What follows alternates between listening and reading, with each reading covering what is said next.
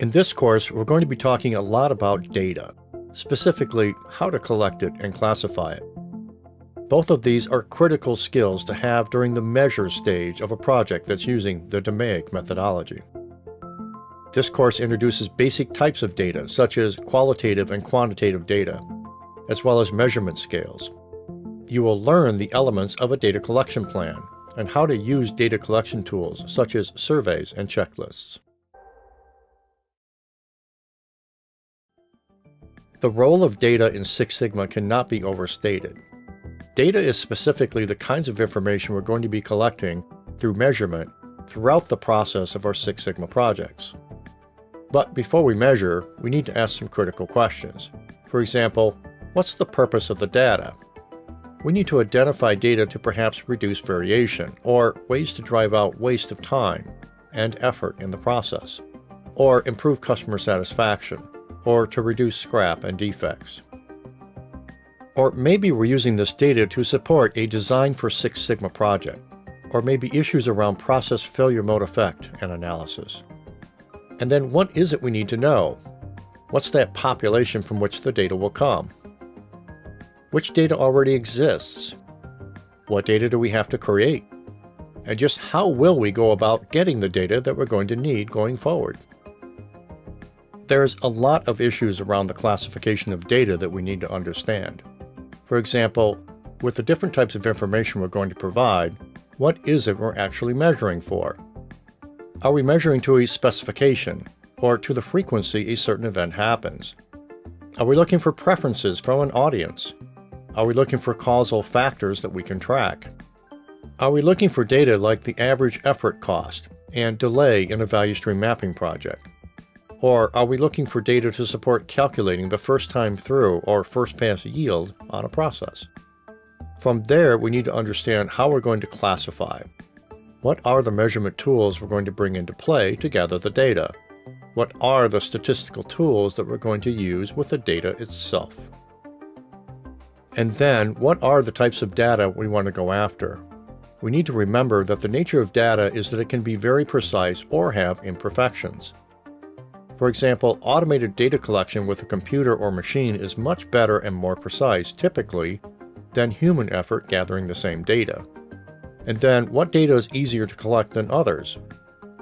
For example, what are we already capturing for some reason with automation in the business? And it's much harder to do that if we have no data and we're going to have to go out and capture the data needed for our project. As a warning, when you move into value stream mapping projects, it's been my experience 95% of the data we're going to need for properly mapping is not being collected today in a meaningful way. So what are some of those challenges we need to work through? Well, first and foremost, we need to differentiate between qualitative and quantitative data.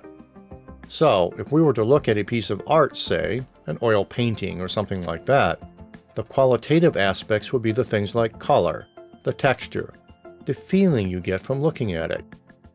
And the quantitative data would be all the things we could physically measure, like the dimensions of the picture, the width of the frame, exactly what it weighs, and perhaps the exact square inches or square centimeters of the surface area. Then we have to think about whether it's continuous or discrete data. With discrete data, we're looking for finite values, buckets, and ways we can count things. Whereas with continuous data, we would have an infinitely variable measurement. For example, the number of test questions is very discrete, but the amount of time it takes to complete the test is continuous. Then we have different measurement tools that come into play. Things like process maps, capability analysis, Pareto charts, and histograms are different ways we can measure and work with data. And of course, there's endless interpretations of how we can use the data, depending on what we're trying to learn and what we're trying to solve for in our projects. In this topic, we're going to talk more about quantitative and qualitative data.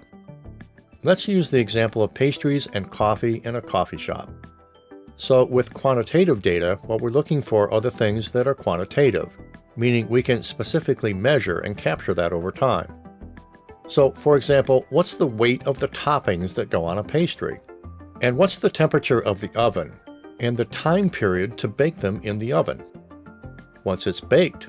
What's the reliable shelf life that this pastry will continue to be good before we're going to need to throw it out? As for the coffee, how much coffee is there in a cup? What's the temperature of the coffee, and is that what we're looking for? How about the volume of milk, or the amount of milk that goes into the coffee? Or maybe the time that elapsed from the time we actually poured that cup of coffee at the counter to actually putting it in the hands of the customer. How much of a delay is there going to be? Perhaps that is allowing it to cool too much. How about the grams of spices that are in there? Or the percentage of coffee that we spill or get wrong on a case-by-case basis? What's our first-time through rate? Or our first-time good rate for the process? Now we're going to talk about qualitative data. Qualitative data would be the things that we can't measure so much. For example, how crunchy is this? And that's really a tactile thing in your mouth, and it's going to depend on you and whether you think that crunchy level is too little, too much, or just right. How about the color of this and the acuity of your eyes? How we're looking at the color and how appealing it is can be very important. How about the aroma that's coming from this? How appealing is that, and do people find that particularly a delight factor in buying this product? Same thing with the coffee. What kind of aroma are we getting? Is it too bitter or too sweet? Is it giving me the experience that I'm looking for when I went to the coffee shop? We need to remember and also recognize there's different ways we can classify qualitative information as well. It can also be typically, in other words, the relation of this attribute to others, or the similarity of this attribute to others between different things. For example, things that share common properties. We can also use classifications called nominal, attribute, and categorical as we work with qualitative data. Now, there's lots of pieces to be thinking about as we get into how we're going to distinguish between qualitative and quantitative data and understand what they are. But there are a few characteristics of each that you can keep in mind. For example, qualitative tends to look like observations. It very much revolves around forms of interviews and capturing opinions about things with in-depth verbal and written descriptions and personal perspectives. And we're going to carefully and specifically document these and work with them to turn them into data later. Quantitative data, on the other hand, provides a specific measurement right out of the box.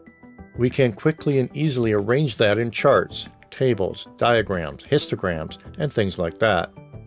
We can manipulate the data and we can statistically analyze it and calculate things like sigma values, and specifically where it can be achieved with smaller samples, where we don't have to look at the entire population to get a finding, like we might have to do with qualitative data.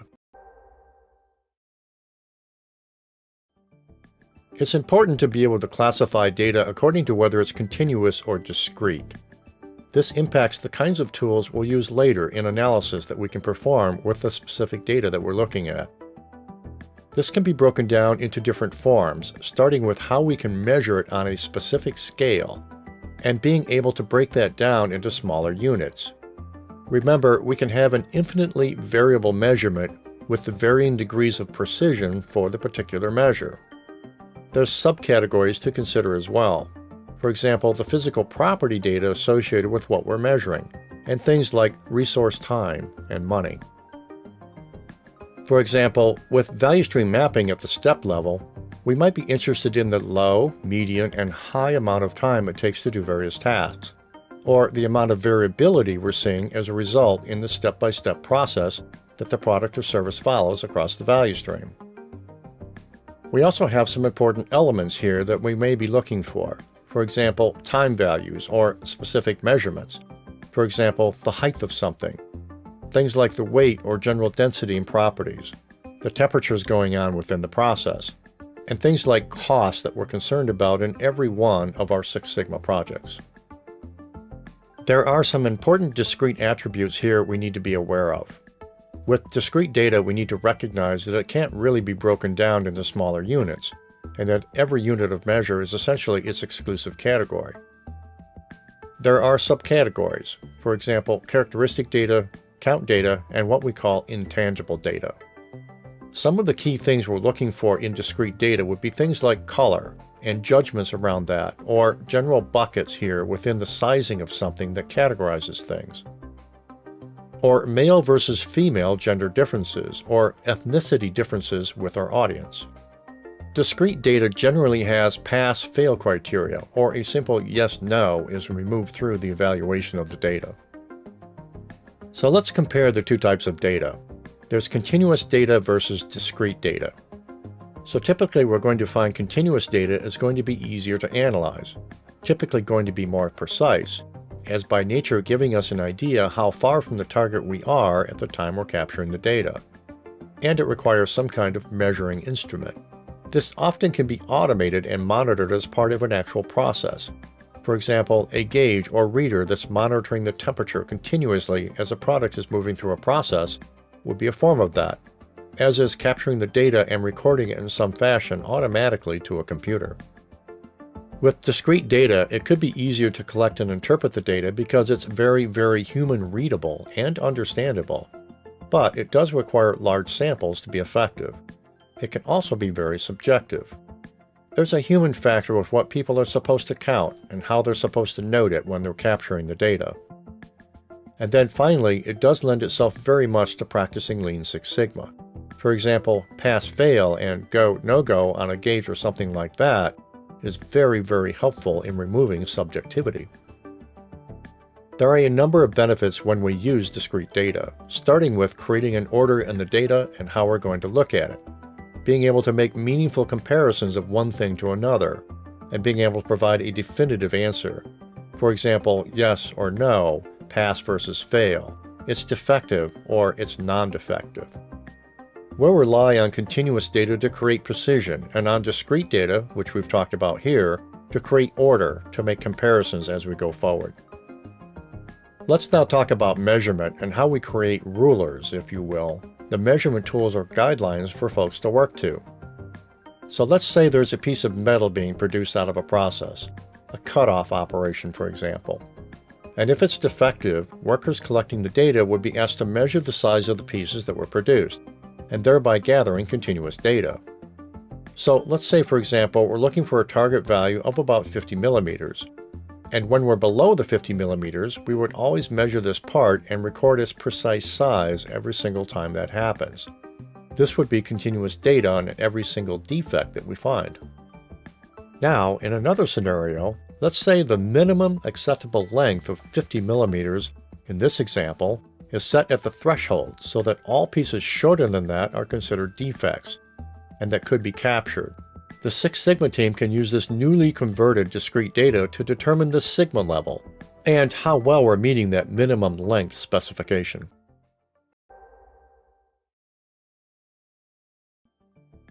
The nature of a scale is that it inherently has to relate to a standard. For example, with temperature readings, we might have Fahrenheit versus Celsius, or maybe inches versus millimeters, and other standards we would use for measurement. The hierarchy of measurement scales is defined as the following four things. The first is nominal, the second is ordinal, the third is interval, and the fourth is ratio. We would affectionately call this an acronym of NOR in the practice of Six Sigma. We can think of the four levels of measurement as an inverted pyramid to help us understand the relationship between these four different attributes and levels of measurement: nominal, ordinal, interval, and ratio. And they're typically shown that way because we usually start with nominal, and then build on that with ordinal, and then we build on that with interval, and then finally ratio. So these things actually interact in the flow of examining data going forward. So for example, each level includes qualities the one below it is going to need or can leverage. Let's take a look at nominal and ordinal data. Let's say that we're taking an opinion survey. We may want to differentiate between men and women at this point. So we have nominally broken this down into two groups. Then as we go deeper, we might say, you know what? I want to break that down into age groups. Persons 30 years or younger in age, people between 30 and 60 years of age, and people at 60 or more years of age.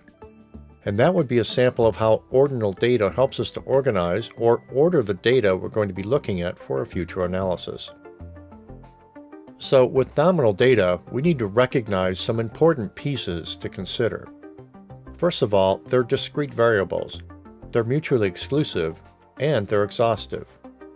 There's no relative ordering as we do the nominal, but the values do give us a name. We could actually use a letter or a code or some other method to differentiate between two different groups within a sample of data. So some examples of nominal variables could include gender, race, religious affiliation, political party affiliation, maybe a college major, the color of a person's hair, the city and the country they're born in. How about other things we could also assign, like colors, blue, red, etc.? All can fall under nominal types of measurements. Ordinal is all about ordering measurements in some fashion so that we can work with it. This is specifically going to be numbers and typically will represent a rank ordering of the data. We can use this to compare results between one set and another. There's usually no direct indication of the distance between the ranks.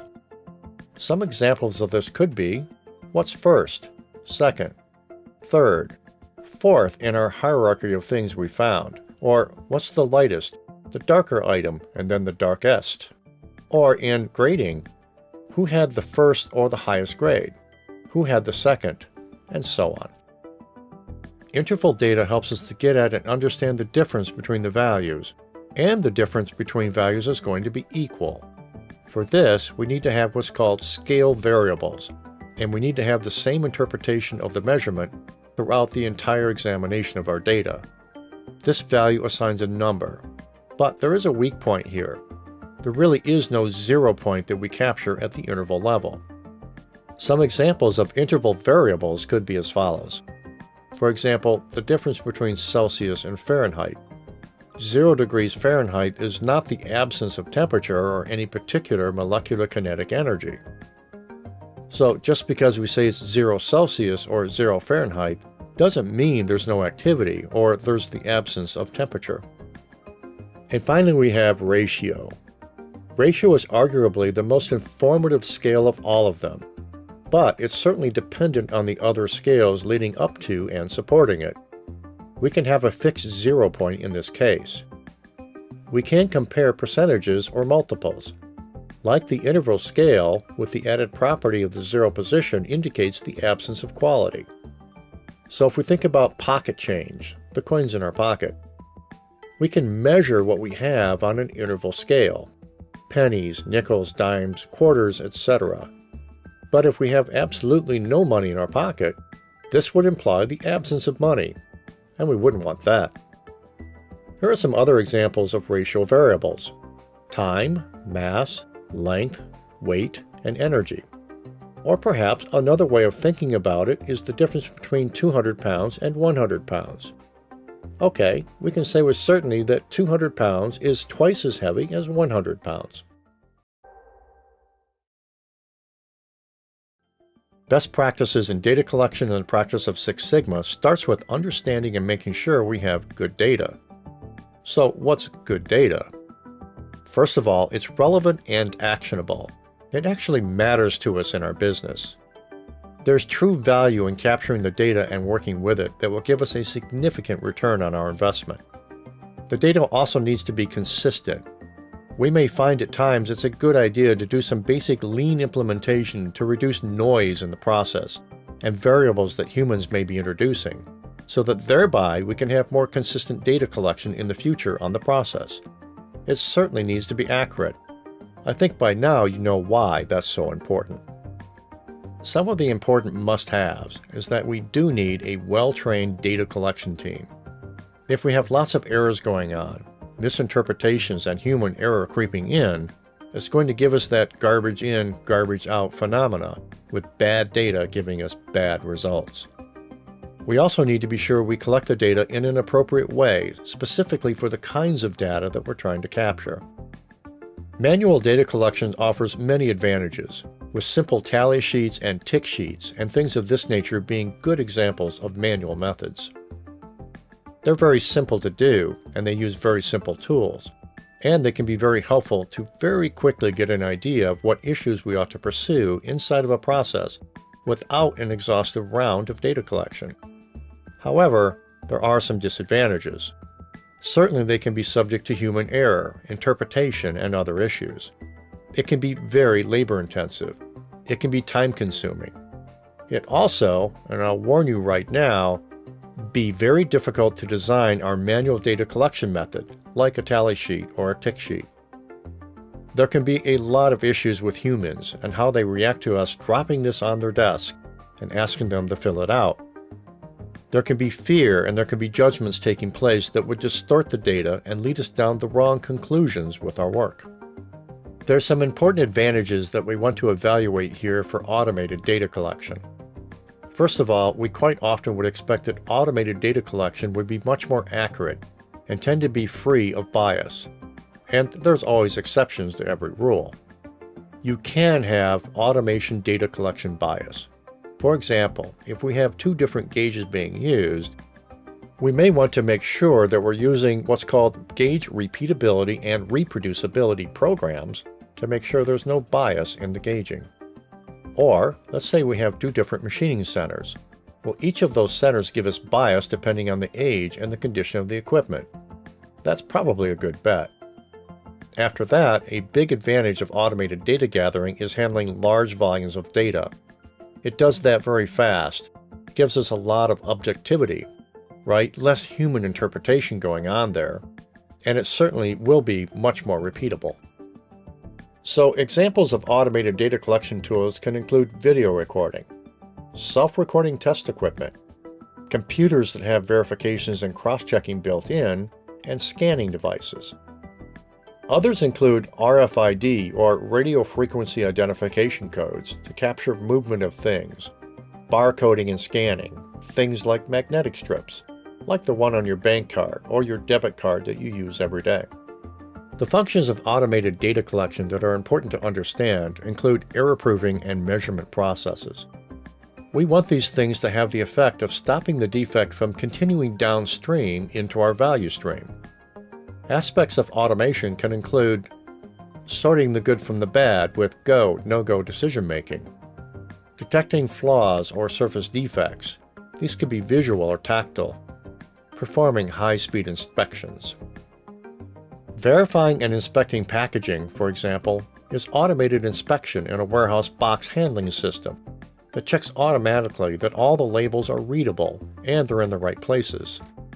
The system also conducts the physical envelope test in terms of the package, making sure it's square and we have nothing sticking out that would get caught in the conveyors. And then we can assess physical properties, for example, weight, temperature, elasticity, roundness, and virtually an unlimited number of attributes around the physical properties. The purpose of the data collection plan is to serve as a guide for the entire data collection team for the life cycle of the project. And it's interesting to know that it looks a lot like a project charter and a work breakdown structure. We use that to get a handle on and understand these key elements of success with a specific project.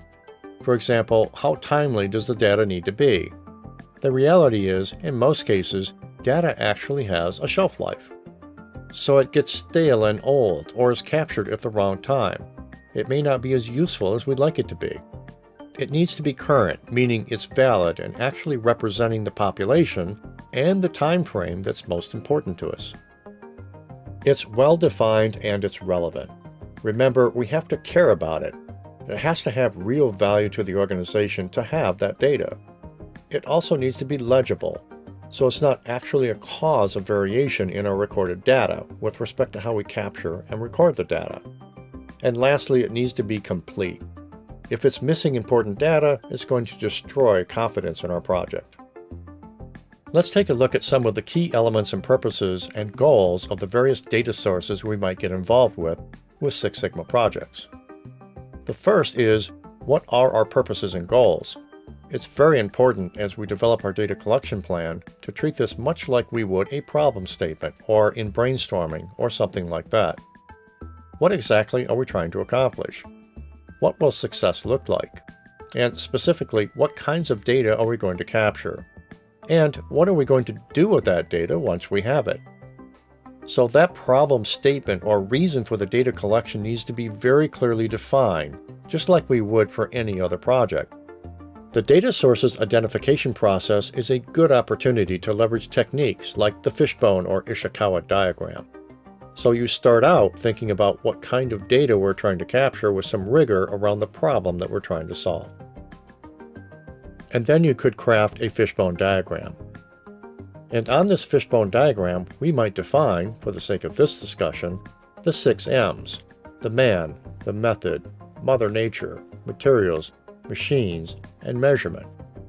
Okay, and what we're going to do is we begin to think about the data that we're going to be looking at. How much of that data would correlate with the people and the processes? What data would correlate with the materials we're using? Which data might correlate with the machines in play? Which inspection methods can affect how we're getting the data? How might Mother Nature, that is, the environment of the work, have an impact on us? And what are the other factors? There could be other factors here we need to identify as where we could be looking for the data. Once we've done that, we understand what are the probable places we're going to want to capture the data.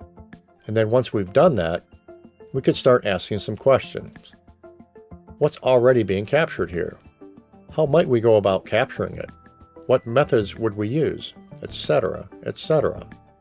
So this could be a very helpful exercise in making sure we do a thorough job of understanding the sources of data and where we can find it to support our project. Moving on, what are the data formats we're going to be looking for as we get into our project? Is it going to be continuous, or is it going to be discrete data? Which is it going to be? And that will make a difference in how we're going to want to go after it. Is it going to be qualitative or quantitative? Which is it going to be? What are the aspects we're going to want to capture to support NOR? Remember what that means? That would be the nominal, the ordinal, the interval, and the ratio, right? What kinds of things are we going to be looking for in the capture, in the definition of data formats, so that we can support how we want to later analyze this data? After that, we have the tools and the methods that are going to come into play. For example, are we going to use a manual or automated method to gather the data? We could be using multiple techniques on any given project. If it's manual, we've got to design how we're going to do that, what kinds of methods we are going to use, and make those extremely robust. If we're going to be automated, we need to spend some serious time considering what are the sources of the data. What's the infrastructure we're going to need to access? In both cases, we need to make sure we're going to ensure the quality of the data, the timeliness of the data, and the utility of the data to serve the purposes of our project. And then finally, we have scheduling. Scheduling has some important things to think about. First, there's the technique we call work breakdown structure, or WBS. When we do a work breakdown structure, we start with a hierarchy and break it down from high-level objectives down to discrete tasks. For example, we want to end up with a table of data that we can use to do our analysis. We could have multiple sources of data that are going to feed it. We need our WBS to address each element. For example, you may have a summary of data from 2 or more sources, which in turn rolls up into a table we can use in the analysis. Your WBS would need to call these tasks out. And once we've done that, we can go through and think about what are the tasks to be done, and the timing to put the whole thing together in the finished product for the problem-solving team. Who needs to do them? When do they need to be done? In this topic, we're going to explore the concept of data sampling. Data sampling starts out as being all about the population from which we're going to gather the data. We need to describe the population, determine what's going to be inside or outside of the population that we're looking for. Narrowing this down can be very important. For example, maybe we want to start with narrowing it down to baby boomers with an income of $100,000 or more per year, because that's going to be what we want to do our work around, specifically how we might sell our service to that audience. After that, it's around what kind of sample do we need? What's a valid sample for our purposes? The increasing importance of precision of what we need to learn has a big impact on the size of that sample. For example, with a political survey, we'd probably be okay with a relatively small sample. We're just looking for a directional idea of the sentiment information, plus or minus so many percentage points of error. If, however, the data we're capturing would prevent planes from crashing and people being killed, we're going to want a really big data set. Lives hang in the balance of getting this right the first time. There are many sources of sampling data that we use in the practice of Six Sigma, starting with observations. There can be real value in separating the impossible from the possible right up front, so that we're only capturing data that we can actually use. We can use experiments to iterate and get at understanding the data that we're going to be using. We can use surveys. We can use interviews. Advantages of this technique is that it's very specific. It's very timely, and we have direct control over the inputs going into our data sampling. Secondary opportunities would revolve around precompiled data, published research, and other databases available to us to mine data. Advantages of this are that certainly it's going to be cheaper and faster than manual methods and other techniques, but there are some issues. The data can be quite old or dated if you're using historical data and not collecting it live. We could have no control over the collection process, and therefore have many questions about the quality and the usability of that data. Best practices around sampling parts with ensuring that the data is free from bias is very important to us. So, for example, when we have human beings gathering the information, we could have risks that there are some issues with the input source variability related to the human that's actually doing the work. There can also be variability in the sample around population groups and the differences within them, or maybe between different work shifts or different machines in the process. We also need to make sure we have a big enough sample of data to understand trends. This is where that central theorem of more data is helpful to understand the shape and the central tendency of the data that we're looking at. You need to make sure it represents the entire population in question, and we're not creating bias with our method. From there, we can create our sampling plan. And this is where that schedule and work breakdown structure comes in pretty handy. Typical things we're going to include in that data sampling plan would be a title or a header, a goal section, the deployment actions that need to occur, cost, responsibilities, and timing to execute our plan on time and on budget. Next, we'll talk about homogeneity and heterogeneity. Homogeneity is about what is it about our subjects of data collection that are the same, and heterogeneity is how they are different. Our goal in this practice is to minimize the effect on heterogeneity in our sample. This often involves our decisions up front about how our data collection is going to work, the frequency, etc. We're going to be discussing that shortly. For just a moment, let's just take a look at homogeneity and heterogeneity using the chairs seen here as an example. So what's the same? Well, we could certainly say that the frames, the foam, the shapes, and the tools used to make the components inside these chairs would be very uniform. But if we look closely, we'll see there's a difference in the colors. We have green, we have red, and we have blue. Could that mean there's significant differences in the source of the material that came into these? Or would it be the same manufacturing process to introduce these different colors with colorant dyes? We may choose to minimize the effort by focusing in on and measuring data around the blue chairs, so that we don't create this problem with heterogeneity issues with the color issues going on in our data collection. As we move into data collection frequency, there's a couple of important considerations. It's important to emphasize here the importance of determining the proper frequency of data collection, and to minimize that heterogeneity problem, and ensuring the accuracy of the results. So first of all, we want to increase the frequency, because when the process has these issues, it's erratic, or it's not been analyzed before, or it's extremely complex. Some important considerations around this is the time and cost associated with doing it that way, and the quality of the results we're looking for out of that process. Remember, the degree of precision that we need and the amount of data we're after will depend on the nature of the problem.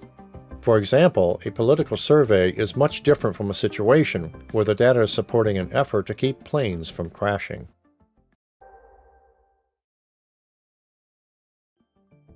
There are a number of proven best practices for data collection in Six Sigma. In this topic, we'll discuss 9 of them, starting with the 2 that protect the accuracy of the data, specifically proper rounding and not discounting the outliers. So let's start with proper rounding. Here the notion is to make sure that we're rounding upward and downward correctly if we're going to do so that we can end up with a whole value at the end. That way we don't have too much wiggling around of the data as we go. The other thing that's important is to make sure we understand and manage the discounting of outliers in our data. For example, if we look at a control chart here, we're going to see conditions where we went out of control on our process. So usually what will happen when this event occurs is we'll actually break the barrier there with the upper control limit or at the lower control limit. We're going to take action and we're going to bring that process back under control. Quite often we're going to be tempted to throw out these values, these outlier values that we captured at the time, because we were taking corrective action. It's a good idea to hang on to that and include that in your future data set so that we can incorporate that with future studies of the data. Now let's take a look at recording the order of the data capture. We use this for the ranking of data. This is the kind of data we want to get at to create histograms, statistical process control charts, give us the ability to compare one period to another period, and to kind of know what to throw out from an outlier's perspective if there's issues with the data. For example, known errors in the experiment or known bias that could happen, or a special environmental event of some kind that affected our data measurement, causing it to be way beyond the reasonable number. From there, we want to record the before and the after measurements for the variables that can change over time. This is very important, because if we're not tracking that and staying on top of it from a data collection perspective, we'll be unable to compare one study to another if the data point capture has changed or the measurement of the variables is kicking in. We need to understand what changes are affecting us from period to period, from sample set to sample set, and when using periodic snapshot data, for example, surveys, from time to time. We also need to record all the important classification and identification information we're likely to encounter. This can include things like qualitative, quantitative, continuous versus discrete, rulers, and measurement scales. And we should also consider the levels of measurement, starting with the nominal, the ordinal, the interval data, and then finally, the ratio, and how all these things come into play and how we use this to understand and classify our data. Then we need to work to protect against errors. We need to keep our people trained. We need to maintain accurate data collection tools by maintaining calibration and repeatability and reproducibility of the data. It's often called a gauge repeatability and reproducibility study, or method, to schedule the data collection equipment for periodic update maintenance and calibration. It's here that we're going to be looking at issues, like if we're using a manual method, we're going to need to be very, very careful not to introduce bias. After that, we need to maintain a schedule for data collection equipment to maintain it. Another technique in the practice of lean manufacturing is called total productive maintenance. So the notion of a gauge R&R, or a repeatability and reproducibility study, and total productive maintenance to keep our equipment, gauges, and measurement devices operating as new or better at all times is an important overlay of lean thinking with how we practice Six Sigma quality. After that, we need to screen the data for data errors. We need to be looking for the outliers that could trigger distortion in our data, as we've seen before. Often we'll find those outliers, and the data entries are usually due to some form of human error or some issue with our data collection methods. And then finally, we need to use the proper and appropriate error correction system. Error correction systems can be transmitted or managed for data being transmitted or stored digitally in particular. In all Six Sigma projects, it's vital to avoid data collection problems. In this topic, we're going to discuss factors that influence the quality of the data. Reliability and validity are cornerstones of quality data collection. This is needed to guide Six Sigma improvement efforts of all kinds. If your data is consistent, stable, and repeatable, you know you can rely on those results. We also need to know the method that we use to collect the data, and what's actually being measured, and what's meant to be measured. The first of the three key things is around reliability. Just how reliable is the data? Can we count on it to repeat as we continue to measure and track it over time? Is the data valid?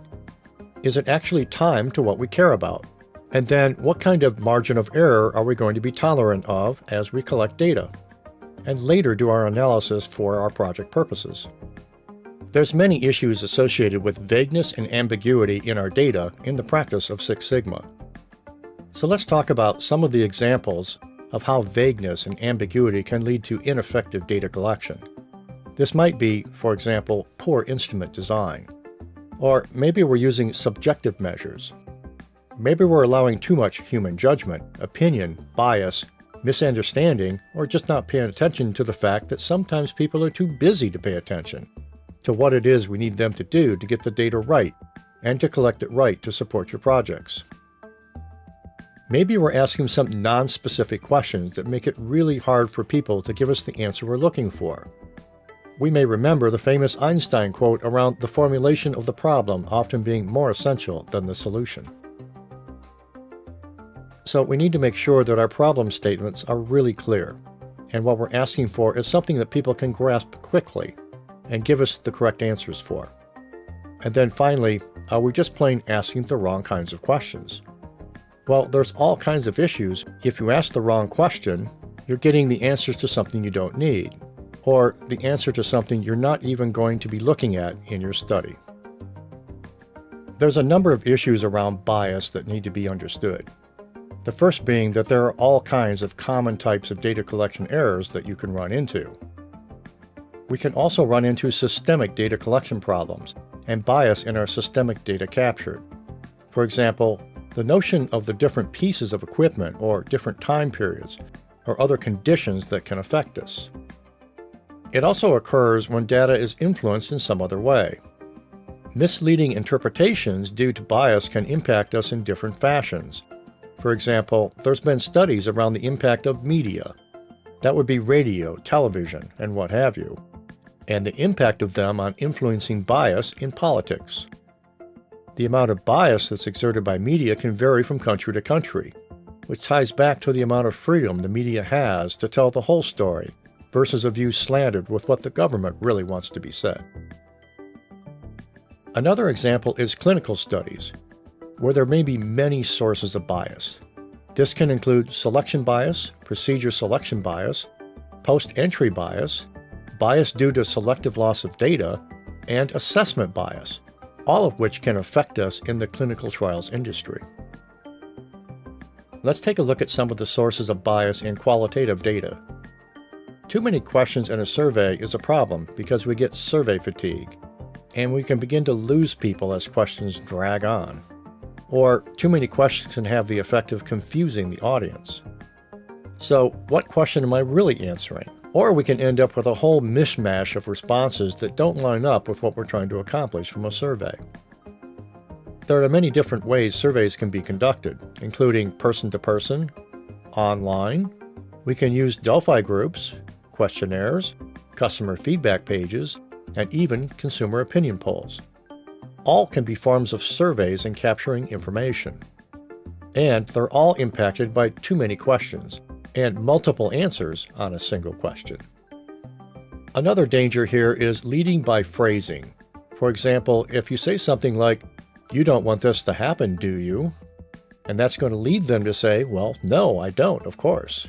And that's going to slant the phrase in a way that actually skews the answers unfavorably to what we're trying to find out, which is truly what people think or their opinion. Leading by behavior, this is particularly a problem in face-to-face and telephone call interactions. Our behavior, or the meta-talk, and the emphasis we put on things without intending it, can actually shift the responses of our audience. And then finally, we have the influence of surroundings. If we're doing it, particularly in a group situation like Delphi groups and other interactions with multiple people there could be a lot of fear in the room. There might be fear of secretly recording what's being said. Or if they're at work, for example, they may be very reticent about sharing facts and information about issues they're facing in the workplace, because their boss or peers are right there, and they might be afraid they're going to be heard saying something that could come back to haunt them later.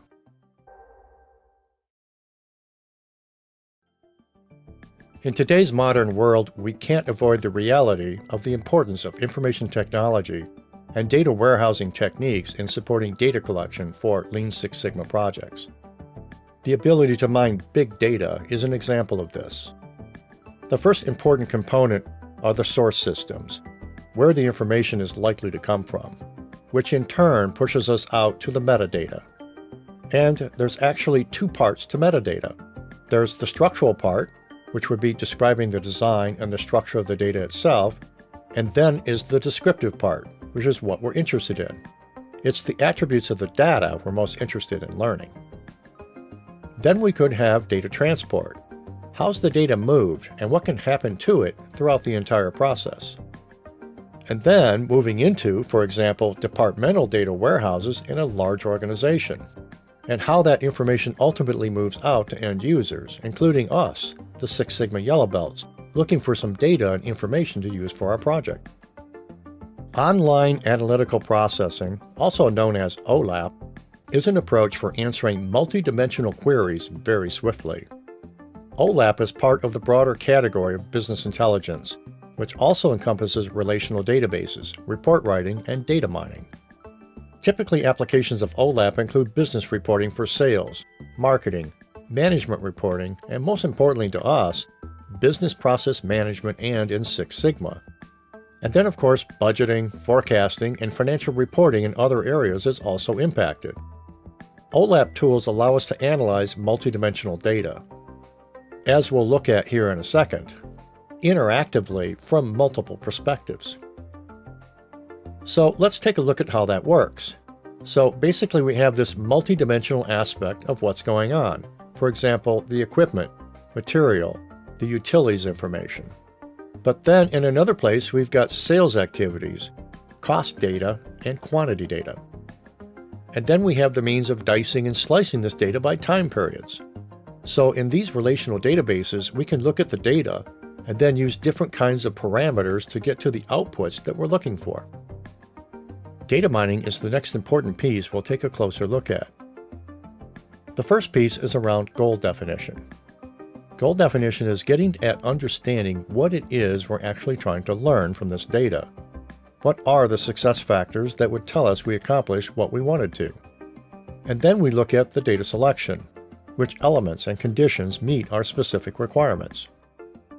Then we can look at data preparation. This can involve several iterations of cleansing and conditioning the data. It's here we can begin to toss out the outliers. And we could begin to exclude parts of the population of data because we know there's issues with where they don't fit the parameters we're trying to accomplish. From there, we can move into pattern discovery. What we're going to be learning here is it repeatable? Does this data show a central tendency in the shape of the curve? Is it helpful to our project? What kinds of refinements do we need to make at this stage? It's here that the plan, do, check, act cycle can come into play. We can plan it, we can do it, we can check it to discover if we got the results, we act to go back to the loop, and complete that loop until pattern discovery has told us what's really valid data, the important data we're getting out of this that we can leverage. Pattern deployment is next and actually has 4 key components. The first of those is the whole notion of getting at understanding pattern presentation, or the output views that we can look at. For example, here we have a Pareto chart. And a Pareto chart gives us the ability to rank order the data and understand what's going on with it. We can discover the kinds of patterns we can see right off the bat. Then we have applying business intelligence. Here's where we ask questions like, what's important about this information? How does it affect other things? What might we do to affect this data? Then we have data scoring and labeling, which we use to order and prioritize the data, and then finally identifying decision support systems. How will we use this data? What kinds of actions will we be able to take based on having this data? And then finally, we get down to the last two parts. Pattern validity monitoring is a risk assessment action planning process, wherein we want to engage in and understand and manage the optimal means to monitor our data and the outputs.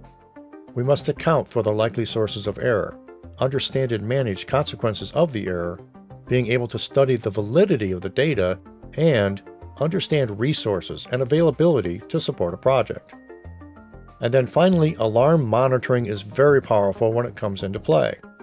And this is not a bad time to think about statistical process control and how that could come into play. So we think about our overall data with our upper and lower control limits. And we've got our target value, and we're tracking this over time.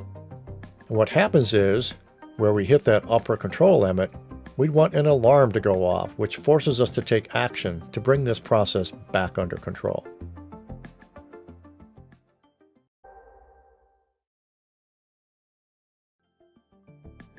Surveys are a very powerful technique to get the data that we can use fairly quickly and with reasonable accuracy to get at understanding things like, for example, customer satisfaction indices. It's helpful to us because, first off, it's very versatile. We can also leverage it and overlap it with other data collection methods for comparative purposes. It's really good for simple issues and things that's easy for people to understand. It's quick and relatively easy to use. We can go from talking about doing a survey to actually doing one within an hour if we choose. And then, finally, we can generate a lot of data at a pretty low cost to immediately get going on the project. When we use this quick and directional data, it could be very helpful to us in understanding what's important. It gives us a great way to capture a snapshot from time to time to validate that improvements we're making are actually having the intended effect. The other important input we can get out of surveys is feeding information into tools like Kano and quality function deployment for understanding what's most important to the customer. What are the things that really create a wow factor? And what are the things they don't find too exciting about our product or service? There's a lot of benefits from surveys, and we have many pieces to this. First of all, in-person surveys are most appropriate when the information is very sensitive. We need to see the meta talk. We're looking for their physical reaction, their tone of voice, things that are going on, that signal to us that we ought to be doing something differently. The other thing that allows us to do in a person-to-person interview that you can't necessarily do on the phone, and certainly not online, is we can deal with problems like the educational level of the folks we're talking with. You know, we can help re-explain things in the context they would understand it best. Or maybe their social status. Or maybe we have a language barrier and we need to work through that. We can do that in an in-person interview much more effectively than any other method. Working on the phone is a lower cost approach. We can reach a wider group of people, and we don't have the costs associated with travel and things like that. Online is great for things like ratings. And one of the things I recommend is, if you're going to use an online tool like SurveyMonkey, for example, it's always a great idea to build in some demographics questions at the front end to allow us to dice and slice that data into populations for later analysis. And then finally, we can use old-fashioned paper mail. It's not real common today, but there are times when it's important. Like for certain demographics. For example, older people are not going to use computers. So if we need to get their information, mail can work pretty well. Also, the nature of the answers we're looking for could lean toward mail as well.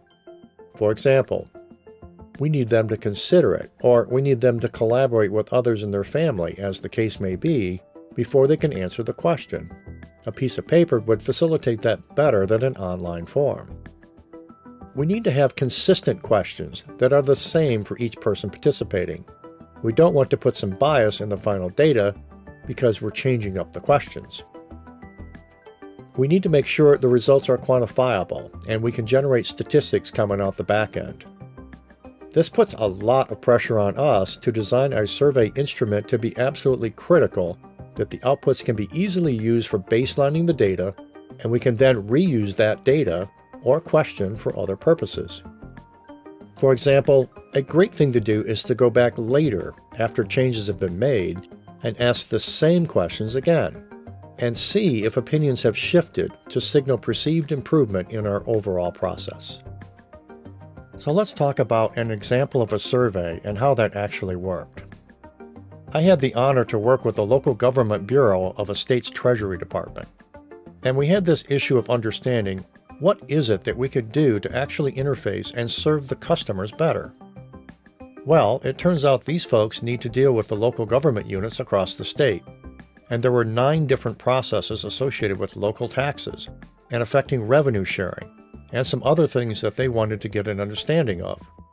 So we designed a survey that went out to about 1,000 property tax assessors, plus the county equalization directors, and also the county treasurers.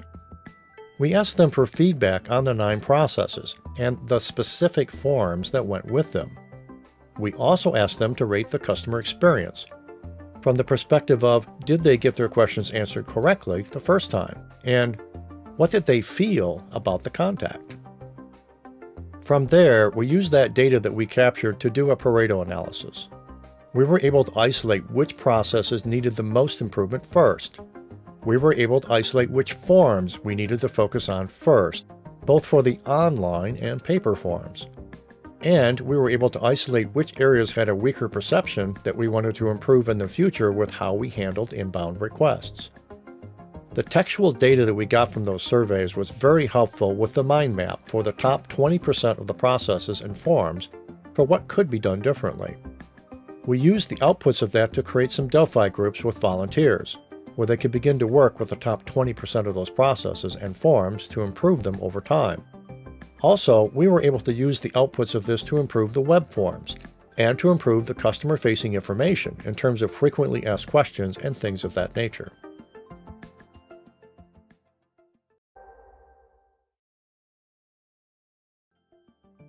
Interviews are particularly helpful when we want to have individual perspectives versus the group perspective.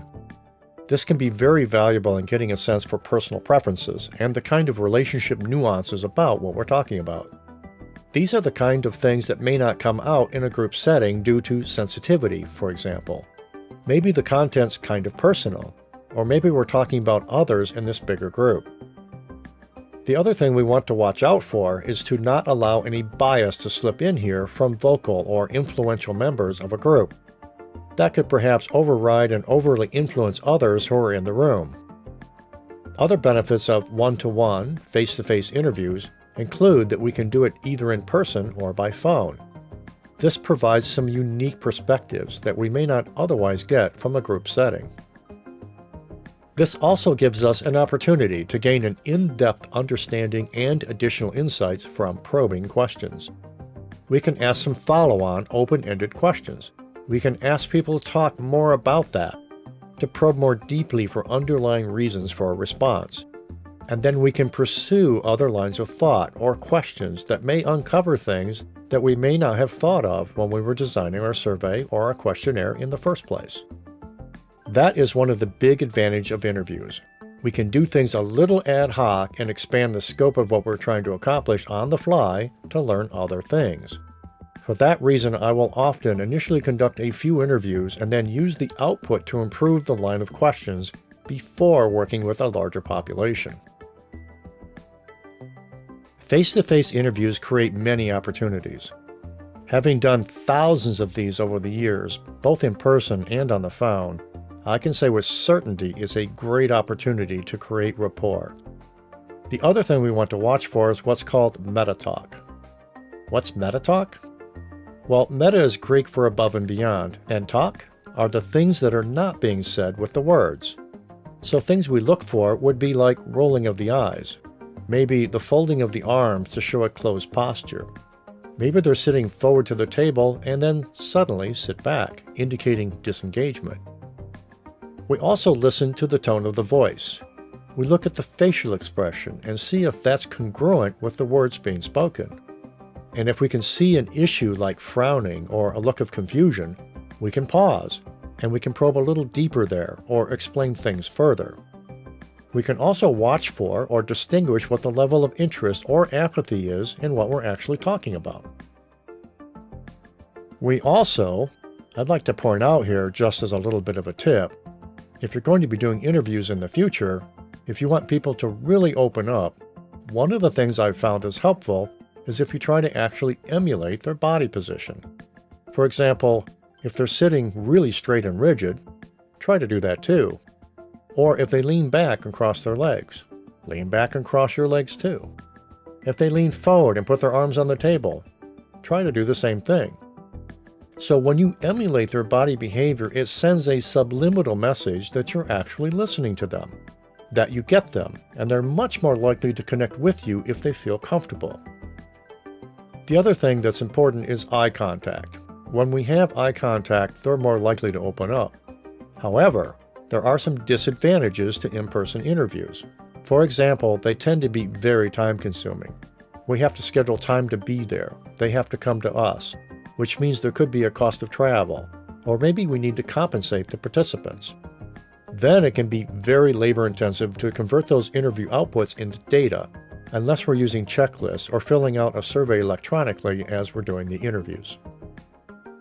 Phone interviews are very similar to face-to-face interviews, however, there are some key differences. For example, we'll use phone interviews if the subjects of the interview are going to be very geographically dispersed. It's a great way for fairly simple questions, and we usually can do this in a fairly short time frame because most people don't like to be spending a lot of time on the phone anyway. So you're going to want to keep this pretty tight and compressed. And we have other issues. For example, we can miss those visual clues. And all too often there could be distractors on the other end you can't see, like maybe checking text on their phone or looking at something on their computer. So this makes maintaining focus harder, and it makes it also less likely we can talk about those deep inner feelings. Being on the phone can feel a little bit public, or there could be a fear that we're trying to record this secretly in the background.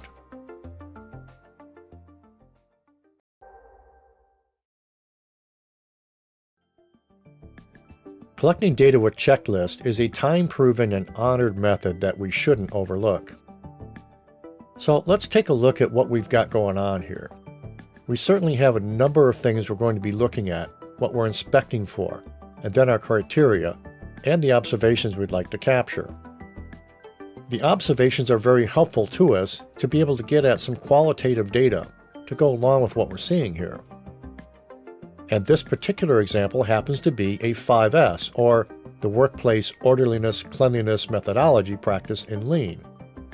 And here we're taking a look at some of the key characteristics of how we are doing in each of these areas. For example, we're looking at were procedures clearly posted in this area. Well, we could have a simple yes-no criteria, or we could use a 1 to 5 scale, which is often practiced when we're doing scoring for 5S projects. A 1 would be no evidence at all, and a 5 would be it's perfect in every way and couldn't possibly be better. So we can actually give these numbers. I could say, that looks like a 3.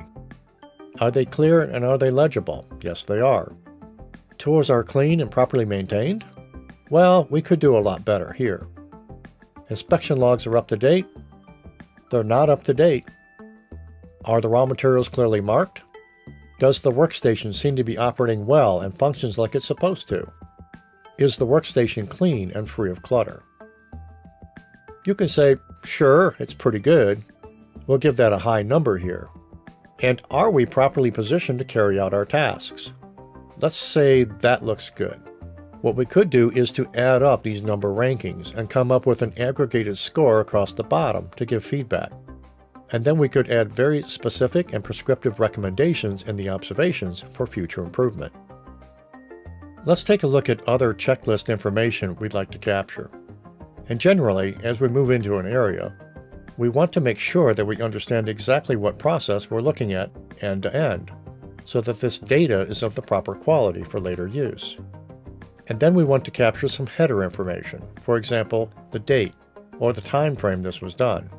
Who did the data collection? What is their position in the organization? Where was the location of this inspection that was being done? And very importantly, when did we start and when did we stop? So all of this can be very helpful to us later as we're doing analysis and comparison of data from checklist to checklist. There are several attributes of effective checklists to be aware of. And it really is all about getting the design right the first time. So it's very important to get input from the operators, from the folks that actually do the work, the staff, the subject matter experts. From there, we need to be sure we include all of the process steps and the specific performance criteria. For example, as we saw in the 5S example checklist. Then if we're doing a new checklist, I highly recommend planning to have at least 2 to 4 iterations, working with the subject matter experts and with the staff to get it right the first time when we launch it. Typically, you're going to want to test it in a real live situation and take what you've learned and go back and make adjustments and corrections. The only constant in business is change. And even though the checklist may be working very well today, that doesn't mean it will work nearly as well a month or 2 from now. If we're going to be doing ongoing data collection, I want to pay attention to that and make sure that if we do make changes, that we're not invalidating the prior data periods that we were capturing. That way, we can still do comparison in the future between the data from historical checklists and what we do today. There's a number of benefits to checklists. First of all, it helps us to closely follow the process steps in the correct order, in the correct sequence, so that we can compare one dataset to the next in the future. This makes it easier for us to record it and match to the specifications and the observations. This is where we can use things like standard visual work to give us clarity around what's supposed to be happening in the workplace and checking that we're actually following it. This also helps us to make sure important stuff doesn't get missed, that things aren't being overlooked. So properly designed checklists act like error proofing or mistake proofing so that we can get it right the first time as we capture the data. And then finally, we want to make sure the results can be easily compared over time. Remember, this is going to be input data to future studies and enable us to create things like control charts and other outputs of data that we can use to manage or control processes.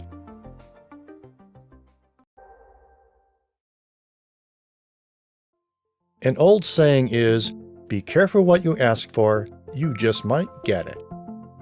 Clarity on what we measure is critical to our success using Lean Six Sigma. In this course, we're going to explore the concepts you use in measurement systems analysis. You'll also learn how to carry out studies designed to improve the accuracy and precision of your measurement system, which is important in reducing overall variation.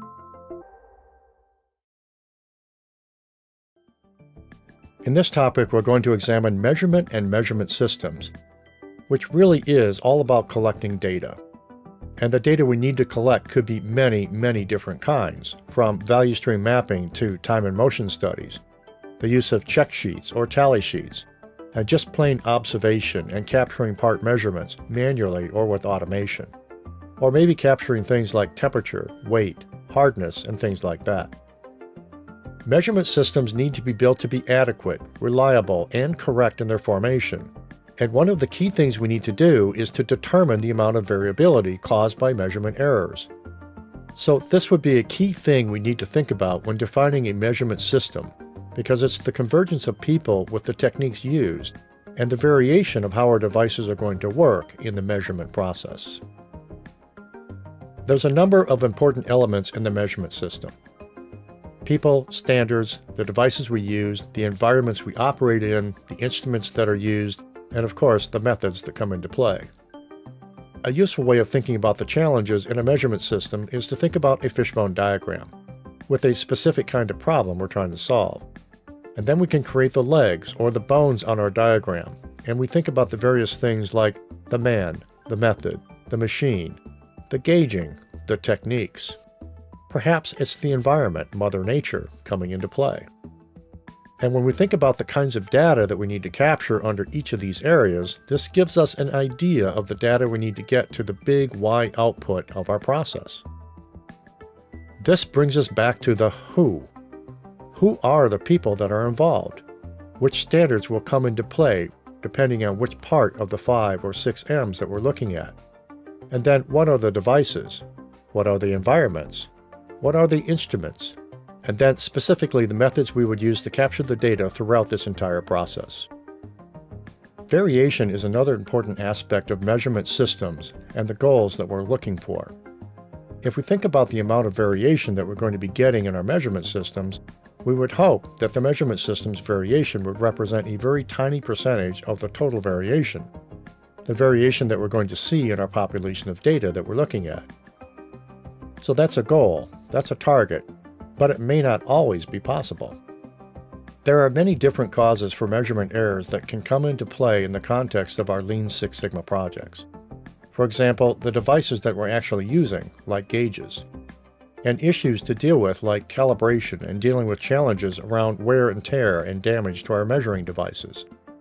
Maybe we've got a lack of acuity or precision with the actual capability of the measurement devices. There are all kinds of things that can come into play with respect to the actual technique or the gauging that we're using. Then, of course, we have the methods that we can use. And if our methods have inherent issues with how we can control and maintain quality with our measurement system, that's certainly going to be a challenge. You know, some areas you can't really get tangled up in are, for example, color acuity or devices to measure the shininess of a surface. So, one of the things that's really difficult to also manage is the sustainability and the susceptibility to human error in the use of the methods as we move through the process. How about the documentation? There could be a lot of issues here. For example, we could be interpreting the instruction in different ways, depending on who's going to be doing the measurement. Perhaps the instruction is incomplete or actually contains errors, or perhaps allowing us to do measurements in an incorrect sequence. Then, of course, we've always got Mother Nature, and there's all kinds of things that can come into play here, like earth tremors, the relative humidity, and temperature in the environment.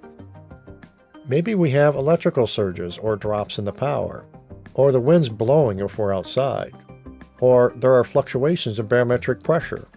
And then finally, all too often, one of the bigger sources is the person or the human involved with capturing the measurements. One of the things I'd like to point out when I talk with folks is to consider the effectiveness of 100% human inspections when we're using human eyes and hands to gather the data. Well, at best, based on all of the experts, 100% human inspection is only about 80 to 85% effective. So, if we're highly reliant on human beings to get it right, that's going to create a lot of error and sources of errors in our measurement system.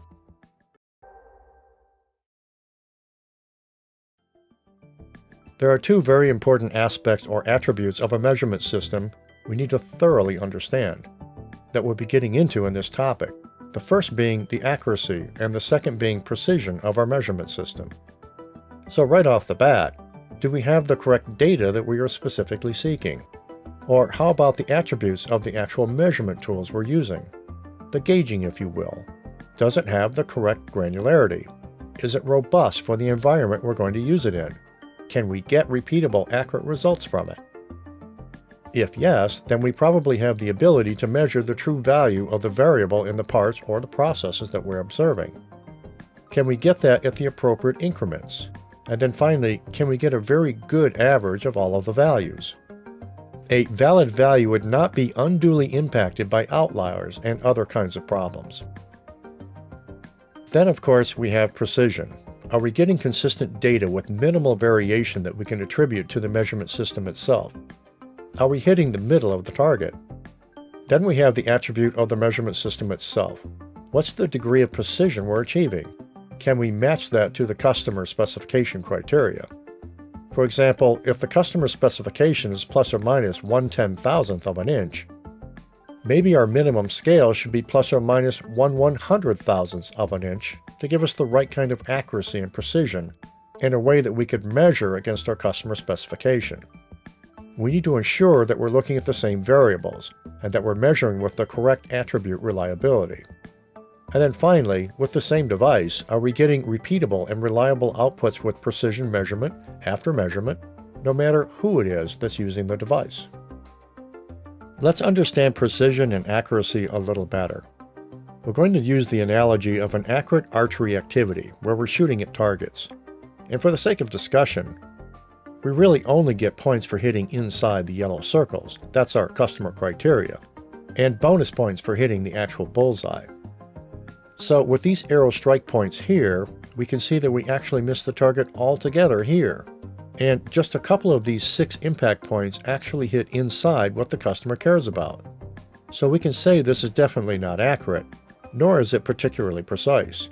The aiming mechanism and the technique and the type of equipment we're using is not giving us a very good result. Now we take a look at the next target, and we've gotten better. We're more accurate with respect to being inside the target, but we're certainly not precise yet with respect to hitting the yellow space or getting close to the bullseye. Then we have this view. So we're getting more precise because we have a grouping of strike points that seem close together, but we're not accurate because we're not hitting our bullseye where we intend to shoot. And then finally, we could say we're both precise and accurate because we're well within the yellow circle, and we have many of them hitting the bullseye, and the dispersion of these points are very tight compared to any of the other results. Let's next talk about accuracy errors and precision errors. Starting with accuracy errors, we need to recognize there's different kinds of causes that impact us in accuracy. One is called bias, which is associated with the bias we get from the actual measurement devices, and then the linearity errors, with respect to how much change we're likely to see over time with measurements. Then we have precision errors, where we're finding excessive variation in the repeatability and reproducibility of the measurements we're getting in the measurement system. There are many parts to understanding precision and accuracy analysis. So here we've got the overall system analysis. It's made up of 2 key areas: an analysis of the precision we're getting and an analysis of the accuracy. Within the analysis of precision, we'll understand more about gauge repeatability and reproducibility studies. We understand what's the capability of our gauging. And then we also have the analysis of reproducibility versus repeatability within our gauge R&R. When we look at accuracy, we want to look at and understand bias, and then understanding the differences between linearity and stability. With linearity, there's actually more than 20 different methods that can come into play to calculate that, including simple regression, ordinary least squares, polynomial regression, general linear models, and the list goes on. When we look at stability, this is what we're looking for, the kind of stability we have over time. Over time, do errors tend to remain constant and wash themselves out and damp themselves out over time? Or, if errors continue to grow dramatically over time, then we could draw a conclusion that we are not stable with respect to the accuracy of our measurement system. Assessing accuracy of our measurement system involves examining 3 different areas, including gauge linearity, gauge stability, and gauge bias. Bias studies with respect to linearity determine if it's measuring accurately, how accurate we are across the range of measurements, and how well we compare to a reference value. With gauge stability, we're testing for the variation of measurement with a series of parts, with different measures, testing if we can repeat that accuracy on repeated measures of the same kind of items. And then bias is also very important. Let's remember that the basics of what happens in bias and linearity studies is that we're testing the accuracy of the measurement system. We do this by comparing the measurements made by the gauge or the measurement tool to a given set of known reference values. Let's next think about bias and how this creates variations from what we're targeting for.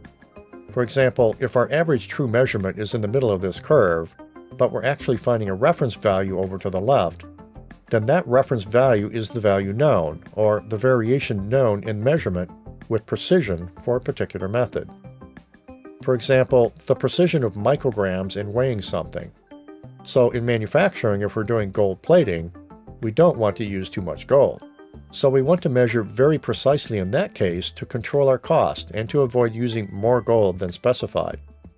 We might be driving this to a deviation of no more than 1/10,000th of a gram in the application of gold. In a medical services or healthcare example, this notion of the reference value is used to help describe variations on a measurement scale, with healthy individuals to compare to a given patient's measurement. This is used by doctors to interpret results when they're looking at a particular individual for diagnosis and treatment. So, bias versus accuracy versus precision is important to understand that it's inversely proportional to the accuracy. That accuracy is what's called the true value measurement across the quantity of measurements. However, bias doesn't affect our precision because precision is not based on the true value. Precision is that degree measurements approach the estimate or the average that we're looking for across our population.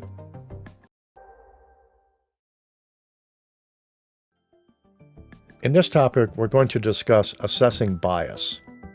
The process of measuring bias includes 4 key steps. The first being choosing the parts and the variable of interest that we're going to want to measure. We need to ensure that the parts are from the same production run, and we don't mix up different batches or samples. We're also going to want to minimize bias due to the process variation that we use to take the measurements. From there, we want to choose the operators. Who are the individuals that are going to be involved with taking the measurements? Ideally, they're experienced with the process and very well trained in how to take our measurements. Then, of course, we're going to want to monitor and take care to randomize the parts and make sure we're repeating the measurements 10 to 12 times so that we can get a good sampling of what's going on there and determine whether or not we're seeing a lot of variation in the operator's measurements. We need to hide this stuff from the operator as we go, and we need to record that on a datasheet. And from there, we need to calculate the bias, which amounts to the average measurement minus the reference table, which we'll learn more about shortly. Let's look at an example here of measuring something. Let's say we have a caliper that human beings use to take measurements, and with our caliper we can measure many things. For example, the width of a nut, the size of the hole, the thickness between the 2 sections, or the diameter of the screw on average, working off the high points on the threads. So here's how we calculate bias. First of all, we calculate the average measurement of the part, and then bias would equal that average measurement minus the reference value for our gauge. So let's take a look at some data and see how that works. Here we've got a table that suggests important data that we can use in completing this calculation for bias. So let's pretend the values in the cells represent our 10 different measurements. So measurement 1, 2, 3, 4, 5, etc. So we've got all of our measurements. And then we add all that up and we do a calculation to determine the average of all those measurements. So here we have a grand total of 100.04 divided by the 10, which gets us to an average measurement of 10.004 millimeters. So our bias would be the difference between what we found and what the reference table would suggest. The reference table suggests that we should be hitting right about 0.004 millimeters. This gets us to the actual difference. This would be the bias calculation that we're looking for. Let's next understand more about negative versus positive bias as we're looking at processes and how we do measurement system evaluation. Let's refer back to that screw example. Making screws on our average measurements ended up being 10.004 millimeters, and that was larger than the reference value of 10 millimeters that we were shooting for. Hence, the measurement device in this example would have a positive variance. In other words, our positive variance was 0.004 from that earlier example, and it was a positive number. So that would have been the actual bias that we found, and that it was a positive value based on the data that was captured. Had we ended up with negative 0.004, for example, instead of the positive, then we would say we had a negative bias. And then finally, we get to and understand the percentage of total process variation that we're seeing in our process. So let's talk again about how we calculate that bias. First of all, we express that as a percentage of process variation with these kinds of components. The bias being a function of that being divided by the total process variation multiplied by 100. So bias can be expressed either as a percentage of total process variation or as a percentage of the tolerance set for the process. So let's look at the percentage of total process variation. So again, get the calculation.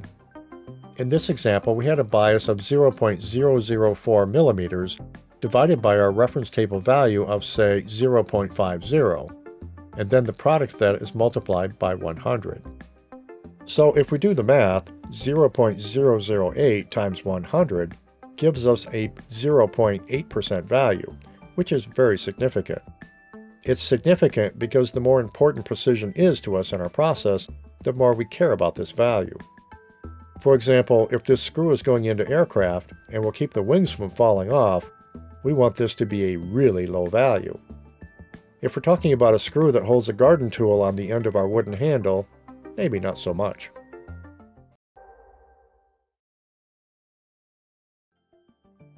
In this topic, we're going to focus on the concept of linearity.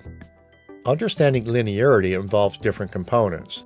The first being the understanding that a linear change in bias is something we're looking for over the operating range of the actual measurement device. This is both true in manufacturing and in a services setting. Our system needs to be equally accurate for all of the measuring levels we're going to do. And we need to repeat those measurements of 10 different parts or samples at least 5 times each to get a good set of data to do the calculations. Examples in manufacturing might be something, for example, in the warehouse. It's a weigh scale for material or finished goods, or whatever. And let's just say that we have a 2-pound error when measuring a load of 100 pounds. But then as we continue to take our measurements, we find we're off by 6 pounds with a 200-pound load. Well, if 2 pounds for the first 100 was indicative of performance, and we're still off 2 pounds with a weight of 200 pounds, that's one thing. Or 4 pounds at 200 pounds would be another. But a 6-pound difference at 200 pounds would certainly suggest this is not linear. For a services example, let's say we're allocating specimens at a lab, meaning we're dividing them up into different kinds of tests. Well, how do we divide those? The accuracy of division would be very important. And then maybe later in the testing, the measurement of the application of chemicals that do the test to find out how we're doing against our various properties would also be another aspect of variation in the measurement method. There are 5 key steps in a linearity study to be aware of. The first being choosing the parts and the variables we're going to look at. This ensures that the parts cover the operating range we're looking for from a low, medium, and high perspective. After that, we need to choose the operator, of course making sure that they're properly trained and ready to go. And then we're going to monitor and test and record the data, and we're not going to let the operator see that because we don't want to see any operator bias coming into play. From there, we can calculate the bias for each part and perform linear regression calculations. For our purposes, we're going to say there's basically 2 types. For a linear regression graph, if the slope is different from 1, we would say it's nonlinear. If the intercept is different from 0, we would say that the gauge has a bias. Let's take a closer look at that.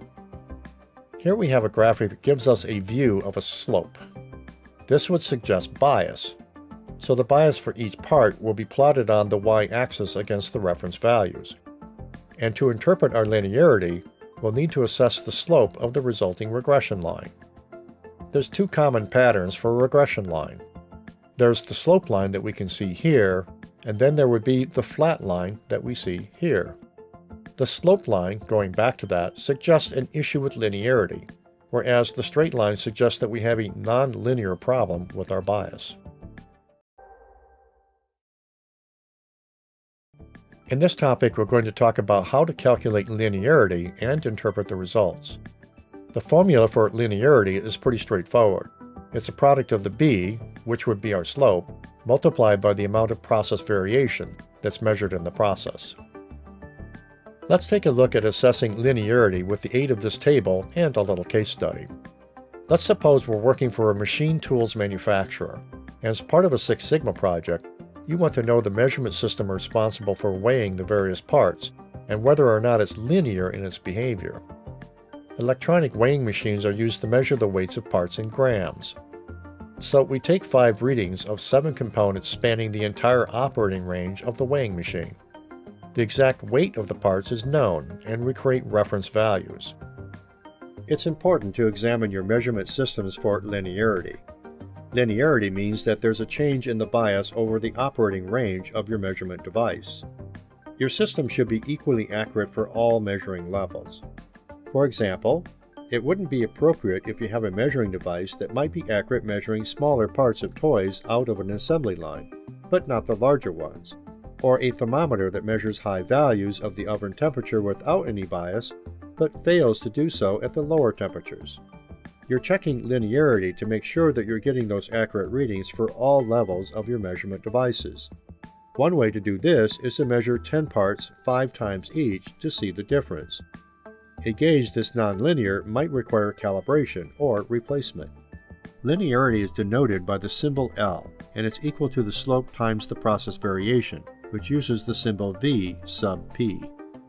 Now, since you have a slope of 0.0094 and you're multiplying that times your process variation of 0.05, that produces a linearity value of 0.00047. Using this information, you should check the statistical significance of the slope, which would tell you whether or not there's linearity. Unacceptable linearity values mean that you have an improper calibration. There are issues at the upper and lower end of the range with your measurement values. It could also mean there's an error in the value of x when you're reading at the minimum or maximum range. It could also mean that you have an inappropriate or worn measurement system that's causing these errors in linearity. Finally, this could potentially point to internal design problems with the measurement instrument. Let's say that we had a bias value of 0.695 and a slope value of 0.216 with a variation value of 0.15. We then solve for the linearity y value by adding together the bias and the slope, which gives us 0.911. We then multiply this by the process variance of 0.15 to arrive at the solution of 0.1367. This was the right result for a positive slope value, but if it were negative, the formula would be a little different. If the slope were negative, we would subtract 0.216 from 0.695, which equals 0.479, which we multiply by the process variation of 0.15 for a resulting solution of 0.072 for the y value. Let's say in a different example, the slope has a value of 0. The solution would be adding the bias of 0.1982, a slope value of 0, which gives us 0.1982, which would then multiply by the process variance of 0.25. The y value of 0.0496 results. So, continuing on, there are some important things to recognize around unacceptable linearity values. First of all, we need to understand how improper calibration of the upper and lower end of that range impacted us. Understanding the error of the value of the x, meaning the minimum or maximum range. We need to be careful about inappropriate use of our measurement or using worn-out measurement instruments, which would give us a lot of variation and thereby invalidate our study. And of course, integral design issues can certainly give us headaches as well, with respect to coming up with valid linearity values. In this topic, we're going to focus on the stability of a measurement system. So what's stability and why do we care about it? Well, first of all, it's very important to us to understand and manage bias over time, and looking at stability helps us understand that. What we're looking for is the ability to continually see the same kinds of results for the same sample over time using our measurement system. A lack of stability indicates we're probably running into some special cause variation in our data, and these are things we're going to want to understand and manage in the future. There are several key aspects or steps in a stability study. The appropriate time interval for taking measurements should be shorter when it's more likely the system is unstable. As a rule of thumb, 20 days is typically used for the interval to repeat stability studies. From there, we need to get into and understand the actual reference values. And once we have set those and have those established, we should be in pretty good shape. But they will need to be periodically rechecked. Then we're going to measure the samples 3 to 5 times. And here we're going to measure what's called the plot X-bar chart and the R chart. The X-bar chart measures the process mean and the R chart measures the process range over time. From there, we need to repeat that measurement from the prior step for 20 days and then calculate control limits and add that to our charts. Once we've done that, we can perform analysis using control charts, which we'll take a look at next. Control charts are a very powerful way to leverage the Six Sigma technique and maintaining measurement systems and evaluating our stability on an ongoing basis. So with a control chart, we have what are called upper control limits, lower control limits, and the target value we're looking to achieve consistently. And we continue to take measurement variables over a time series, and then plot those values on our chart over time. Now, one of the things that's important is we watch for where we may go over the line. Let's just say we continue to here, and we actually crossed over the lower control limit or the upper control limit. These would trigger actions to remeasure or reevaluate our process, trigger some kind of root analysis to get at what's going on and what caused this. We should use control charts very regularly to check the stability of our measurement system. This will help us determine the right recalibration intervals of the measurement devices and the process for looking for root causes of problems. Separating special cause, like wobbly bearings in our machine being the issue, versus assignable cause related to deterioration in our measurement system, is an example of root cause analysis. When we interpret stability, there are some important aspects to keep in mind. First of all, instability would indicate that we're having some device wear and tear. This could be in the form of the equipment, and could possibly have other inputs as well. But generally, it's going to be the measurement devices that we're looking for. Are they deteriorating over time? Is our calibration and the ability to hold that calibration drifting off what we had set them to? We also look to maintain our stability through the use of control charts, and we want to use these regularly for various purposes. For example, we want to watch for trends, right? Do we see a trend in the data where the data points are trending toward the upper or lower control limit? Do we actually cross the control limit line? And if we do cross the line, that needs to trigger some very robust corrective actions and root cause analysis. The other thing we can do is take precautions to make that measurement system more robust. One of the methods that could come into play here is called Total Productive Maintenance, or TPM for short. Inside of the TPM strategy, there's predictive and preventative maintenance methods that we could bring into play, using the control charts to help activate them.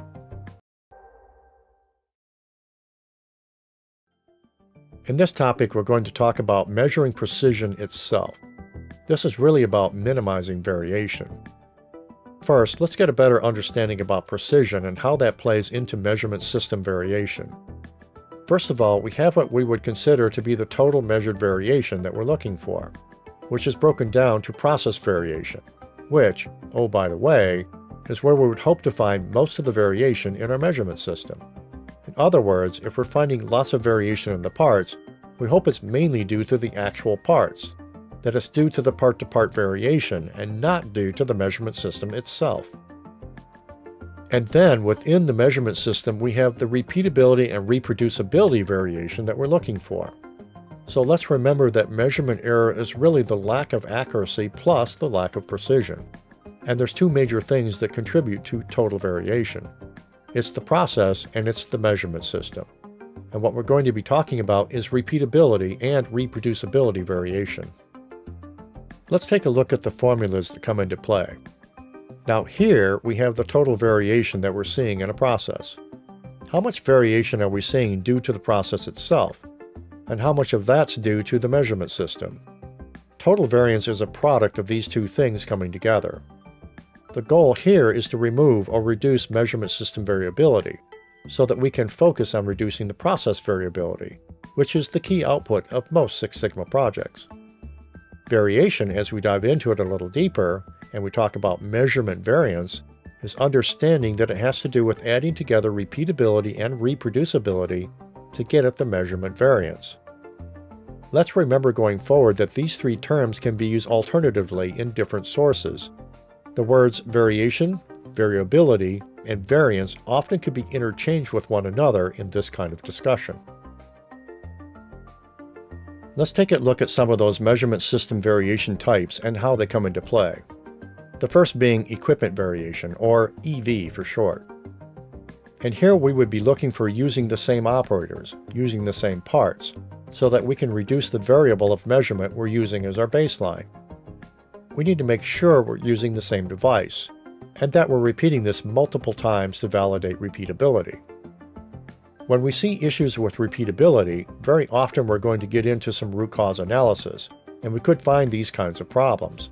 For example, a different viewing angle on the part of the operator, leading to some of that variation in repeatability. Or maybe the tools are actually wearing out and getting sloppy, meaning we just can't get the precision and the repeatability out of the tools themselves. Then we have reproducibility. Here we're looking at the appraiser, validation, and understanding the human factor that's coming into play. Are we using different operators, or are we remaining pretty consistent with which operators are involved? Are we using the same parts so that we reduce the variability of interest, the same devices? And again, are we doing this many times? The reason we're doing this is we want to reduce and control appraiser validation issues. We don't want to be victim to issues with having to train many different operators who may have different interpretations, or perhaps not following exactly the same procedures to get consistent results. In this topic, we're going to talk about gauge repeatability and reproducibility studies, otherwise known as a GR&R, and what they're used for. First of all, we use that to assess precision in our measurement system. Then we'll work through to determine the percentage variation caused by the measurement system overall, based on the variation that we find. And then finally, we determine the focus for minimizing measurement system variation going forward. There are 4 key steps that we move through for what's called the gauge repeatability and reproducibility study. First, we need to prepare. This involves ensuring that the gauge, the device calibration and standardization, and the duplicate production conditions are in place for the study. We need to make sure that the gauge is capable and making accurate readings and creating a randomization plan for taking the samples. From there, we can create the resources and collect them too, which involves collecting the operators, getting the test equipment in order, and also gathering the parts and the samples that we're going to measure. From there, we can collect the data. We need to ensure consistency and avoid bias among our operators and the recorders during the data collection exercise. And then finally, we can calculate the repeatability and reproducibility. Calculations are usually done by using a computer, but we can also use calculators as well. Let's take a look at an example of a steel pin's gauge repeatability and reproducibility study. We start with the length of 10 steel pins that are measured 3 different times by 3 different operators, each using the same measurement device. So we can see here our operators 1, 2, and 3. We can see pin number 1 all the way to pin number 10. The results in centimeters are recorded in the table. For each operator or measurer, this table finds room to record the values for each part being measured in each of the trials. Then the average measure per part per trial is calculated and recorded as the mean averages, or the X double bar. So if we look here, we can see that. So here we have those 3 sets of trials. Add it up, and we come up with the range inside of those. From there, we can calculate what's called the X double bar, or the average of all 10 of these values, for each of these operators. See, we have it here, and we have it here. The range per part and then the average per trial, or R bar, is also calculated and recorded. Next, let's take a look at the standard deviation for repeatability. The standard deviation for repeatability equals R double bar divided by D2, a constant based on the sample or subgroup size, where R double bar is the mean of the range averages. Here's the table, and what's important about this is recognizing we have predefined values for the D2 that we use in our calculations for repeatability and reproducibility, with their sample size and the corresponding value. We have a sample size of 12, a corresponding value, and so on, down to a sample size of 30. And we can observe that this D2 value will go up based on the sample size. Next we have repeatability. And how we go about determining that is by capturing the R bar values that were measured and dividing that by the total number of samples that we used. Remembering that R double bar is the mean range of the averages, The R bar is the mean range, and N would be the number of mean ranges that we're calculating. Then we can move on to taking a look at the D2 table. Well, let's see now. We're going to choose the value that corresponds with the number of readings that were taken by each operator in the sample size, or the N value. In this case, that value is 3, shown here. That gives us the value of 1.693 that we'll use in the next step.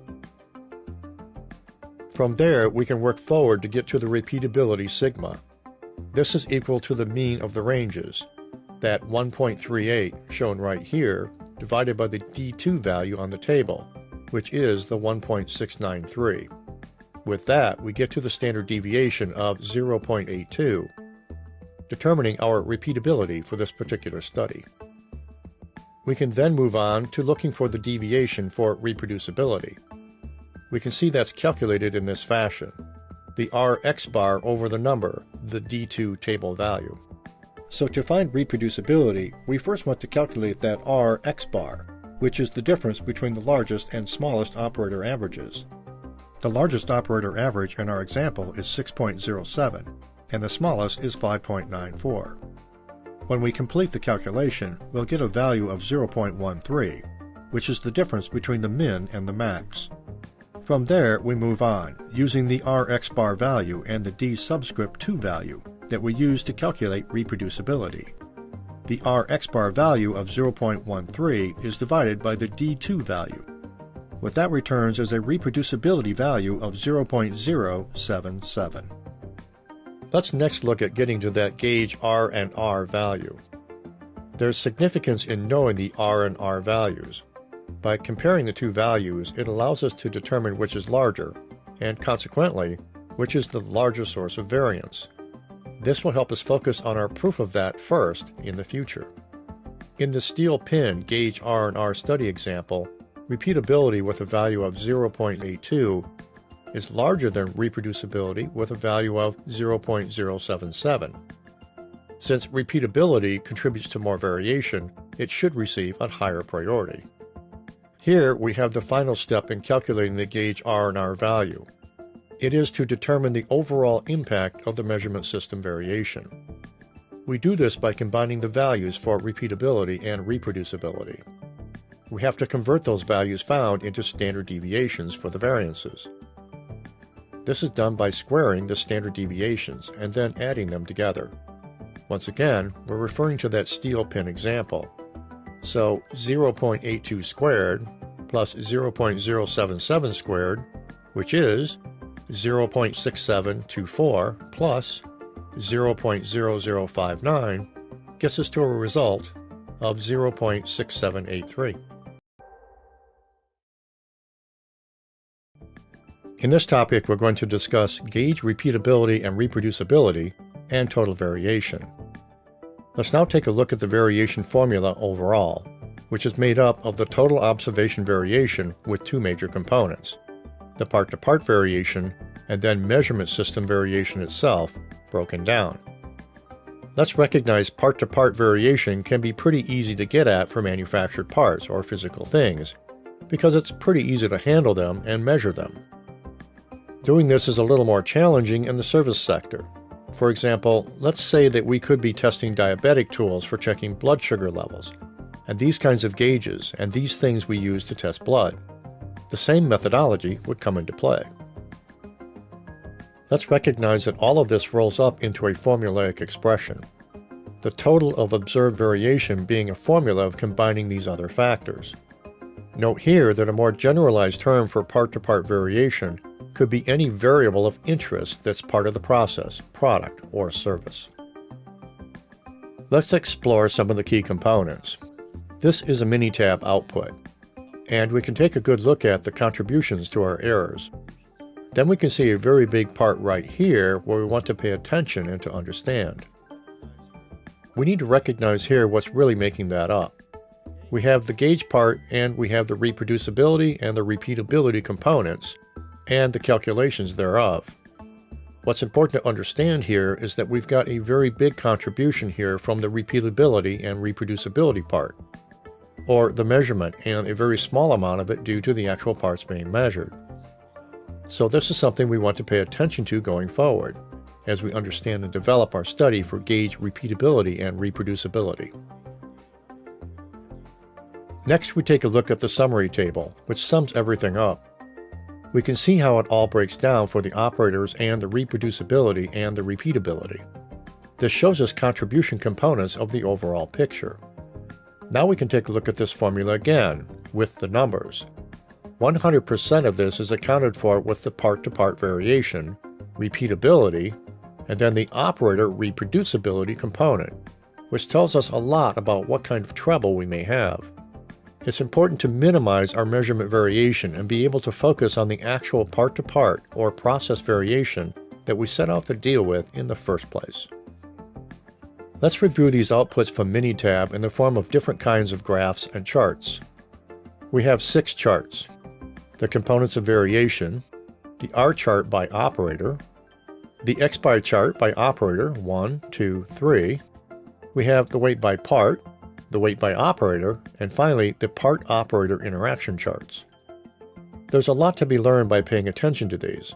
For example, let's take a look at the gauge R and R components for variation. So the gauge repeatability and reproducibility is a very big number made up of these key components. But what's important in a glance is that we can see that the part-to-part is really a pretty small component of what the problem is. Then we can look at the X bar chart by operator chart and look for clues about what's going on. If we take a look at the dispersion of the X bar by operator 1, the X bar for operator 2, and then for operator 3, and we can see we have some issues. Operator 1 really only exceeded upper and lower control limits 1 time, but operator 3 had 4 occurrences of going outside the control limits. So we can zero in on that. And then finally, we can take a look at how we plotted the operator interaction over time in the part-operator interaction charts. And we can see the green X's making up operator number 3, and how much they're varying, as compared to the other 2 operators. Now let's take a look at the very last component, the industry-accepted levels of GR and R variations. What this table shows us is the Automotive Industry Action Group's guidelines for percentage of study variation. And for AIAG, we would say that 10% or less of the study variance attributable to our measurement system is acceptable. 10 to 30% would be marginal, and then finally, anything greater than 30% would be unacceptable. Well, let's see. In that prior example we were looking at, we were running at 82%, which would be very unacceptable against the AIAG standard.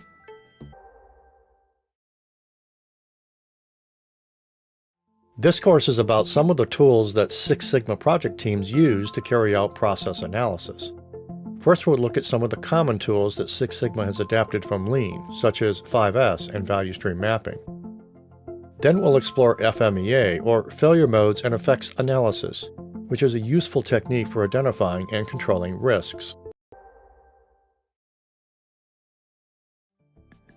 In this topic, we're going to talk about Lean and common Lean tools. My studies around the background of Lean production systems led me to understand that some of the underpinnings of Lean practices today can be traced way back to the 1800s. Later in the 1920s, we had Henry Ford pioneering much of what we call Lean today. For example, he was using pull system tactics even then. During World War II, there was a massive undertaking by the U.S. government called Training Within Industry, where many practices pioneered by Henry Ford and other studies at the Hawthorne Electric Company and others were put into play. And remarkably, many of those techniques were taken, notably by Dr. Deming and Dr. Juran, as they went to Japan to help them rebuild after World War II. Consider that Japan had no resources at all. No coal, no iron ore, nor forest, etc. The only thing they had was people. And they had to figure out how to compete with the United States by importing everything they needed. The rest of that story is history. So the focus of going Lean was around continuous improvement initiatives, starting with streamlining and improving processes from end to end. Along the way, we want to look for and reduce waste across the entire value stream, while at the same time also looking to maximize customer value. That's both the internal and the external customers.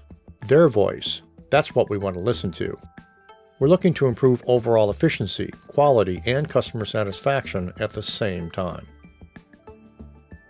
There's 4 key phases in the Lean deployment methodology, starting with the identification of the opportunity. Here's where we'll often use the value stream mapping tool to look at the end-to-end process, or may engage in point solutions to fix specific parts of a value stream. It's here where we want to listen to the voice of the customer, the voice of the stakeholder, and respond to competitive pressure. We want to align with strategic goals and objectives of the organization, and link up with practices like Hoshin Kanri, management by objectives, and policy deployment.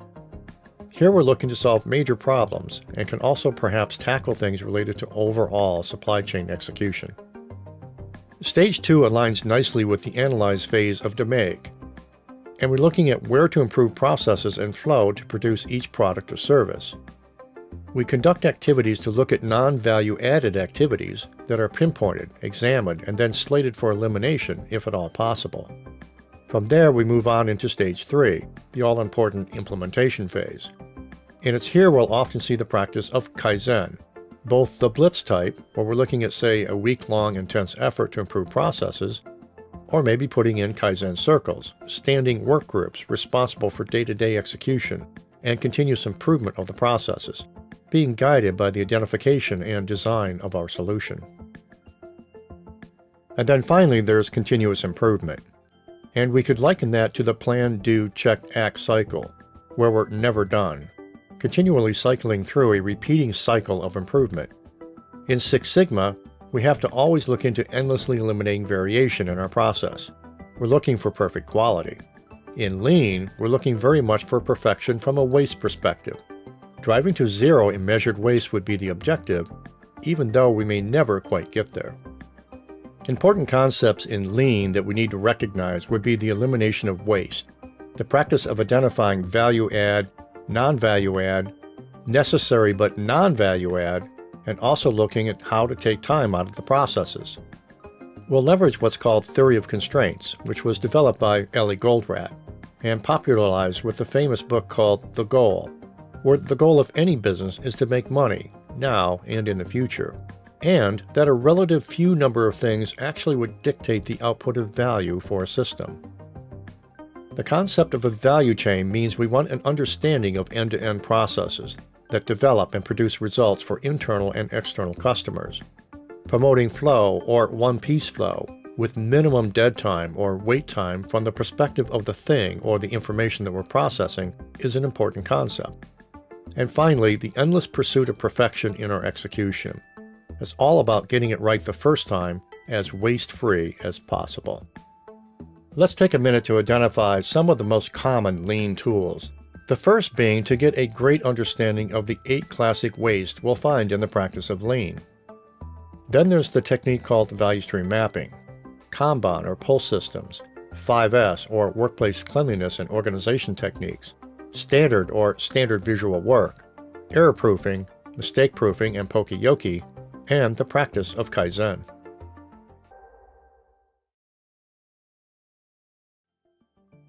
In this topic, we're going to focus on one of the Lean tools called 5S. The practice of 5S involves 5 phases in general, although there can be different words depending on the methodology or the translation that you look at. We will use sort, straighten, scrub, standardize, and sustain being the 5 phases that we're going to discuss here. 5S is something that was developed in great detail by the Japanese, credited to a gentleman named Hiroyuki Hirano. And one of the statements he made about 5S that was true then and is still true today is that success in the practice of Lean starts with 5S, a great foundation to build on. And the first signal we're going to fail in the practice of Lean is when we allow 5S to deteriorate and we stop paying attention to it. 5S starts with sorting the workplace, and sorting generally means to look at how we're going to separate the things we need to do the work directly in the workplace from the things that are not needed. The things that are not needed to do the work may be things we're going to want to red tag, and move those off to a different area to discard or control them. The red tags would typically include things like a date, who tagged it, who we think it belongs to, and other information that can be used later for disposition. From there, we move them off to a designated red tag area. It's wise to have some kind of notebook or clipboard with some notepaper or perhaps a log sheet to keep track of things being added, the date they were added, and the date they were removed. We need other people to help us to decide what we're going to do with those items we've moved out that we don't have a purpose for in our daily work. We need to deal with them with respect to disposing them, donating them as the case may be, if they still have value or use, or perhaps reallocating them. Working with a large electronics distributor, we were looking at their distribution centers across the United States. And during the 5S sort phase, we were red tagging some material handling equipment, like pallet jacks and lifting devices. And with a little discussion, we found out, wait a minute, some facilities were actually buying this stuff. Let's transfer that and save all that money buying new equipment. And by doing that, we were able to reallocate equipment between facilities and save enough money to actually pay for the implementation of 5S. The next component of 5S is around straightening, and this is making a place for everything and putting it in its place. And while we do that, we want to make sure we're maximizing the comfort and efficiency for the workforce. Make sure all of the tools and things needed are hung on hooks, placed or otherwise easy to reach by people who do the work with a bare minimum of search and movement time or effort. We want the raw materials to be placed close by with a point of use storage strategy, perhaps tying to our Kanban or pull system strategy. And we definitely want to make sure we don't have a lot of fumbling or hesitating to get the things we need. For example, with right-handed workers, maybe we'd like to have those tools and the things arranged to the right, and then the raw materials and the things we need to do the work coming to us from the left. However's most convenient will be the key here so that we're not wasting time reaching for and selecting things to do the work. From there, we want to get into the next step. We call that scrub. It might also be called sweep, and this is where we're going to make the workplace clean and neat. We're going to put the workplace into the condition we expect to see it every time we look at it from here on out at the end of each workday. Machines are cleaned and they're free of debris so that we can do what's called autonomous maintenance. We put in place expectations around cleaning the area each day in the next step by first scrubbing and sanitizing the workplace. And each time we leave the workplace for the day, everything is cleaned and put where it's supposed to be. This all promotes the practice of what's called autonomous maintenance, or operator involvement in maintaining the equipment. Let's think about a shared space, like a copy room. Maybe in there we can practice 5S as well, where we store the paper and where we can easily find it. Where the stapler goes when it's not being used, the staple remover, where we locate paper clips and other things we need when we're making copies. We'd like to make that visual with signals for replenishment. For example, if the paperclip bin goes empty, where do we find more paper clips? And make that as visual as possible. Next, we move on into arguably the hardest part of the practice of 5S. We need to communicate the importance of this to the whole organization. We need to establish written procedures for employees to follow. This should be a checklist with the time things are to be done, and who's to do them and when. We need to ensure we provide the time and then the equipment and supplies people need to actually do the work. Brooms, dustpans, rags, cleaning materials, and the other things to maintain the 5S space. And then finally, we want to reward compliant behavior. Part of this whole sustaining phase implies that we're actually going to do standardized inspections on some kind of an interval. Maybe we'd like to score each area on a scale of 1 to 5 for each of these 5S elements, with 1 equals poorly or not at all, and a 5 equals perfection with no room for improvement. We probably will want to post that in a control chart or a run chart so that we can provide feedback and show progress on the implementation of 5S. We use this over time to track and maintain the presence of 5S using some kind of numerical scale. Let's explore a 5S example in a service setting. Let's pretend that it's a phone or internet contact center. So how would we apply 5S there? Well, there's a number of ways we can do that. We tend to use a lot of shared workspaces in service centers like desks, meeting rooms, copy rooms, and other communal spaces of that nature. So at our desk, we would want to sort and think about what are the things we need to do the work. What are the things that need to be posted for instructions and policies and procedures? Electronically, are we well organized? Should we be sorting and straightening the files, the electronic files we access, for example, the knowledge base? And if we're going to create new things to add to the knowledge base, what's the correct method to put those away so that people can find them? Can we provide visual status and feedback for everybody in the organization about what's going on, say, communication boards? Maybe we could be projecting data up on a wall or a screen showing, for example, the number of calls in queue, the average wait time to be picked up, and then the average handle time to resolve the customer's issue, along with continuous feedback on the score customers are giving us at hour-by-hour intervals during the day.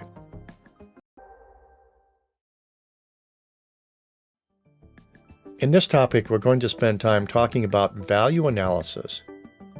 Value analysis is a lean technique that we use to get at understanding what adds value and what doesn't in our processes. It also involves what's called interdisciplinary problem solving. We need to remember that lean is decidedly a team-based sport. In Six Sigma, we may get away with working alone quite a bit, gathering data and doing analysis. But the practice of lean is typically going to be a very, very team-based approach, where we involve suppliers, the people who do the work, and the customers for the process as well. We are very focused on reducing waste, while at the same time maintaining and/or improving our quality. Taking out waste is not mutually exclusive to improving quality.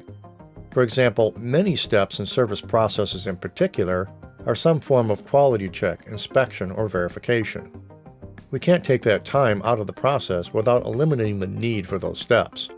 So by improving the quality or the ability to get it right the first time, we can actually reduce the time for the overall process, and at the same time reduce waste very, very quickly. This involves an intensive analysis of the current processes. What are the products and services that are in play? And we need to be sure we're involving the entire organization and the specific departments that are going to be impacted in the changes to the end-to-end value stream. First of all, we've got to move through and understand what are the important activities of the process from end to end, the end-to-end scope we're going to focus on. We then analyze each of the steps and understand what's the value-add activities that are occurring here. From there, we want to eliminate the non-value-add activities that we've found.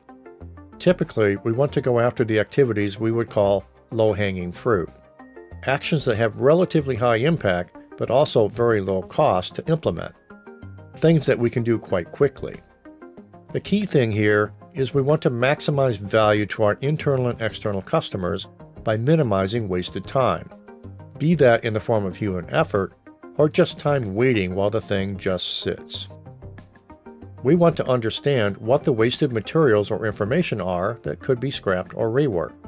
For example, are we spending time and money providing information that's not needed by a downstream step, or creating information that nobody really uses anyway? Effective value analysis is all about a systemic approach, and what this means is we need to create what's called information synergy. And what we see here is what's called a Venn diagram, spelled V-E-N-N. The concept here is to understand these circles of knowledge that exist across our team. The pink circle is knowledge held by one team member, and that's great, but maybe not as helpful as it could be. Then we have the convergence of the three circles of knowledge. When this happens, we've got an intersect where two or more team members are actually sharing and holding the knowledge. And then the optimal situation is in the center of the Venn diagram, where the circles of knowledge of all of our team members come together in the sweet spot. That's what we're after. We want to create a synergy of the knowledge and the availability of that information for the entire team. With this, we can create breakthrough thinking. We can look for those innovative solutions that are really going to help us reduce the waste, drive out the cost, and increase the quality and reliability of our processes from end to end. From there, we can get into and take a look at the overall value analysis. So right off the bat, we want to do some mapping. we need to create process flow diagrams or value stream maps of the process's input, steps, activities, and output. As an example, in the service sector, we definitely want to capture key data elements like who does the work, how long does it take on average for a human being to do that, how long might this information sit and wait before we get to it, and what's our first time through, our first time right capability for this step. And then, when we do have an issue, what's the consequence of that so that we can calculate and understand the waste that comes from it. From there, we go into the analysis phase. Here we can ask questions about each element in the map. Is the customer willing to pay for that activity? Does the activity change the physical output in some way? Is it being done right the first time? In the process of examining these, I would warn you that quite often as we evaluate, we could find out that part of the step adds value and other parts of the step maybe not so much. So capturing those percentages could be quite helpful. If the answer is no to any of those value-add questions, we need to determine if it's required but still non-value add. For example, there's those annoying regulatory requirements. I'd set those aside for longer-term process improvement and not worry too much about them in the short term. We want to get down to those things we can say clearly it's a non-value-add activity and that we have control over that. That's where we need to focus our Kaizen projects and our initial portfolio of projects that our team will work on to implement continuous improvement.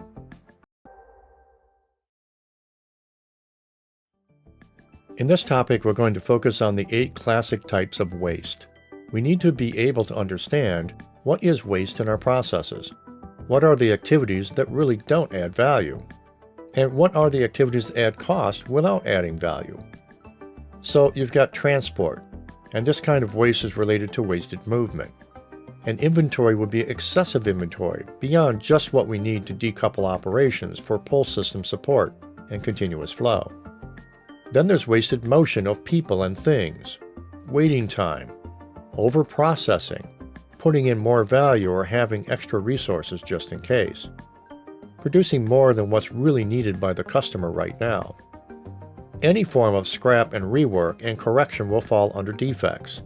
And most sinful of all, failing to engage human beings and their skills. You know, treating them like robots and not listening to them. If we look closely at the first letter of each of these classic wastes, it actually spells out the word Tim Woods. If we think about the name Tim Woods, that helps us remember these 8 classic wastes in order. Okay, let's talk about each type of waste a bit more. The waste of transportation. What's that all about? Well, it's the unnecessary motion of the goods, or the paperwork movement, if you will, in a service environment. Handing things off and putting them in boxes versus being done with it are examples. It's the waste associated with moving stuff between the various tasks without doing value-added work in the process. For example, in the service sector, it might be receiving the mail, opening the mail into piles, pulling out the forms, putting them in other files, and then pushing them off to be put into a computer somewhere. Would all be forms of transportation delay. Why? None of these transform the information into the computer directly. Then we have inventory. There's lots of costs associated with the storage of raw materials, work in process, and finished goods. For example, with inventory, we can also have that issue with respect to the service sector in terms of piles of things waiting to be worked on. A backlog of calls in a call center as inventory. Requests backing up behind a department that has to approve them is all a form of inventory. And this can also be in the form of inventory from suppliers, and certainly can result from what's called overproduction, where we're overproducing to use capacity or to meet economic order quantity outputs. Motion. This is the unnecessary movements. In service processes, this could be a really big deal. I found as much as 99% of the time spent in a service process could be simply around moving stuff from here to there, and how long it sits waiting around for the next step. What about that extra walking? And that's all caused by poor workspace design. and not considering flow, motion, and the fact that time and money go together. While waiting, this is just wasted time waiting for this upstream process to finish before we can start. This is often a form of inventory. The amount of time the average thing sits there from its perspective, waiting for its turn to be worked on. For example, the insurance claim that you just put in. It's going to sit in a pile somewhere and wait to be worked on in order of receipt. How about wasted time waiting for the other process to start before I can get started? And then how about poor scheduling issues and other kinds of process delays that get in the way? Batch and queue designs and value streams for manufacturing and services certainly contribute to that. Overproduction.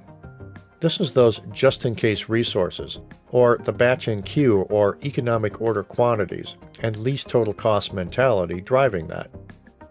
This certainly goes against the just-in-time approaches. And with stored items, we need to remember they create a lot of waste in the form of obsolescence. What we're paying for in inventory caused by overproduction includes interest to have that money tied up, counting and tracking inventory, maintaining the space to store it, and paying inventory taxes all go into cost driven by overproduction. Ideally, we'd like our inventory to match up with demand and only produce what's needed exactly when it's needed. Overprocessing waste is around the extra efforts to get it perfect, when maybe we don't need it to be perfect. For example, making something perfect when maybe it doesn't matter downstream by not listening to the voice of our customer. Maybe we have way too much on our engineering and it's over-engineered. Maybe we have too much documentation, which is particularly true in a services setting. Then we have defects and skills. Defects are the specific flaws in the product or service that we need to deal with. There's lots of cost of poor quality issues we have to deal with, such as the actual scrap and rework. In some processes, particularly in service-related firms, as much as 60% of the total effort in the entire value stream are some form of cost of poor quality. A lot of these costs, in almost all cases, are completely unrecoverable or at a great loss. Then, of course, we have the biggest sin of all, not paying attention to people, not engaging them, not empowering them to work at their full potential. By failing to utilize or underutilizing our employees and not listening to them, we're vastly wasting the talents available to us to outperform what our customers require. Then we get down to actually eliminating waste, or muda in Japanese. Here we think about the operator's activities. What are the things they're doing that truly add value? How much of their time is actually spent on the operating side of the business? How much of the time are they spending is truly value add, where they're physically changing something? Is it something we're doing truly what the customer cares about, and is it being done right the first time? How much of it's necessary but non-value-added activity, like time spent fixing things that should be right the first time, or dealing with regulatory requirements that really don't add value? And then how much of the process is truly waste? It's just plain wasted effort across the continuum of the 8 classic wastes, and it's not surprising to find out as much as 30%. This is very important. 30 to 70% of the time people spend on the job is waste in most processes when we examine them with a critical eye that we're learning here.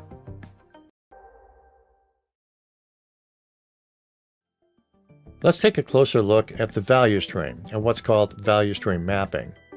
The value stream, very simply, is the flow of materials, service, and information that all come together to bring a product or service to customers, be they internal or external customers. What this does is it depicts for us the way value is delivered from start to finish across the entire process. The value stream map shows the entire stream of the information, with critical information captured and recorded about time and effort, delay, first-time capability, and things like that. Mapping the value stream is extremely useful in isolating and understanding and identifying waste that we can find in the execution of the product or service that we provide. There's a key activity here that we need to do at the beginning of the value stream mapping step. If you try to map everything, you can get easily lost in the complexity. So we need to define and narrow this down to a particular product family or a thing that we're going to follow through the end-to-end process. For example, at a customer service contact center, there were 28 different kinds of calls they might get. With a little Pareto analysis, we drill down to just the 3 making up 60% or more of everything. And those were the only ones we start out mapping because we know we could learn a lot by using those. Another thing we can do is what's called defining a product family. And what's involved here is an analysis. We do a listing of the various products, 1 through 5, and we identify the various processes they're likely to go through in the end-to-end value stream. And then we look for where they converge. For example, product number 5 uses all 5 of the resources, as does product number 1. We likely can draw a conclusion that together these make up a family of products. We want to map those together with the requisite volumes and customer information included.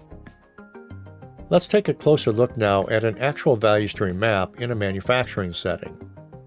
Using the method made popular by Toyota and what's called information and material flow mapping. Typically, we'll begin at the end of the process and think about who are the customers.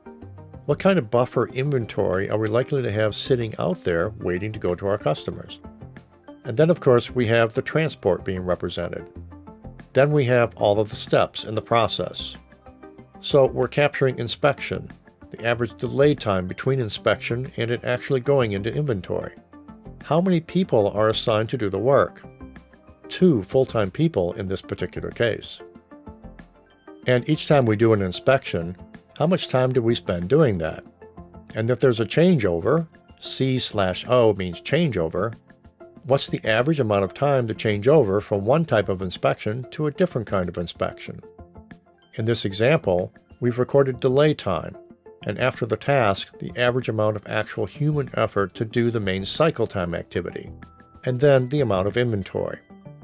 We can see that we're using push arrows. So these little arrows here suggest we're pushing things across the value stream. And then how much inventory, on average, is sitting there? We can work our way backward to understand the raw materials coming in. What are the frequencies? For example, here we have weekly deliveries coming from different suppliers, and about a 2-week inventory that could be sitting, waiting for us to get to it. Finally, we're going to have the information flow. This is where we have all the production planning and control, some kind of scheduling or production management function. And then we have the flow of information. These jagged arrows suggest an electronic transfer of information, whereas the straight arrow for information flow suggests that this is a manual activity, not electronic. Okay? So here we have the electronic information flow, and then typically manual flows we would find in a batch and queue production scheduling type of environment. From there, we can move into creating the future state map. Here we want to understand the current state, the ugly truth as best we know it, without any fault finding. It's all about the process and not about the people. And from that we can gain some important insights. Where are the improvements from a lean perspective we can put into play? Perhaps we can add some Kaizen bursts, or a flag in our value stream where we can do Kaizens. We identify where we can put in pull systems or Kanban. We look at how we can combine steps and move towards some kind of combined cellular manufacturing approach. We use these methods to highlight the areas for improvement in our future state map, which we're going to look at next. So let's take a look at what's different in the future state. You might recall there were 5 steps in the original value stream we just looked at. And what's happened is that now 3 steps got combined here. Fabrication, molding, and machining have been combined into a cellular manufacturing approach, with a one-piece flow moving between the value-add operations. We've changed the staffing to allow for that, and we've changed the amount of time to allow for that. So we have the correct amount of effort being made. We still have the painting step. We still have the inspection step. We've added some Kaizen burst, designing the work cell Kanban for implementation. This shows a supermarket with a one-piece flow to pull things through into the work center. Again, that's a supermarket with a pull into the work center. We can look across the bottom and see we have a dramatic improvement. Before, the total was about 15 weeks. If we count this up now, it's 2 weeks plus half a week, plus 8 weeks, plus another half week. Suggests we're now down to just 11 weeks. So we've had a very good improvement in the amount of time it takes the average thing to find its way through the value stream. Then we look a little closer, and we can see that we've got twice weekly deliveries from our suppliers with weekly updates. Instead of having all that complexity with scheduling, we're down to just a couple of manual information flows. A dramatic amount of improvement is very visual here in this future state map. We can compare that to the original current state map, and then we can measure the difference in our performance over time and check to be sure we're actually getting the benefits we desired.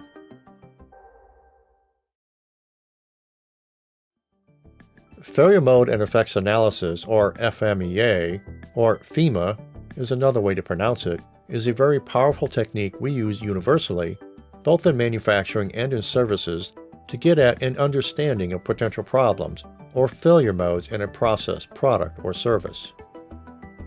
We use FMEA to identify the causes and the effects of potential risk to failure in our process or service. We need to evaluate and prioritize those risks, and from there identify the corrective actions and put those in place so that we could prevent those problems from ever occurring in the first place.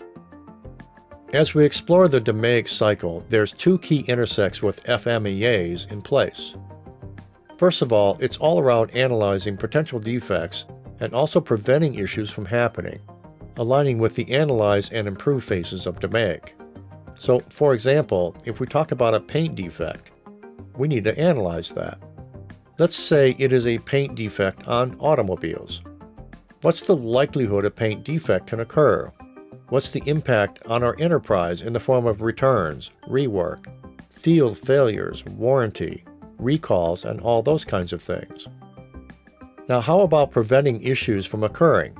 Let's take a minute and think about this with a service example.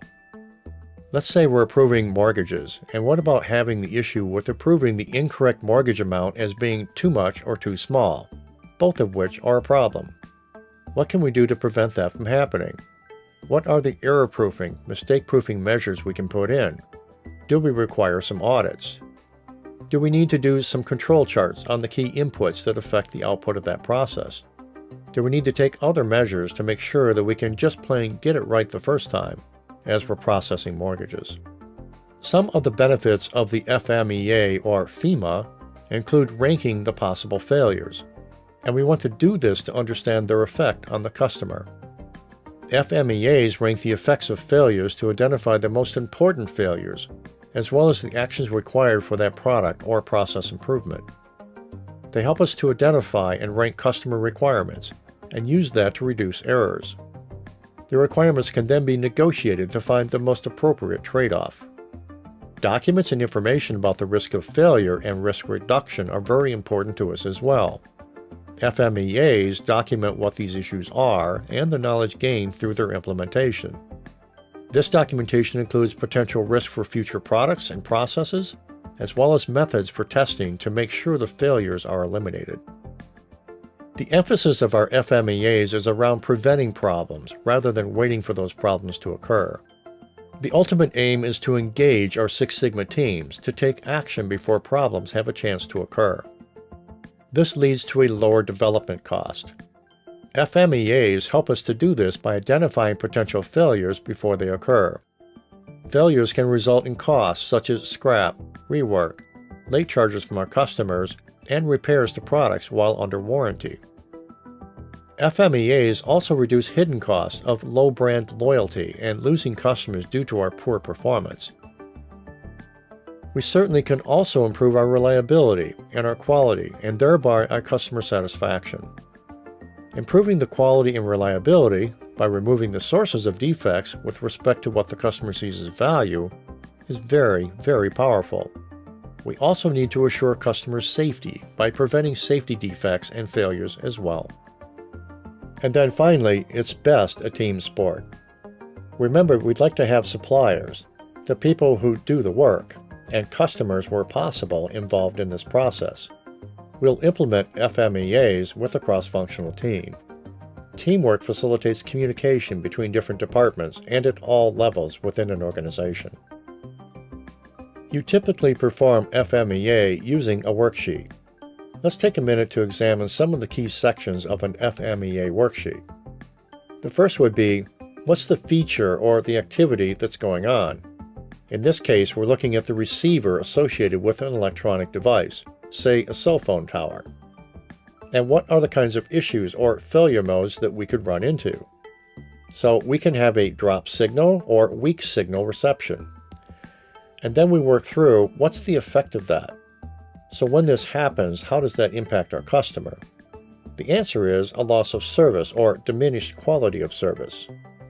From there, we move on to capturing and understanding root causes and ways we can control that. Ranking severity, the occurrence likelihood, and our detection method for that is next.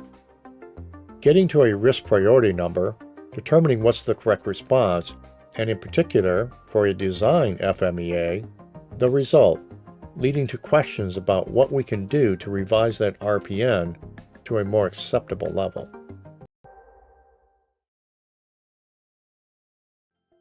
There are 4 key forms of FMEA that we can put into practice. In this topic, we're going to talk about design, process, system, and service FMEAs. They're all very similar, and there's a few important differences we need to understand. First of all, design FMEAs focus in on what we can do to improve design weaknesses, inherent weaknesses, and problems that we're likely to encounter. Typically, we would do this on the front end. In fact, you have to do it before you actually finish the design. This helps us to look at the critical components. It helps us focus in on those potential component failures. That could be both in a product or a service. In both manufacturing and in the service sector, we're looking for latent issues. What are the things that can go wrong? Where are the points with very high levels of human interaction that could make these elements more difficult to control? The process FMEA revolves around identifying what can be improved about the inherent business processes. Generally, we're going to do this before production, but sometimes it's wise to actually do one before we design our production facilities. For example, in manufacturing, we could be looking at each process step. What are the potential failure modes that we need to look at to ensure quality and control of our cost? This is also very helpful when we think about supply chains and the different kinds of suppliers and processes that may not happen inside our 4 walls. For example, outside plating, heat treating of our parts, painting of our parts, and other things outside vendors might do certainly need to be included in this process. So a process FMEA is really important to us because it defines the failures due to the weaknesses in the process, such as transactional, assembly, and production processes. This is quite often done while we're in the production mode. The system FMEA is a little bit different. Here we're looking at system functionality. We're looking at identifying system-related failures and identifying where the flaws in the system design can occur and impact us in an unfavorable way. So, for example, let's think about software development.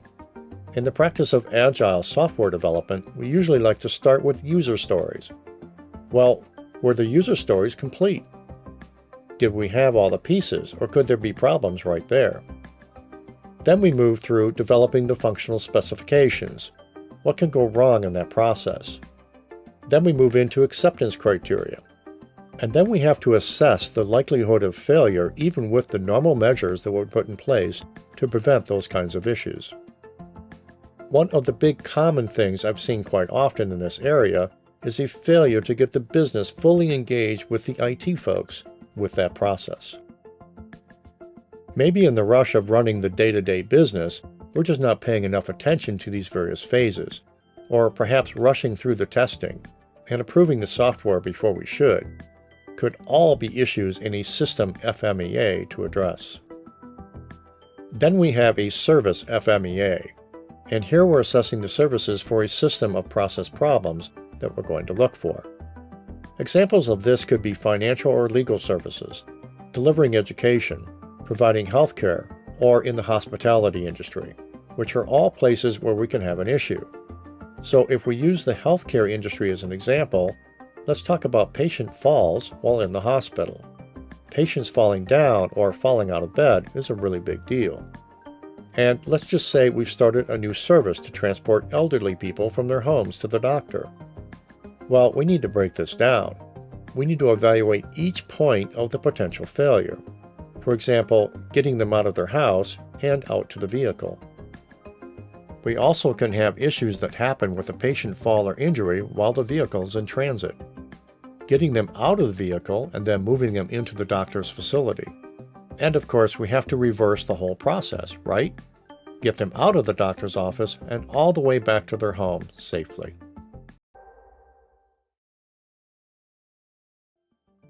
The foundation of the practice of FMEA revolves around quantifying risk and prioritizing the potential failure modes.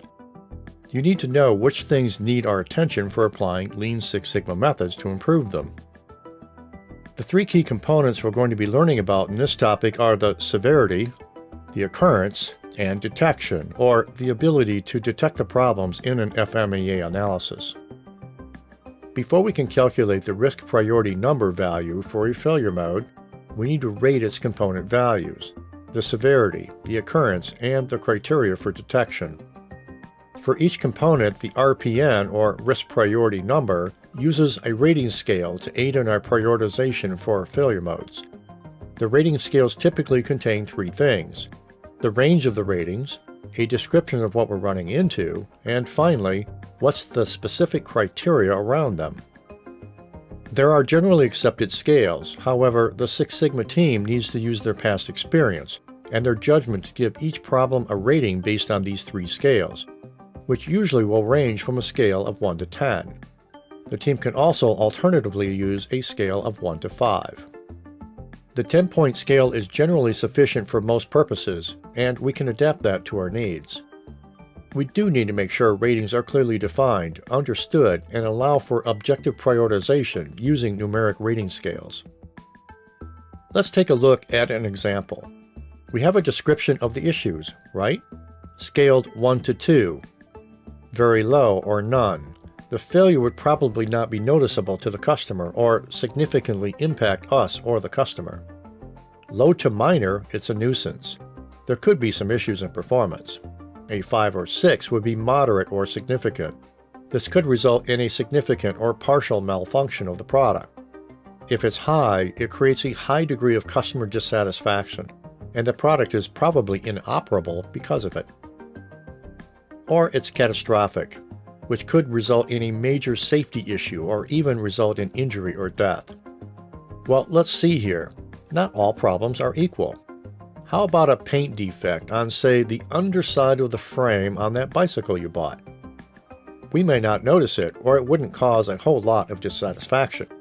But what about an issue with our elderly parents, perhaps falling and getting injured, or worse? That warrants a much higher severity rating. That's really a big deal because sometimes a significant fall can have a big impact on their health. And then, of course, there are all kinds of issues with bringing them back to full health afterward.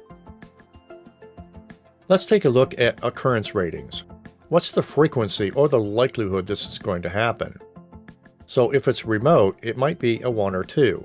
For example, every 5 years we might find it. Or if it's relatively few failures are expected, every 1 to 3 years. Or if we're only expecting occasional failures, maybe once a quarter. Or if this is something that's going to happen pretty often, we might see that every week. Or it's essentially inevitable, and it's very likely to occur almost every single day. Well, over here we might have, for example, a casting crack in locomotive wheels in the field. How often does that happen? Well, it's pretty rare. Or maybe we're amputating the wrong limb for somebody who went in for an amputation procedure. When it happens, it's pretty rare, but it does happen. Or how about medical prescription error? You know that for any given pharmacy, we wouldn't expect that to happen very often, but it certainly happened a few times last year. How about repair shops, automotive repair shops, and the incidents that they really don't get the repair right? Well, I would say at least once a week they probably have that problem. Or something that could happen every day. In a contact center, maybe misinterpreting what the customer was asking for, or picking the wrong solution on the knowledge base. That's probably going to happen every day, or maybe even every hour. And then finally, we have our detection ratings. And this is where we're looking at our ability to detect and stop the defect from escaping. For example, it's almost certain we're going to find it. It's a very high likelihood we would find it. It's moderate, right? We're going to need some process controls. It's very low that we could not find it. If we require very intense manual inspection to find it, or it's really hard to detect, is higher risk. Like the product is not inspected and the defect's not really detectable after it's in service. So for example, in a distribution center, if there's no label on the box, or you know that there's stuff sticking out, it won't go very far down the belt before it'll get kicked out by the box scanner. So it's pretty obvious what the problem is, and it's easy to detect. Or maybe with the paint defects on our bicycle frame, we could use some process controls to make sure too many of those poorly painted frames don't get to our customers. Or on a locomotive wheel, once that thing is in service, it's painted and all covered up with grease and everything. It's going to be really hard to detect a crack in it, and it would take removing these wheels, cleaning them, and doing a microscopic inspection to find the cracks.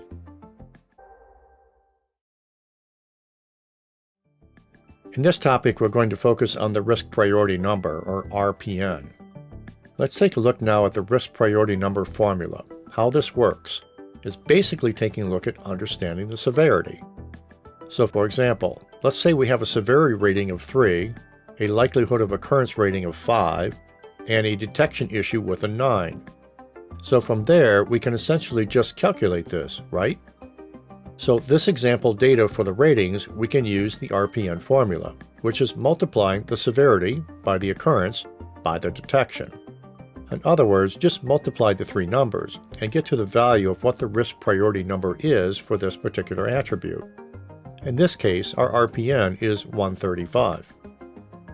So what does this risk priority number tell us all by itself? Well, the short answer is nothing.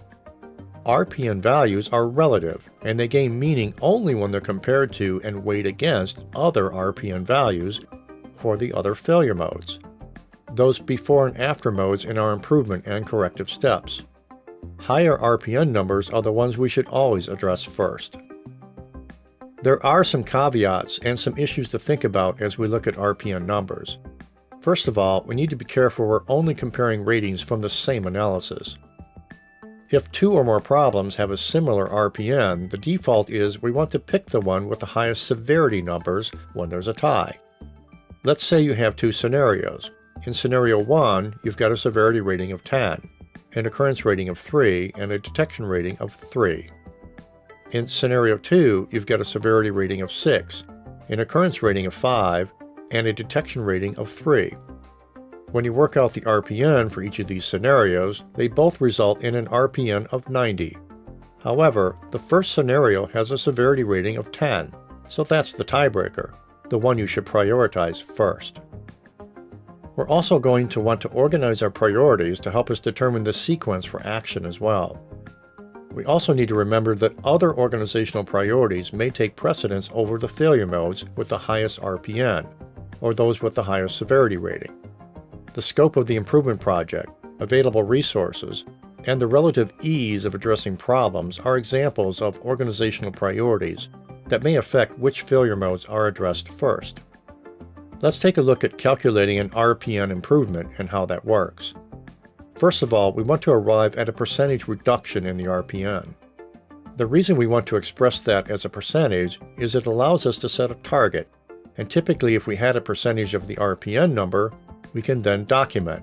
We can then track it over time to see how much we're improving it. So that's why there's a value in having that percentage. It's a function of taking the original RPN, what we're shooting for, the new RPN, dividing that result by the original value, and then multiplying that by 100 to get to a percentage. So let's take a look at how that works. Alright, so we're after the percentage for the RPN value. And let's just say, for the sake of discussion, our original RPN was calculated as 180. And then after we look at what we can do about it, we've come up with a new value. Let's just say that it's going to be 60. So then we can take out the product of that, which equals 120. And we're going to divide that by what? The original value, the 180, correct? So this gets us to a value of 0.67. We need to multiply that by 100, which gets us to 67% for the value. So this means there is a 67% RPN improvement that is targeted.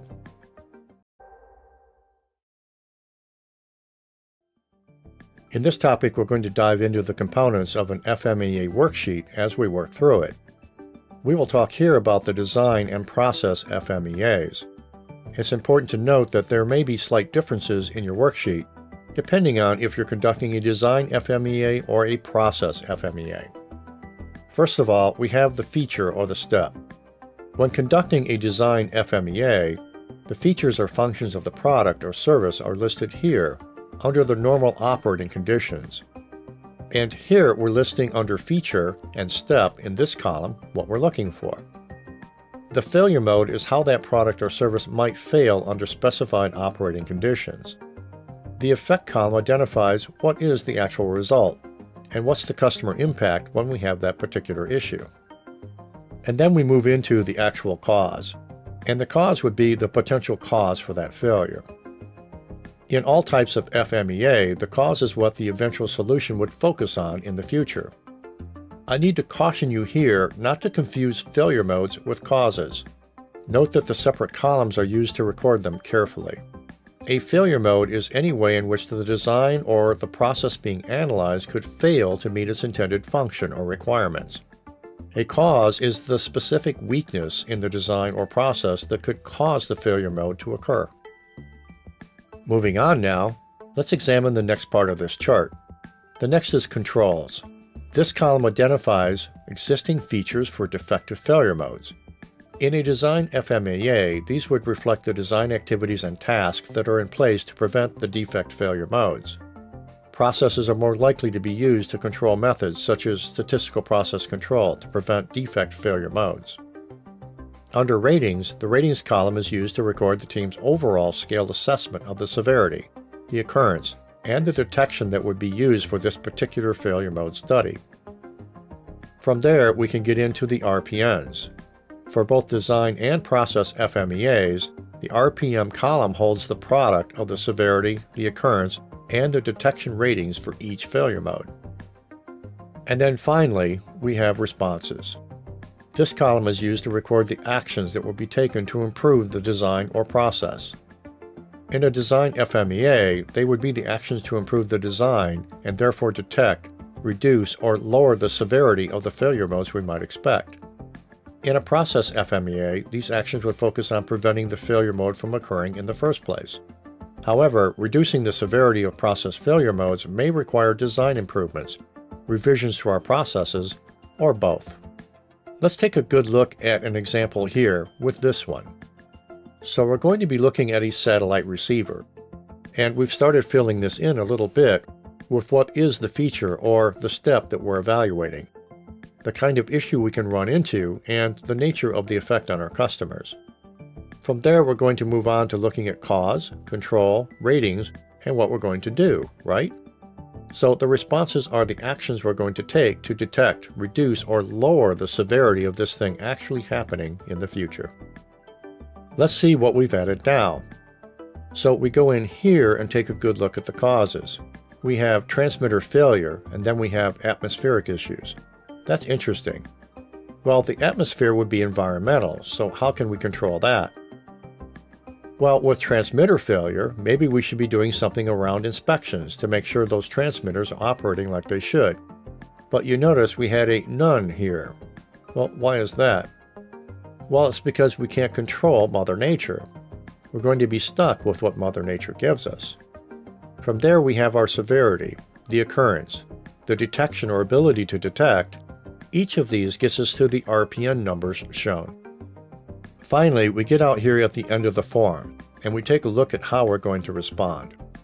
What are the things we can do to actually mitigate that problem? From here we have increasing inspection, and we have improving resistance on the part of the design to deal with the weather problem. Here we'd like to note that as we move to the responses range of the FMEA, we've moved from the analysis stage of DMAIC into the improved stage of DMAIC in that cycle. Let's finish up here. So we had a severity of 6, 2, and 4 in the future state compared to those numbers before. So we can see the RPN drop from 120 to 48 on the first factor, and from 560 to 240 on the second. So we can see here we've got a significant difference in these numbers from the original to what our new target is after we make these responses to deal with the problems. In this course, we're going to talk about two types of analysis. General data analysis that we use to understand exactly what's going on with the process, and root cause analysis, which helps us identify the primary cause of an issue and develop solutions to fix it. The different tools we'll look at include probability distribution charts, including normal distributions and binomial distributions, the 5 whys, process maps, matrix charts, and force field analysis. When doing data analysis, it's all about studying and understanding the variables we're likely to find in our process, things like the outcome of an experiment that we're looking to accomplish. For this, we need to have numerical x values. Those x values, or inputs if you will, make up the variable y outputs for our process. These can be continuous or discrete. We also need to understand the range represented by the probability distribution. Let's take a look at this example. We can see process A, B, and C, each of which have different ranges of probability distribution. So what's probability distribution? First and foremost, it lists the outcomes of the experiment. And by doing so, it helps us to link what each outcome is and its probability of occurrence in that population of data in the future. Finally, it assists us in the data analysis and decision-making to understand if we're doing the right things at the right time in the future. To know when to use this type of tool in the practice of Six Sigma, we need to understand how it lines up with the DMAIC cycle. Probability distributions are used in the practice of Six Sigma primarily in the measure, analyze, and control stages. Examples of the kinds of things that come into play include statistical process control, defect probability determination, and using samples for determining population parameters such as the mean, the variance, etc. We also can do things like hypothesis testing and determining confidence intervals and doing predictive analysis. We also need to remain clear on continuous versus discrete variables that we're going to be measuring in our process. For example, time can be continually variable, as are weight, diameters, roundness, and other physical measurements. Then we have temperature and how that varies over the life cycle of the process as we take those measurements, and then variable cost over time. We can contrast that to what's called discrete variables. For example, what color is it? What size does it fit into? In our demographics for our audience, what's the nature of the gender, the education level, and things of that nature? Do we have specific pass-fail, go, no-go, or can we simply answer with yes, no to the answers about if our data is good, or is that thing going to be defective? One quick thing I'd like to point out is the connection between the type of data and the distribution. Continuous data and discrete data each, in turn, link to normal distribution, and what's called binomial distribution. Let's note here that there are a few other distributions commonly used in the practice of Six Sigma. This can include chi-square, student's t, and what's called F distributions, F being the letter F as in the name Frank. In this topic, we're going to discuss normal distributions. So let's take a look at the characteristics of normal distributions, starting with what's called the bell-shaped curve. This is defined by what's called the mean and the sigma value, the mean being the central value represented by the U shape, and of course the sigma symbol. What we look for would be the single peak, a unimodal shape. We're looking for data symmetrically distributed around the mean that we see in this data. Quite often we're going to find the same mean, median, or mode in the data of our distribution. And then finally, the tails, at the outside edges of the bell-shaped curve, can actually trail into infinity. Let's understand next the effect of changing the mean and the sigma values on the shape that we see. If we take a look at different kinds of data, for example, here we have a mean of 0 for 3 different plots, but we have different sigma values of 0.7, 1, and 1.5 respectively for the blue, the green, and the red curves. What's important here is this tells us about whether or not this data is showing a short versus flat distribution, and if we're seeing any distribution shifts related to the data. Let's take another look here. If we continue on and we take a look at what happens when we shift the mean, for example with the blue curve here, -2 for the mean with the sigma value of 1 shifts this to the left, or gives us a negative skew. The one in the center, of course, being 0 for the mean and with a sigma value of 1, and then the curve off to the right with a mean of +1. With that same sigma value of 1 shows us the positive skew in this particular case. The next concept you should keep in mind is the 68-95-99.7 rule. It's an understanding that with normal distribution, we're going to see 68.26% of all the data and our population is going to be in the center within ±1 sigma from our mean. Then if we go to ±2 sigma, we expect to find 95.44% of our data. And then finally, at ±3 sigma, we expect to find 99.74% of all of our data.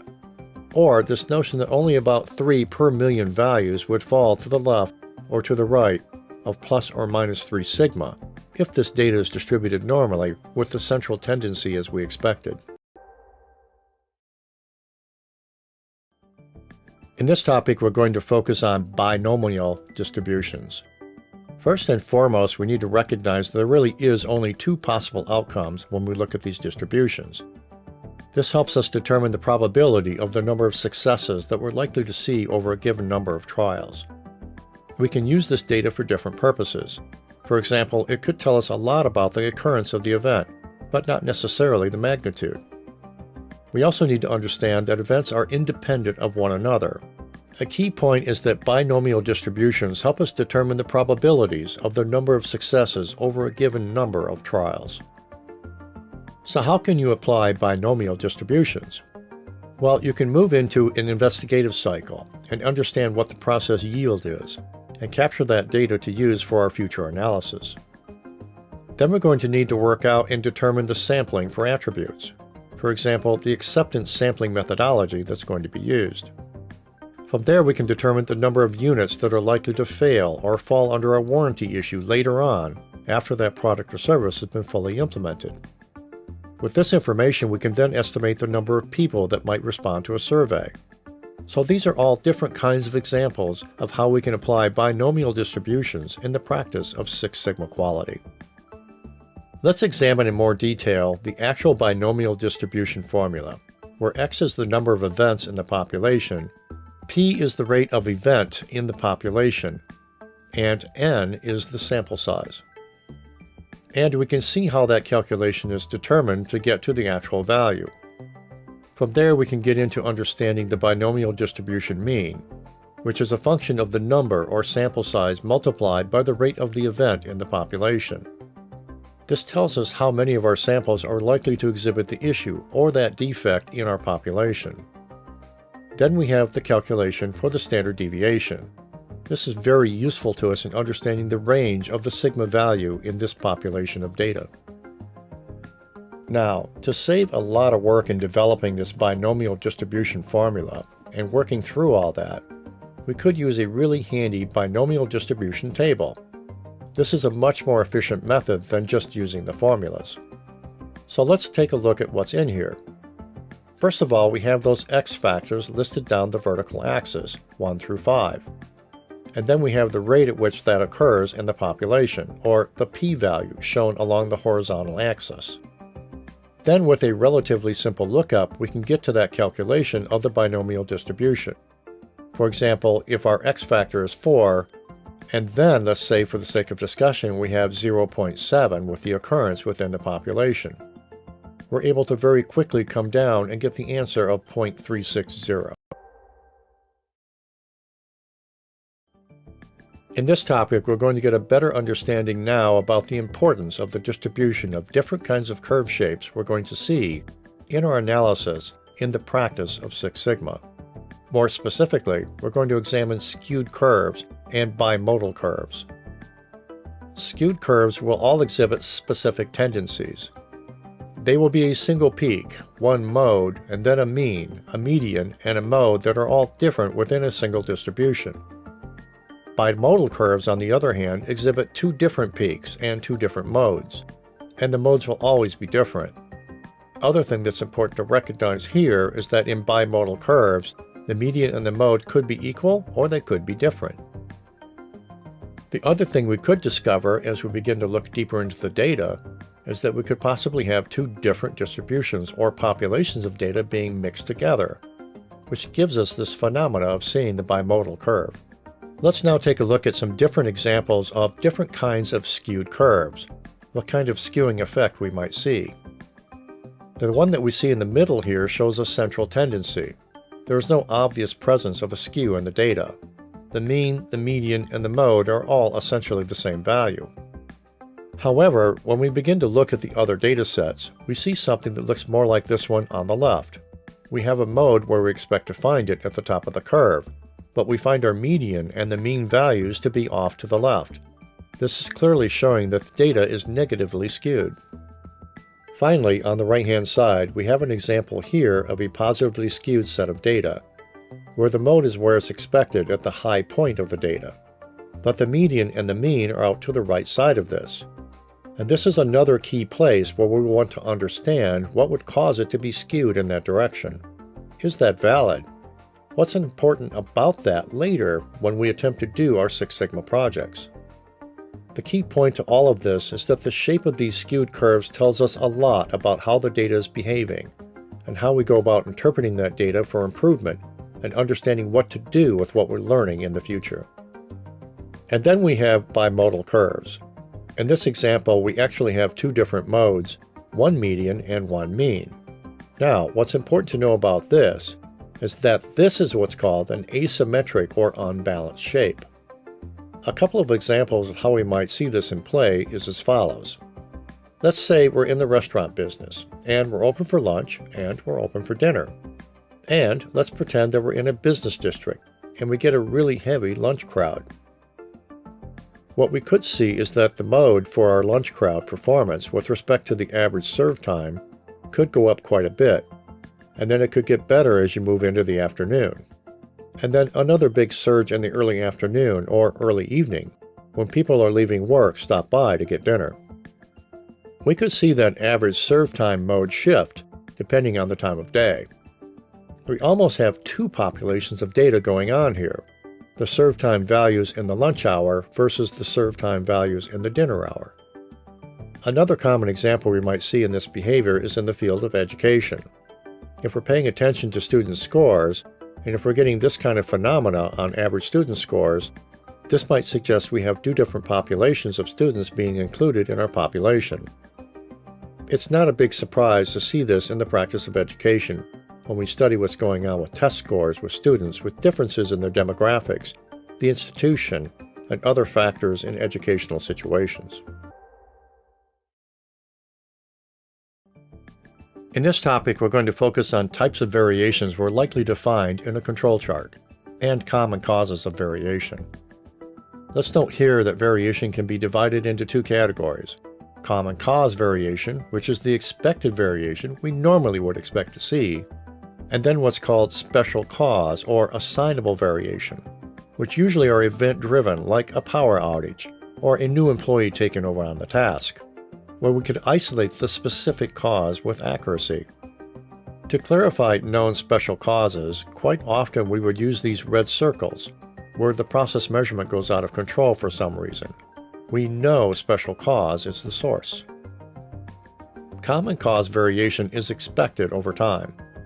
What we're looking for here, what we would normally expect to see would be some variation of data due to wear and tear on the machines, natural changes in the input material, maybe operator fatigue over the length of a shift, for example. If we look further, we can see some additional information in our chart. We have what's called an upper control limit and a lower control limit. And we also have what's called the center line. And this would normally be the target value we'd want the process to operate to as closely as we can. The way we use the control chart is to continue to plot data in whatever time interval we would capture it, and then we watch the data to make sure it remains under control during the time period that we're capturing the data. Special cause variation is very important for us to understand and to react to. And what we look for, you can see here with the circled red dots, is whether we've crossed over that upper or lower specification limit. And typically what we're seeing when this happens is that we need to take immediate action to bring the process back under control. So whenever the process goes out of control, it would trigger two things. First, we want to bring the process back under control. And then secondly, we want to capture data about what happened. What was the special cause that caused this process to go out of control?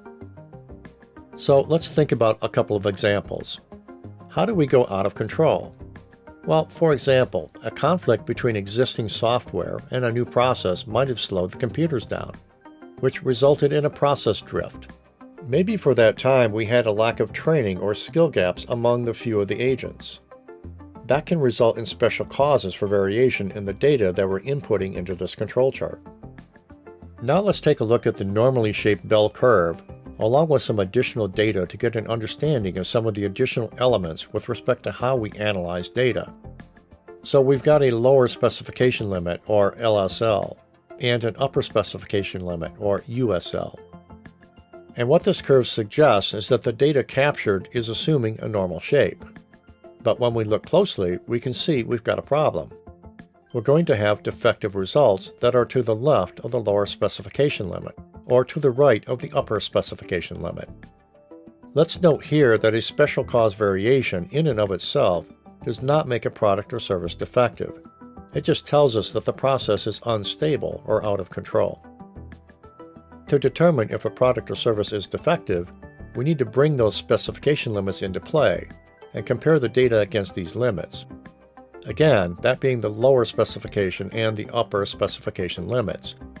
If data goes out of the spec limits, out to the right or out to the left, then we know the results will be defective, and this could very likely be costing us money and time to deal with those problems.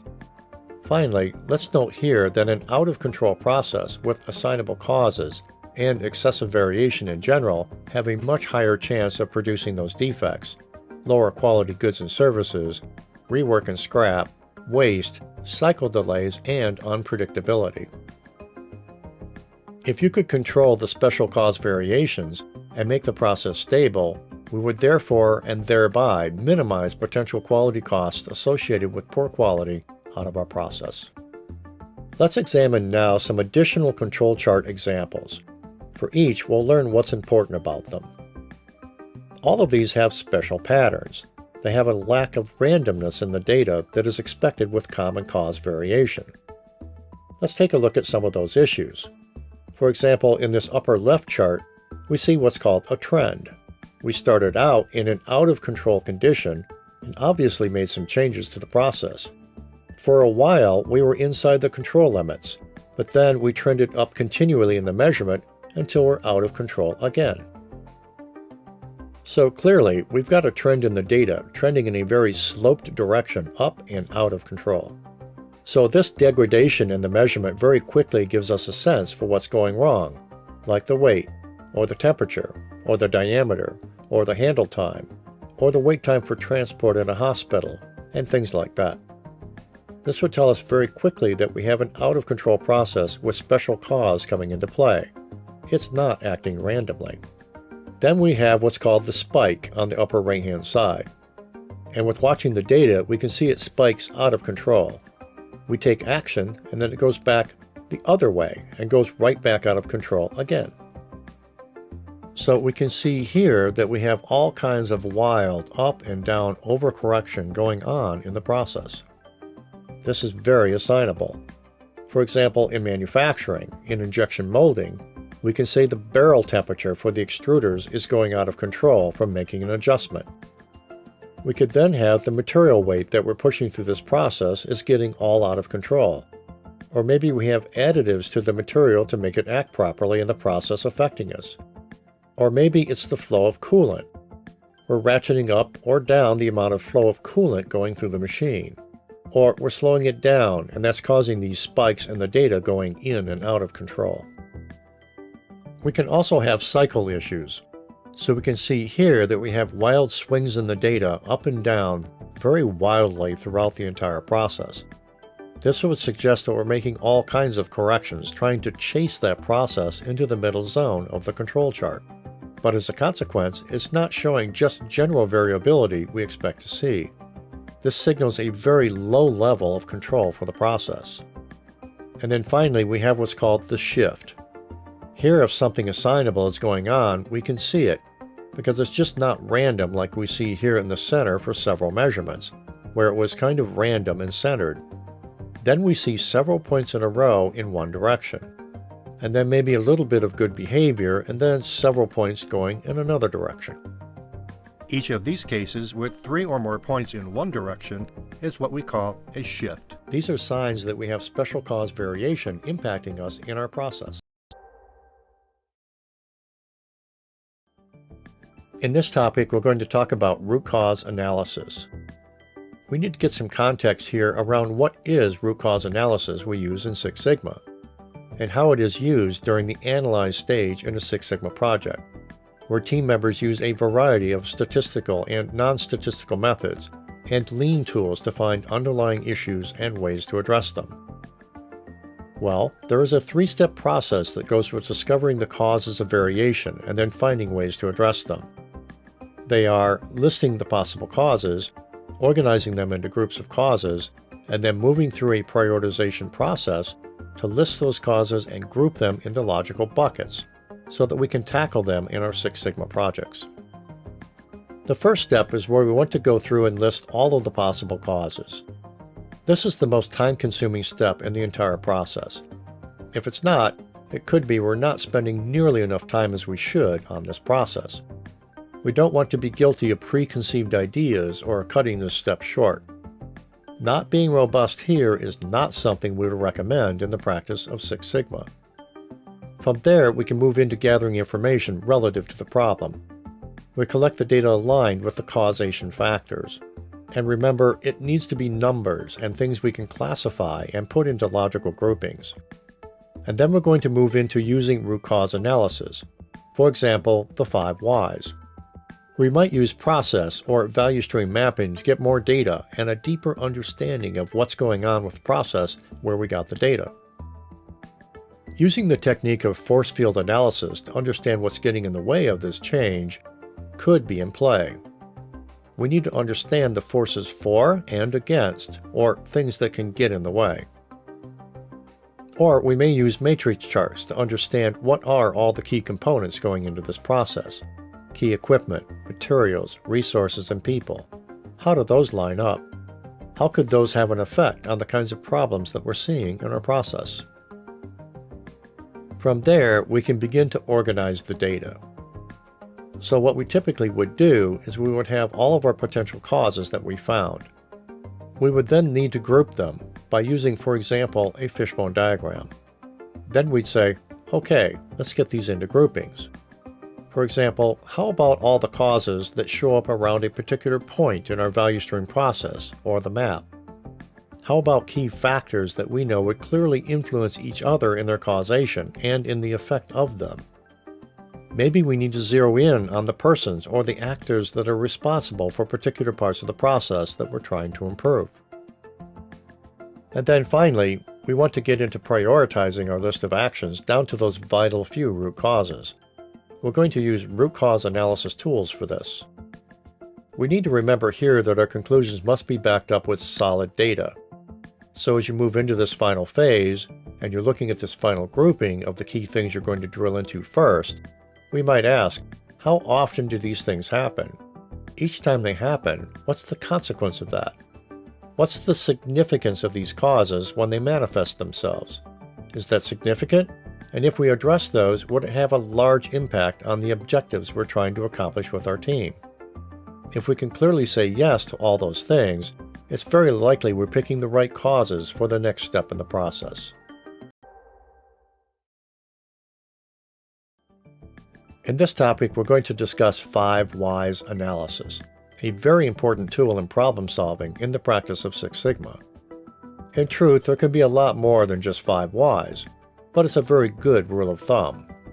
You can start with a root cause analysis and you're only going to go down 2 or 3 levels. You're probably still just getting at the symptoms of the problem and not really getting at the true root cause. Let's take a look at an example with the manufacturing process. So why did a defect occur? Could that be the inconsistent flow of the input material? Okay, are we done? Well, not really. Why did that occur? The inconsistent flow of the input material was really due to an incorrect measurement. Well, why did that occur? Maybe the measuring tools are giving inconsistent readings. Why could that happen? The measuring tools incorrectly calibrated. And then finally we say, okay, why did that happen? And we finally get down to no measurement system is in place, which is really the kind of root cause that we're looking for. And we know that's a good root cause if we know that when we fix this problem here, all of these symptoms would evaporate and go away. The goal, as you move through root cause analysis using 5Y and other tools, is to always get down to the actual, actionable, true root cause.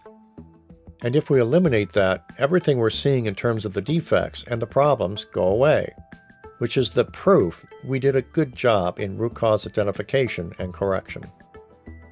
Let's go into more detail at each step. So the first step in the process, we call that Y1, if you will, and this is starting to get a handle on the data. First step here is to select a cause and ask an initial question. Why does that problem exist? So, for example, let's assume that we're working to assess the cause of delays in our receivable cycle for collecting money from a customer. Our goal here is to reduce the receivables time from the current 6 weeks down to 3 weeks by the end of the project. A Pareto chart provides evidence that a key reason for delay is that our customers aren't paying their invoice by their due date. So we look here in our data, and we can see here this very first major cause. It happens frequently, and it has a major impact on our days receivable. We should start with that problem. We can then move into why number 2. Here we're looking for the possible sources of the causes for these days delay in our receivable cycle. For example, customers losing our invoices. How about we're sending those invoices out late to our customers in the first place, and they can't start aging them when they're supposed to? Or maybe the customers are just plain late in paying their invoices for whatever reason. Okay, so we don't have the true root cause yet.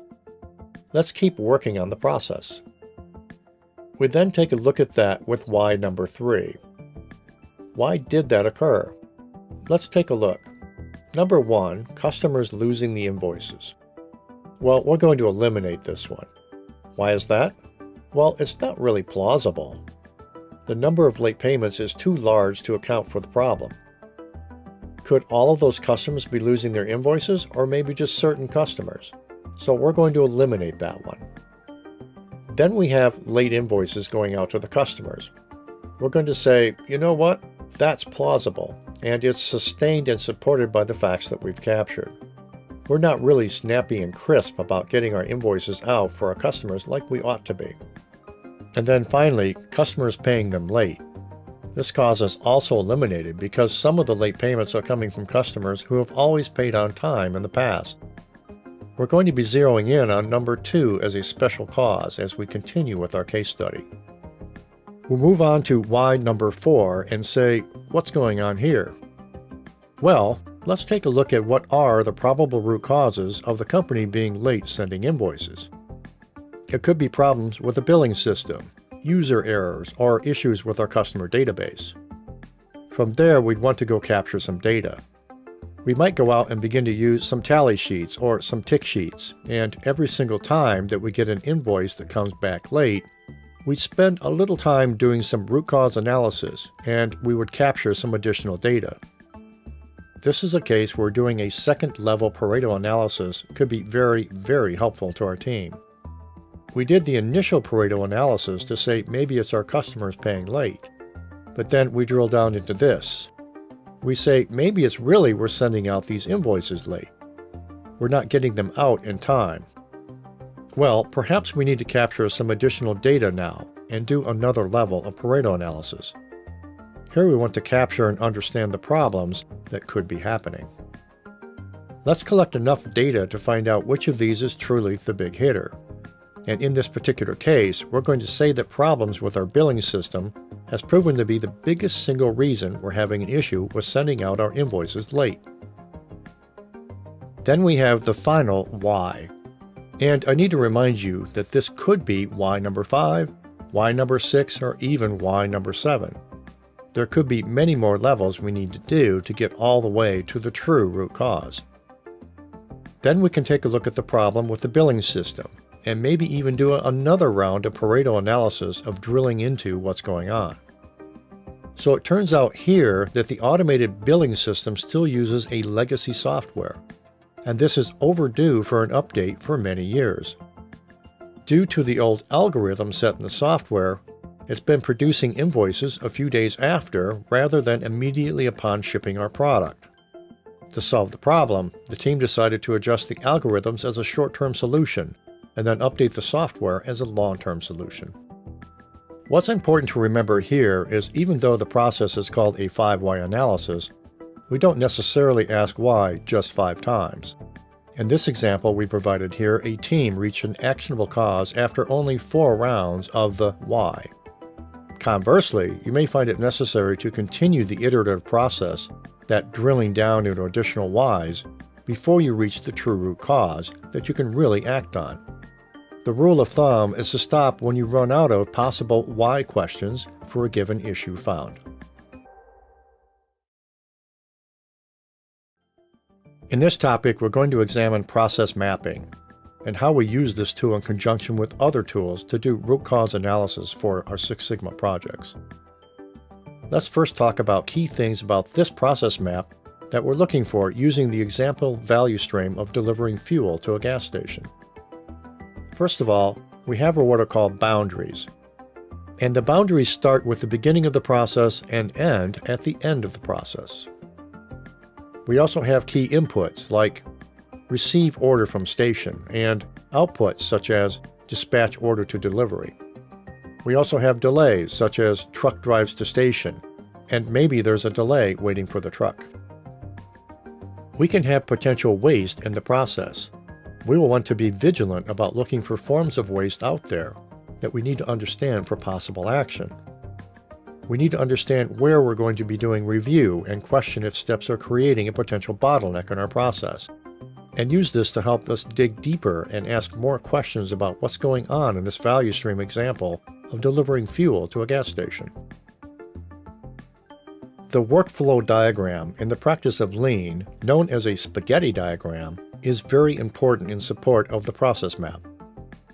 This workflow diagram is extremely helpful because we can determine the number of steps in the process, the degree and measured amount of movement involved, the locations of the tasks, the actors, the people that are working in this process, and more. All of these insights are very, very useful information to support us in process mapping. The technique is typically done using a 2-scale drawing or a blueprint of a process that allows us to measure the movements in distances and time. So we start here with number 1, and we record the very first thing that happens, like taking a phone call or a customer order. And then we follow the process and we walk through it to see what happens next and who gets it next. There is a handoff at step 4. Then step 4 loops over to step 5, out to the vendor, and getting it back from the vendor. Step 5 to 6 doing some other processing. And then finally we can process the paperwork at step number 7. Well, there's a ton of great data being captured here. Who is doing it? How long does each take? And if we're practicing it lean, we might want to know how much movement waste we are seeing in this process. We might even count the physical steps that are occurring and put a value, a time and distance value if you will, to the movement in this process. A top-down chart is a very valuable source of information that we can use alongside our process map.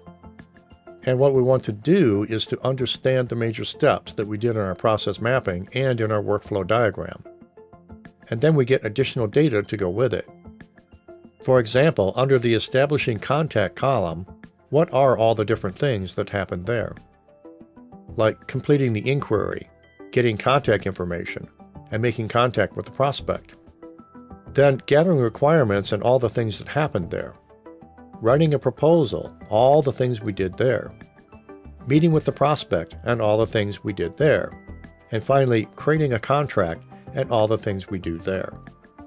Investigating all of these could be very, very helpful in understanding where are the sources of causation for issues we're observing in our process maps. Then we have what's called a RACI chart. And to translate it, the letters RACI stand for responsible, approves, consulted, and involved. Let's take a look at how that works. We have the salesperson. For gathering requirements, the salesperson is responsible. They will need to consult with the supervisor and the sales manager would be involved. Creation of the proposal.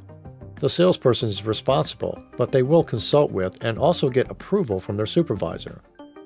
The sales manager would be involved, and they may consult with the contracts manager. I think we're getting a hang for this now, right? For the presentation and then actually creating the contract, we see that the contracts manager is responsible for that and would consult with the salesperson, who had primary responsibility all the way up to this point in the process. Okay, now let's bring this all together in a final functional deployment map to understand the potential activities and problems that we could be finding. Remember, we have our start boundary and our end boundary there. And then we try to understand where we have our inputs, outputs, and actions going into this process. And then we begin to do some analysis to understand what's going on. For example, we've got a review at the diamond shape. This is a signal that there very well could be a bottleneck, or this could be causing some delay waste in our process. Also, we want to look for what's called rework loops. That's usually where we have a backward flow of information, where it's going to flow back through again. So if the answer was check with Bob, and we go check with Bob, and yes, in fact, we have a problem, we're going to push it backward. It's going to go backward and loop to the process. This signals we've got some significant non-value-add activities going on in the form of a rework loop, because we can't get it right the first time. In this topic, we're going to dive into process map symbols and what they each mean. It's important to note here that a process map is made up of a variety of different kinds of symbols and that each have a distinct meaning. It's important for us to understand the meaning of these symbols as we move through carrying out the root cause analysis process. Let's take a look at some of these symbols. The very first one is the start and stop, represented by an oval. This is showing us very clearly the beginning and ending boundaries of our process. Next we have step or operational symbols. Then we have decision points. This could be good, bad, go, no go. If this, then that. What are the decisions being made? And then there could be multiple flow lines coming out from a given decision triangle to different places in the value stream. Inspection. What are the points where we stop to actually inspect the work?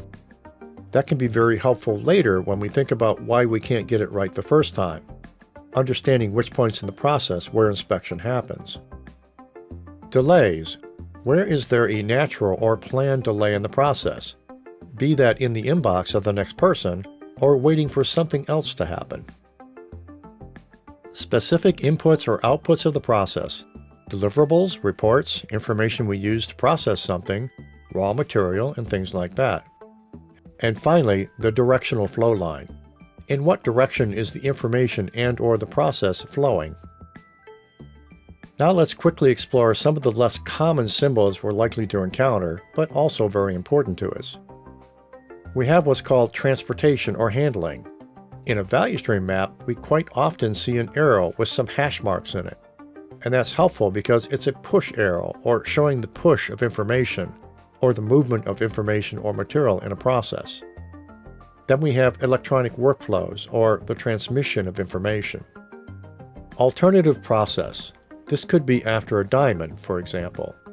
We have an alternative process, or we could get to a certain point, and we could do one or two different things depending on some conditions. Then we have sub-processes. What's the additional breakdown of tasks to get some major activity done? A square is used to show where we stop to take measurements in the process. And then storage. In the Toyota-style form of value stream mapping, we have what's called the inventory triangle. So we might remember that the inventory or storage could have a common meaning. Then we have what's called manual operation. And I find using that shape is particularly helpful when we're mapping out the flow of information technology.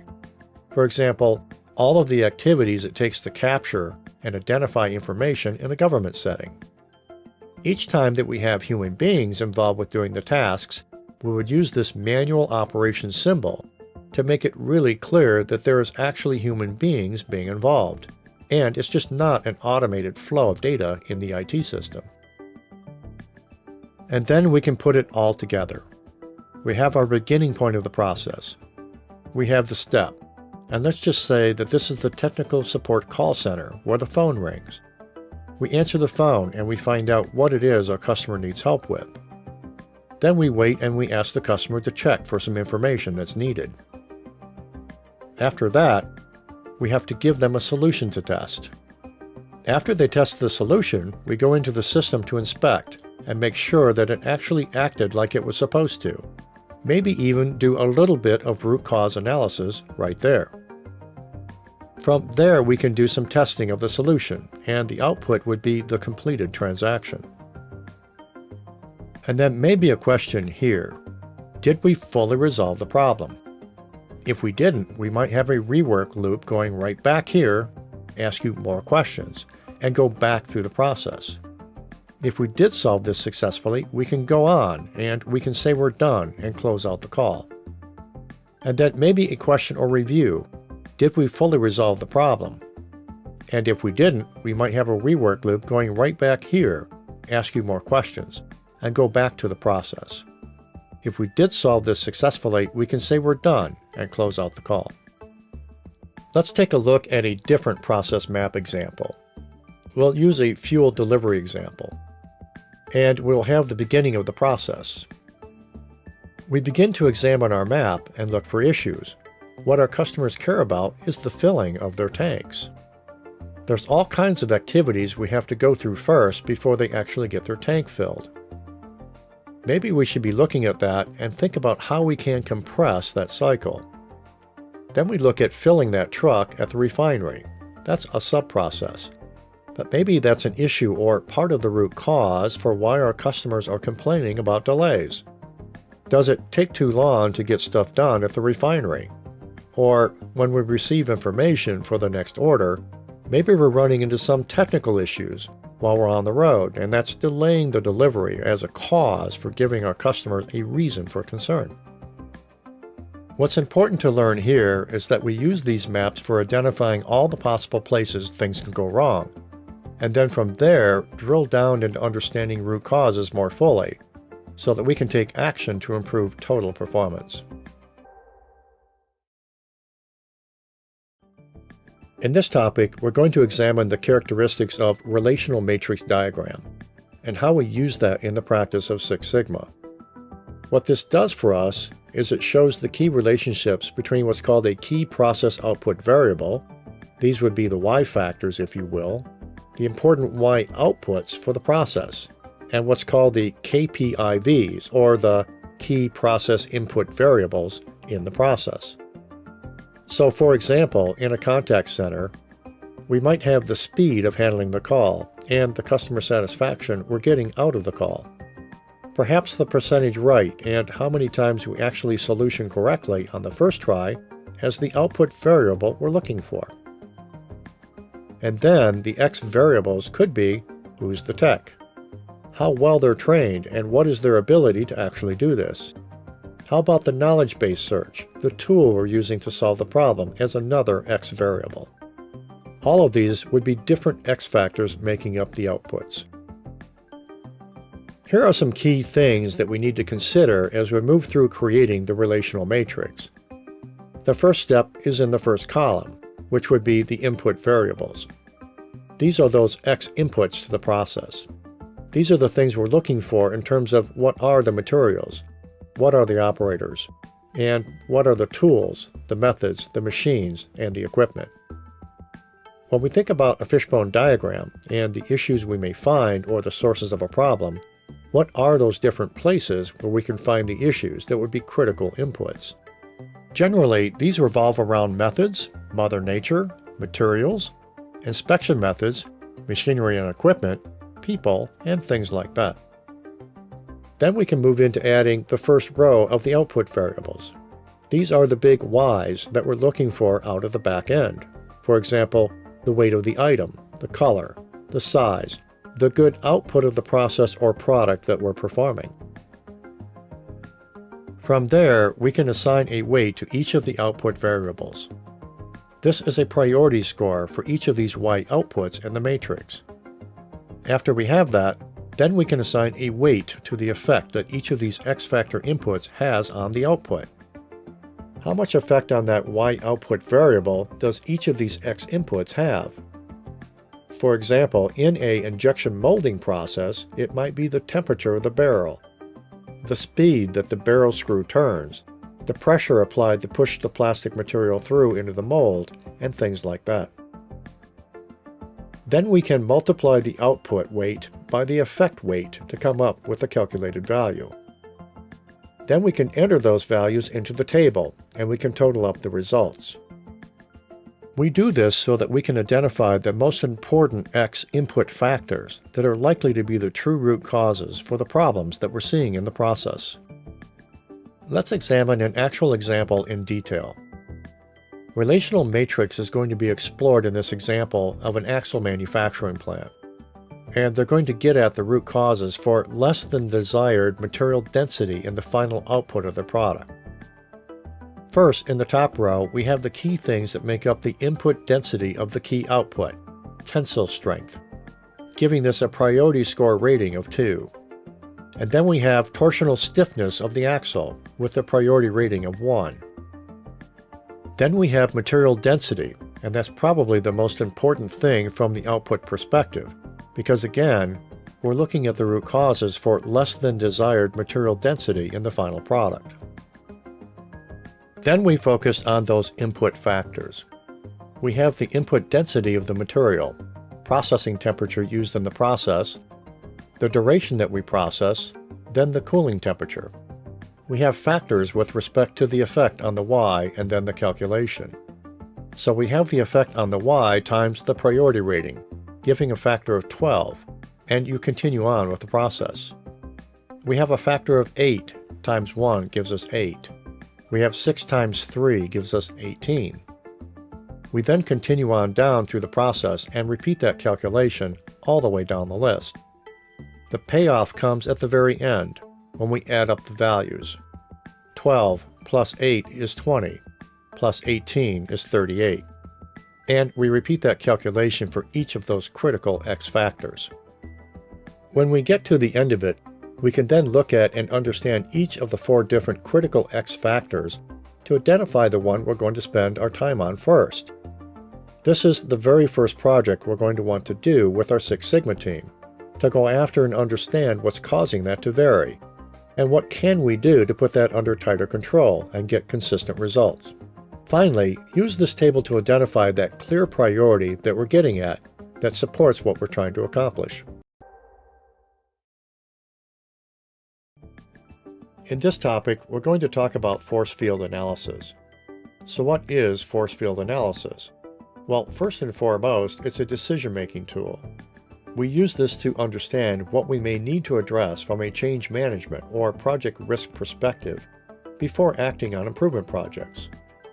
We use this after getting into an understanding of the root causes, because once we understand the root causes, then we can get at and understand what are the factors that come into play, specifically around people, the organizations, and the process we're going to address to get at those particular root causes. We use this to analyze those forces that act on the potential change or solution, both on a negative or in a positive manner. This is best used when we want to focus on a single issue to improve our process. Let's note here that the tool isn't used to identify problems or root causes, but it helps us to make decisions about possible solutions to solve the root problem, and not allowing things to get in the way, what can slow us down or could stop us altogether. Alright, so let's take a closer look now. What we want to understand and capture is what are the negative forces coming into play that would get in the way and prevent us from being successful, and what are the positive forces that support us to move things forward. The next critical thing we need to consider for each of those is what's the degree of impact that we're likely to see on that particular factor. In this case, we're saying we're having a -3 factor with respect to the impact of this particular negative force.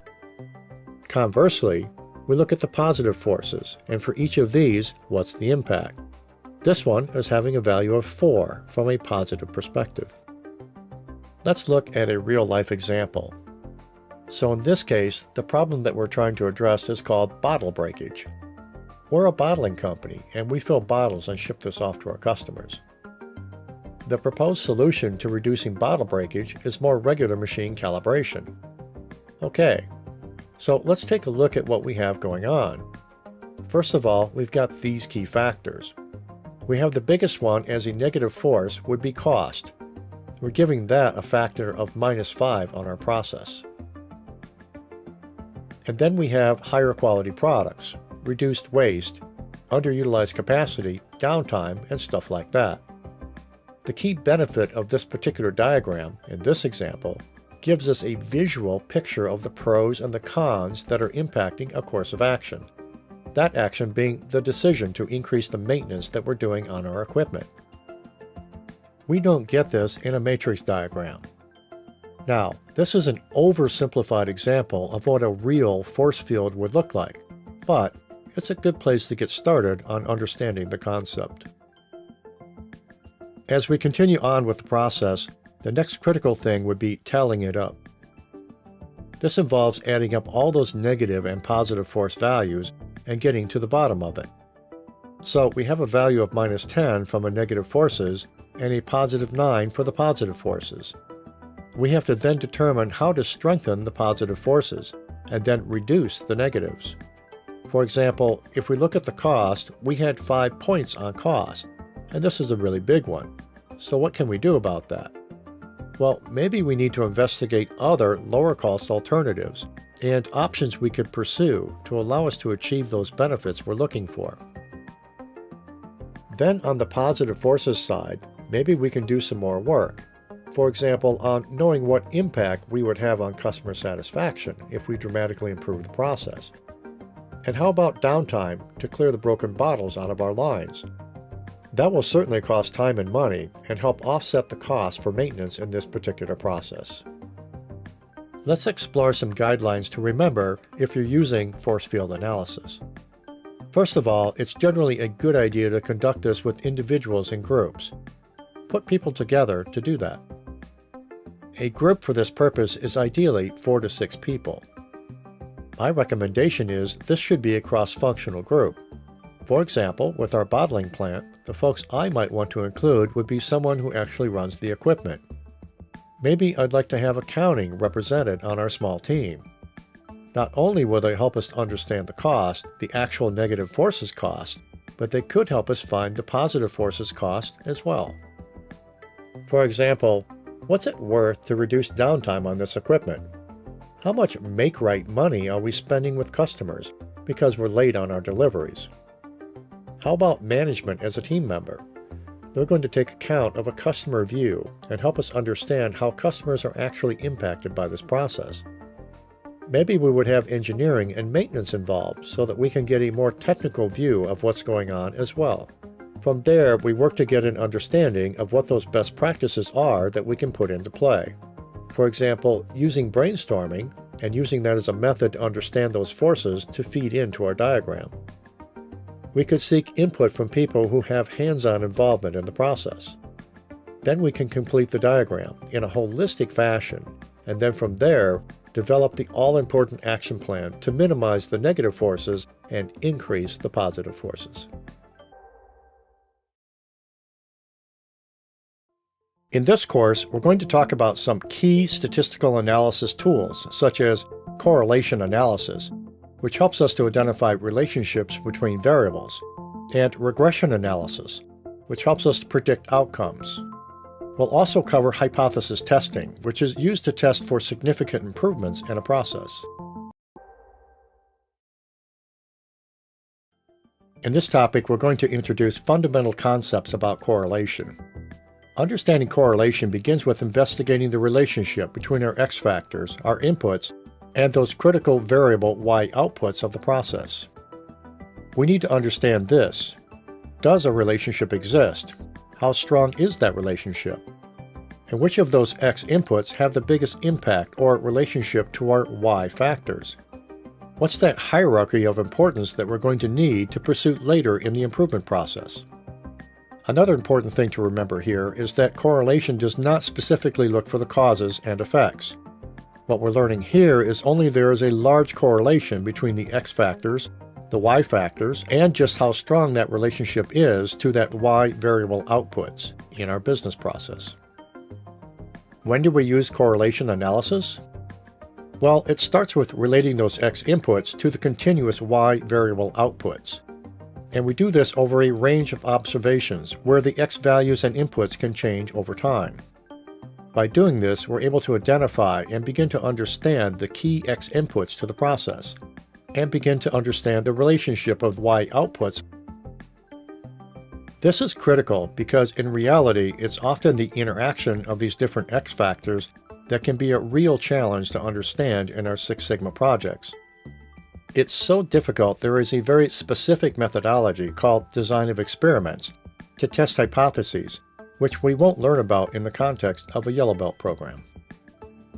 Design of experiments defines a very rigorous methodology we go through to identify the various X factors, the variable Y output factors, and then setting up and staging a series of experiments to compare multiple X factors to one another, and their impact on the Y, based on their interactions. There are some very powerful tools available to us to go well beyond the basic one-off X factor analysis. Let's think about some examples in the manufacturing and in the service sector. For example, in circuit board or motherboard assembly operations, maybe something we'd be interested in understanding is the number of hours of experience of the workers compared to and correlated to the percentage of incorrectly installed circuit modules. Maybe another correlation is we would want to do visual acuity tests and understand visual acuity of our workers and determine if that correlates to incorrectly installed modules on our motherboards. In the services sector, for example in healthcare, how about that correlation of blood pressure to relative age of our patients? Or in sales, could we correlate sales volume achieved by examining the relationship of that to, for example, the level of education and the number of years of experience specifically in the industry that you're selling in? Could we prove that correlation? We may not get causation, but we can show a strong correlation that would lead us down the discovery path.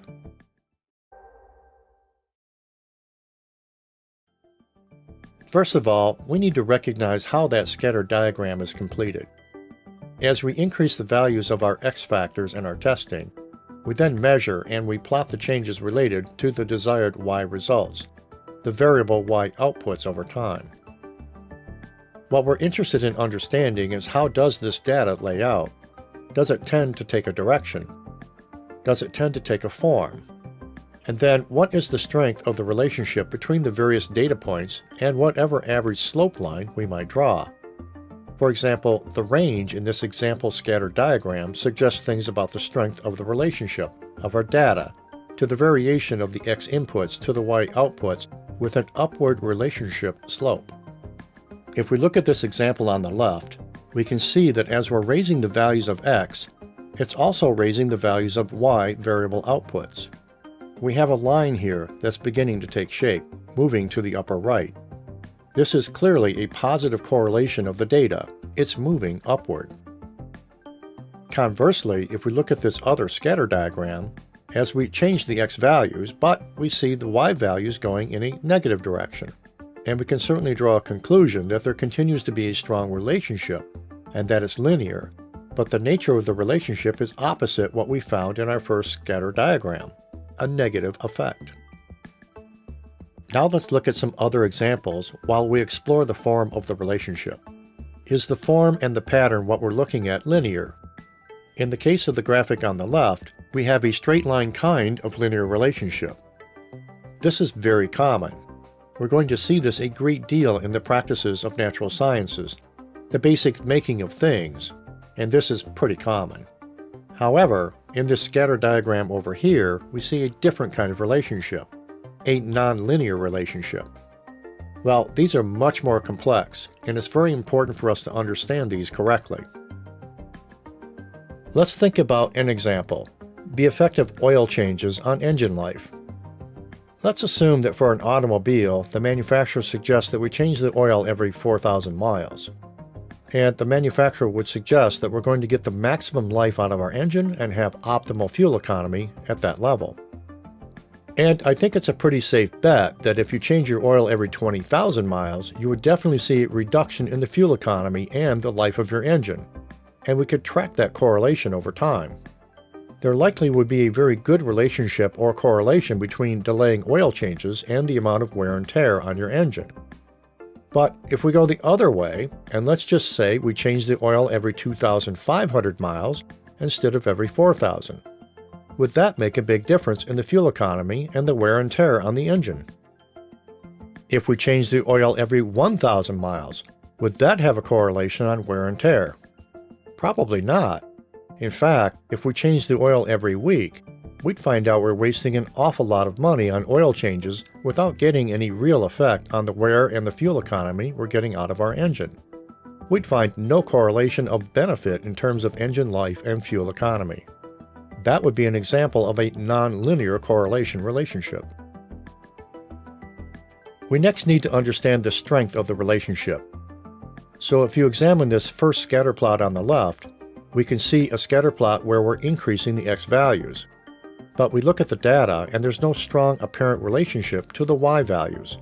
There's a general relationship, but it isn't particularly strong. So what we're looking for here is, as we increase those x test values, is using a scatter plot and examining the average relationship line to see how that effect on the y outputs occurs.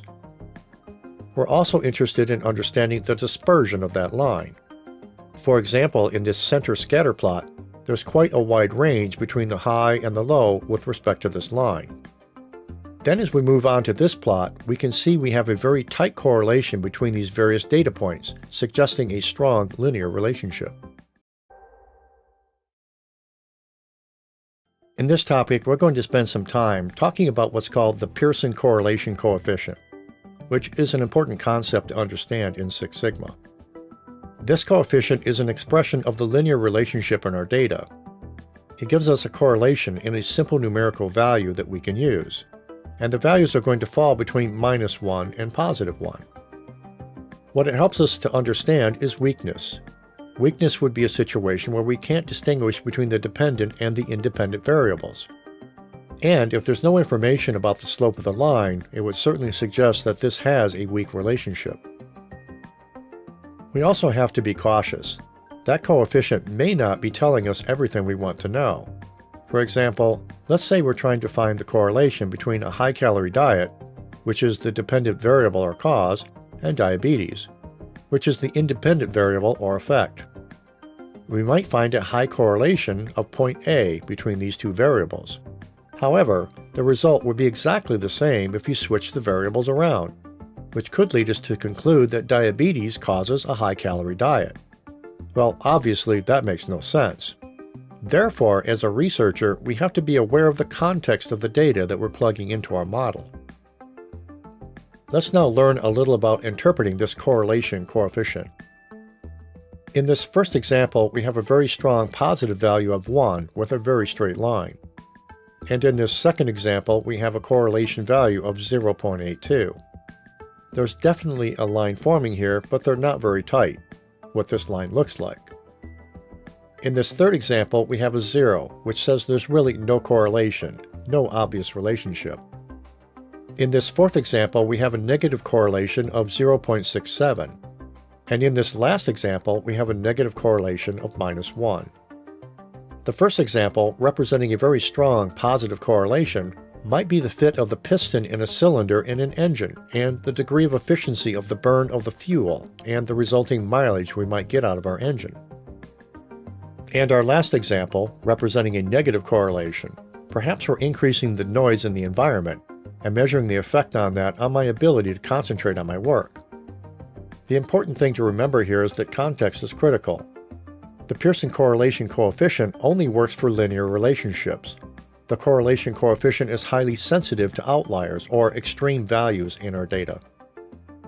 Calculating the Pearson coefficient is a simple formula, as you can see here. Well, maybe it's not so simple. The technical definition of the coefficient, to make the formula easy to understand, is this. It's the covariance of the two variables, divided by the product of their standard deviations.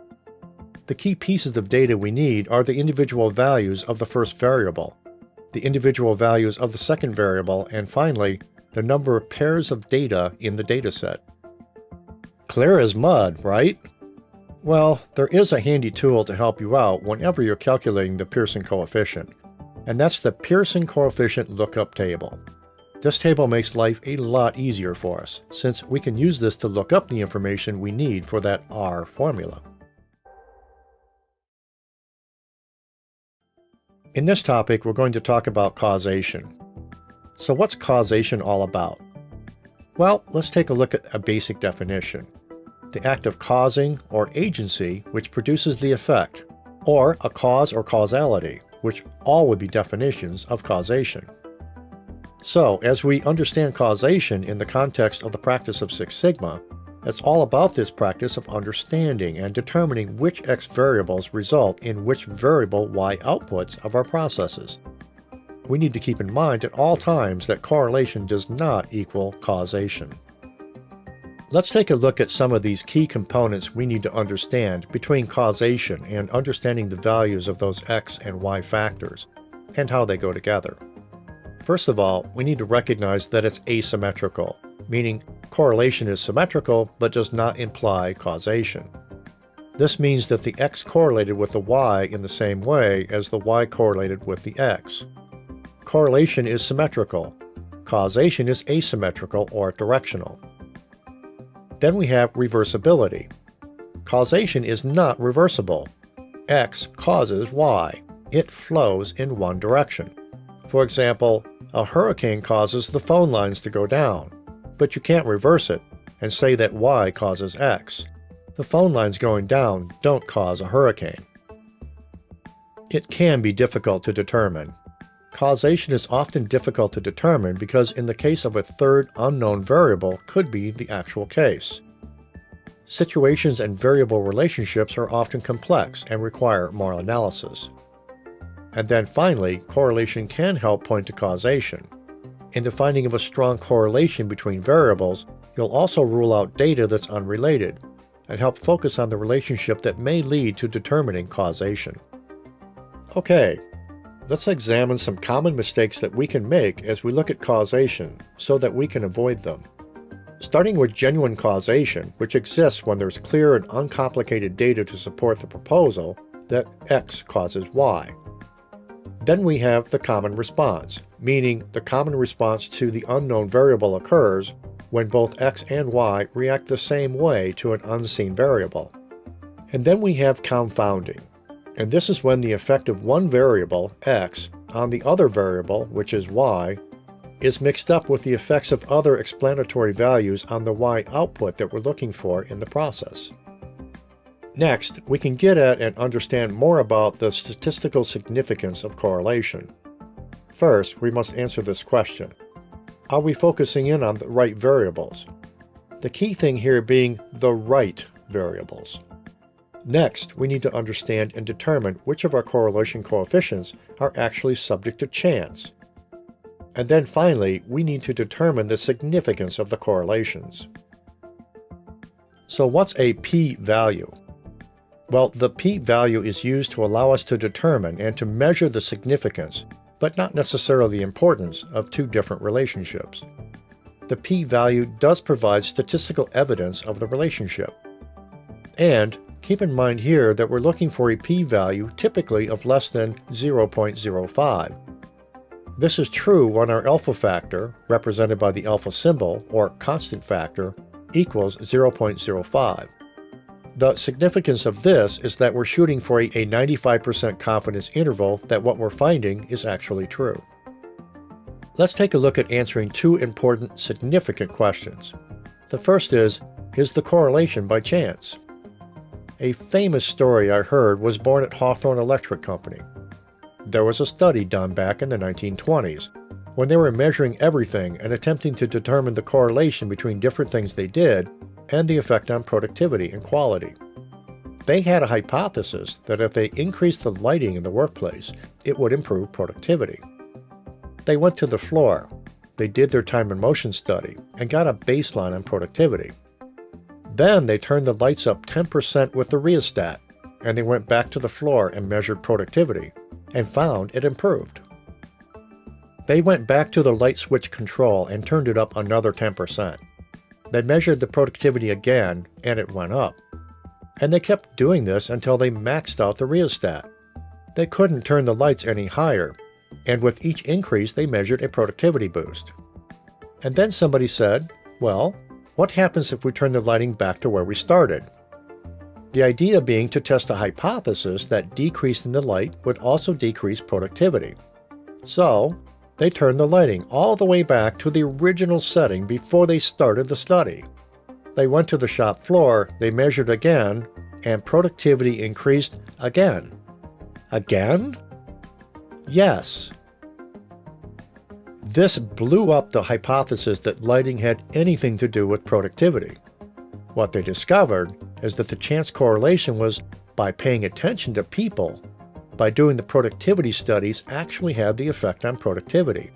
It had nothing to do with the lighting. It's a funny story, but very, very true.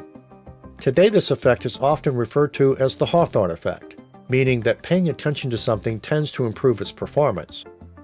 We have to also understand what are the chances of finding a correlation value other than the one we estimated in our example. For example, consider the height of a person and the level of self-esteem they may have. There's been studies done on this. For men, we could probably see a strong correlation between their height and the amount of self-esteem that they would have. But what about women? Well, my wife is a little on the tall side, and she would probably argue that height is not so much a good thing when it comes to the confidence factor of self-esteem for women. In fact, she felt awkward because she was the tallest girl in her school. She was even taller than some of the boys. Maybe there are other things in play here, like the social context and the demographics you live within, and your relative height compared to the population, and the social interpretation of what that implies.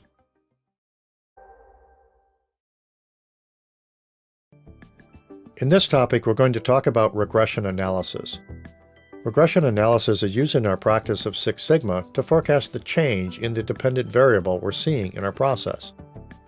We use this to describe the relationship between the predictor variables, the variable X factors we would change, and the response variables, or the Y outputs of this process. Simple linear regression gets us to that line of best fit, which we can visualize with a red line going through the center of the plot on a chart as we see here. This formula enables us to make predictions about what we're going to get out of this process. And what's important here is to recognize that for each y, we're looking for one x. And from this, we can form a simple linear regression versus a multiple linear regression, where there's multiple y's that can come into play.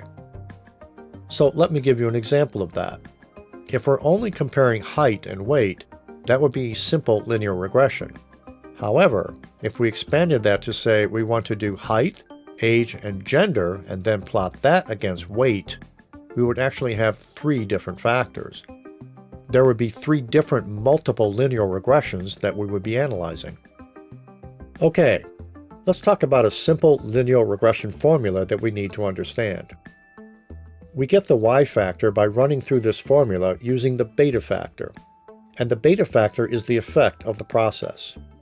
And by running through the formula, we're able to generate various lines of the relationship between the x and the y factors. What we're testing for here is the best fit. We have to note here that the best fitting line is determined by the lowest sum of the squared residuals. Since it would be too cumbersome to use the formula for every possible line in a scatter diagram to find the best one, there is a simple way to find that line of least squares. It's called the simple linear least squares regression. And what we're after are particular values. The beta 0, the beta 1 are present and estimates the true values of these, as opposed to the beta of 0 equaling the value of the y-intercept, or the beta 1 equaling the value of the slope. There are some important considerations when evaluating simple linear least squares regressions. First, we have the nonlinear relationship between the x factors and the y outputs. The other thing we need to recognize is the importance of outlier data, the presence of that, and how it can affect our results. And then finally, we need to consider the inconsistency of the variance in the residuals. Let's note here that for consistency of variance in residuals, we'll need to refer to the model predicting, which works pretty well for small values of x, but not so well for large values of x, or the other way around. In this topic, we're going to discuss using regression models.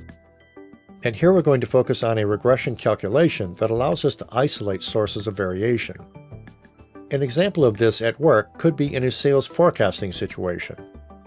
Identifying the controllable factors and their effect on sales is a valid exercise to separate which variables correlate most strongly with the desired effect on sales volumes.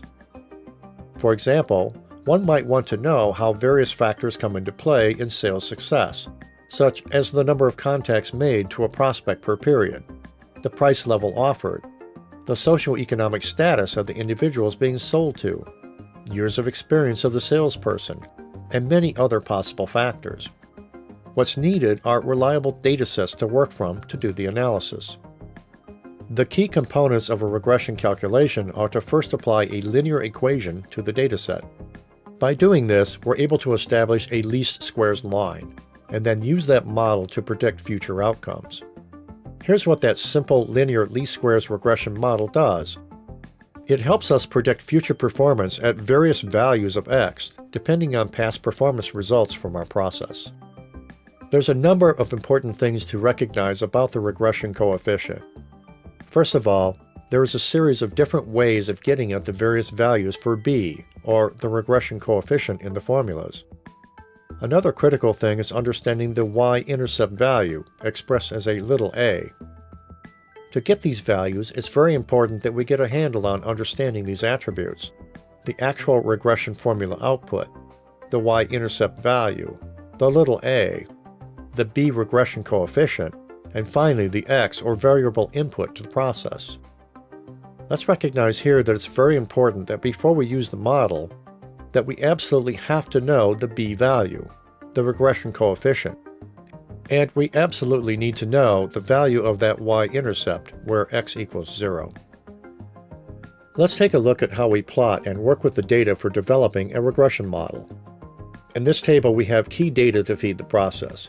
We have the x variable, shown in the first column, and then we have the y variable, shown in the second column. We're also able to see with a glance the xy value from x times y, and then what the squared value of x is in the last column. Okay, let's work through the process. We have the x value and we have a y value of 9 and 7. We go to our x-axis across the bottom of the scatter diagram. We find 9, and then we travel up the chart until we get to 7. So where these two values intersect correlates with the data points of these two values on our scatter diagram. We then continue, 8 and 8. We go to 8 where they intersect. That's where the next data point in the scatter diagram goes. And then 2 and 2, and then 5 and 4. So we see how that data gets plotted into the scatter diagram on the right, working from this table on the left. Other important data we can get from our table are the X bar and the Y bar, and we get that by summing up the X and the Y values that were in the table. In this case, 89 and 78, and dividing it by the count, in this case 15, which gives us 5.93 and 5.2 respectively for these values. Now we're not going to go through the complete calculation for the regression coefficient in the y-intercept, since that's typically done with software like Minitab. But let's use the whiteboard now and do a little bit of that formula calculation ourselves.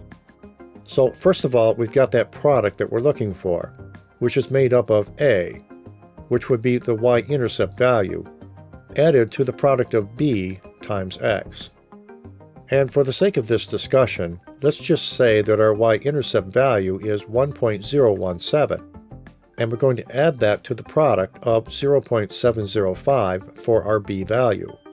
From there, let's say that our X variation, or the X variable, is 3.5. Well, we can do this on our pocket calculator and come up with a result pretty quickly. So that Y value we're looking for here is 3.48. What we're looking for is what happens when we transform values of X to predictive values of Y. In general, not all of the points will fall on the line, but we will choose our regression line so as to best summarize the relationships between X and Y to establish the strength of those relationships in the process. Let's talk about a couple of real-life examples where I've used a regression model for process improvement. The first example would be understanding the correlation of reducing answering and handle times in a contact center. In the context of tech support, getting a customer's computer back up and running quickly is the X factor. We would want to understand and correlate the effect of shortening the amount of time it takes to solve a problem to the measured customer satisfaction that our customers report in interfacing with us. A little bit of a caveat here is that this could actually flip the other way on you. In a high-touch business, like where we're providing medical advice, we might find out if we compress the amount of time we're on the phone with folks, we'd actually be decreasing the perceived customer value. So we have to be very careful about how we design our experiment, the kinds of hypotheses we're creating, and the regression that we're looking for. The other example I'd like to share is understanding how processing temperature in extruding plastic pipe generates variation in the weight per foot at a given minimum wall thickness. So here's the scenario. The cost of the plastic that goes into the pipe is 50 to 60% of the cost of sales. We have a really big desire to reduce the average weight per foot as long as we don't violate the customer requirements for the minimum wall thickness of the pipe. So what we'd like to get at and understand is, can we, through understanding the optimal processing of temperature, be able to more consistently hit a wall thickness that's acceptable to the customer without too much variation that allows us to shift our upper and lower specification limits for the wall thickness downward. We thereby want to be able to produce pipe that is consistently meeting the requirement, the minimum thickness, but requires less pounds of plastic per foot of pipe produced over time. This can generate tremendous financial benefit to the company with no effect on the customer's perceived value or quality of the pipe. In this topic, we're going to spend some time talking about the fundamentals of hypothesis testing. Inferential statistics and hypothesis testing revolve around 4 different key things that we need to understand about the whole process. It starts with drawing conclusions about the population based on sample data. And from there, we can move into testing a claim, or a hypothesis, if you will, about a given population parameter. After that, we need to provide evidence to support our opinion, and then check for statistical significance. The application of hypothesis testing in Six Sigma takes place in the analyze phase of DMAIC. And an example we can think about here would be the hypothesis around what would be the effect on a customer satisfaction if we reduce the time to answer when people are calling in for help, and the amount of time it takes for us to provide a quality answer right the first time for our customers. What effect might that have? Another hypothesis might be if we're able to tighten the capability of controlling the temperature of the plastic in our manufacturing process for pipe. Would that allow us to draw down our parameters for upper and lower specification limits on our process for wall thicknesses, and thereby find a way to reduce the average weight per foot of the pipe and still meet the customer specification for wall thicknesses? There's different categories of hypothesis testing. We'll start with talking about descriptive versus relational categories. And descriptive categories get back to what we can physically measure about something. For example, its size, the form, the distribution of information, the distribution of material, and the parts, or the wall thickness of a plastic pipe, our capability to control that very tightly throughout the entire circumference, what effects that might have on the weight of plastic per foot of pipe. Then we have relational kinds of hypotheses. What's the relationship between the variables? Is it positive? Is it negative? Is it greater than a given value or less than a given value? An example here might be the effect on customer satisfaction, as we reduce handle times for answering questions in a customer technical support contact center. There are other types of hypothesis tests. The first and simplest one is what's called the one-sample hypothesis test for the means. From there we can get into what are called two-sample hypothesis tests for the mean. Others include pair t-test, testing for proportions, testing for variances, and then what's called ANOVA, which is a form of analysis of variances. In the paired t-test, for example, we use two-sample means to prove or disprove a hypothesis about two different populations of the data. Do we see shifts based on our hypothesis? For example, maybe we're thinking about our techs in a customer contact center. And would we find a relationship between the handle time for a call based on the amount of experience the technician has? Would we expect to see a big difference in how long it takes if they have 6 weeks of training versus 6 years of experience? Hypothesis testing is a process consisting of 5 steps. It starts with establishing our null and our alternative hypothesis. From there, we move into testing our considerations and determining what are those things we want to test for, and how will we want to manage our process. Then we calculate our test statistics in step 3. Then, in step 4, we decide whether to apply that critical value, or that p-value method, while comparing our desired confidence level to the test results. And then finally, in step 5, we proceed to interpret the results and decide where we go from there.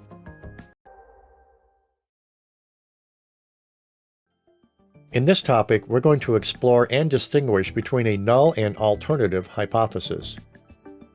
So let's examine the definitions of a null and alternative hypothesis. The null hypothesis is the what they say and expresses the status quo. It assumes that any observed differences are due to chance or random variation. It can also sometimes be expressed with less than or equal to or greater than or equal to. It assumes that any observations are the result of chance or random variation. Then we have the alternative hypothesis. This is the what we want to test or prove.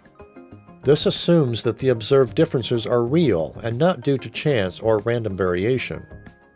The alternative hypothesis assumes a corresponding comparison of not equal to or greater than or less than between two or more populations of data. As we move into establishing our hypothesis, we'll start with the null hypothesis, represented by the H with a subscript 0. What we are looking for here is the population parameters of interest are equal, and there's really no change or difference. An example might be a null hypothesis that humidity would not have an effect on the weight of parts that we're measuring, the weight of parts in a process. Or in another case, the country you live in would not have an effect on your relative satisfaction level with the same kind of service being provided at the same speed and quality. The alternative hypothesis, represented by an H with a subscript A, wants to look at the population parameters of interest that are not equal, and the difference here is real. For example, the hypothesis that the greater the level of experience of our workers would directly correlate to the quality of the output of the work itself, or our expectation that men and women would react differently to a change in food ingredients in a product. There's a couple of goals in the hypothesis testing that are important to recognize. The first is we want to reject the null in favor of proving that there is an alternative hypothesis. We need to find out if the result is statistically significant to disprove our hypothesis. For example, does it matter which country people live in with respect to the customer satisfaction level for a given level of service? We're expecting to find a no, but we could reject it in favor of the alternative hypothesis if we find out, yes, in fact, in other countries they'd have a different opinion about the same service level. Then we have the fail to reject. In this case, we find insufficient evidence to claim that our null hypothesis was invalid, or that an alternative hypothesis is true. For example, the question is, does ambient humidity in the air affect the plastic product weight over time? We're expecting to find a yes, and we actually do. This would be rejecting the alternative hypothesis. Finally, we can move on to presenting the results by correctly stating the result of the test. We do that in terms of the null hypothesis. We would state that even though it's more natural sounding to state in terms of the alternative hypothesis, for example, people in other countries would have the same opinions about a given service level, we need to reiterate here that when correctly done, we flip the result around so it's expressed in terms of whether or not you're rejecting the null hypothesis. So you would state, we reject the null hypothesis, or we fail to reject the null hypothesis. In this topic, we're going to talk about error types and how they relate to hypothesis testing. The important things to recognize here are the two types of error we're likely to find. The first is type 1 error of the risk, representing the alpha factor, or the constant in the data that we're using to predict what we're going to find. This is the type of error that has risk specifically with the constant. A type 2 error relates to what's called the beta, and the beta would be the effect that we're looking for. We're looking for the risk associated with the effect of what we're studying in our dataset. Type 1 error and what's called alpha or constant risk is associated with type 1 error risk. The other kinds of forms of this that you'll learn about as you go deeper into your study of Six Sigma would be something that's called producer's risk. When someone is concluding that something's bad when it's actually good in a form of type 1 error. Other common types of type 1 errors could be the false alarm, the false negative, or an error with the alpha factor, which is the constant that we're using in our calculations.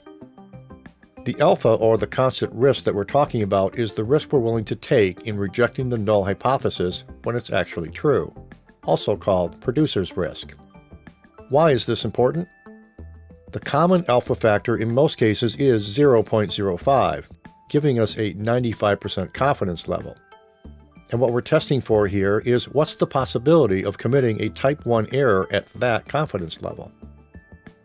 Next, we have two different significances and confidence levels to consider. The first we evaluate is the alpha significance level in our data. What this signifies is that the degree of failure, or the risk of failure, that's acceptable to us in the study at hand. It helps us decide if the null hypothesis can be rejected.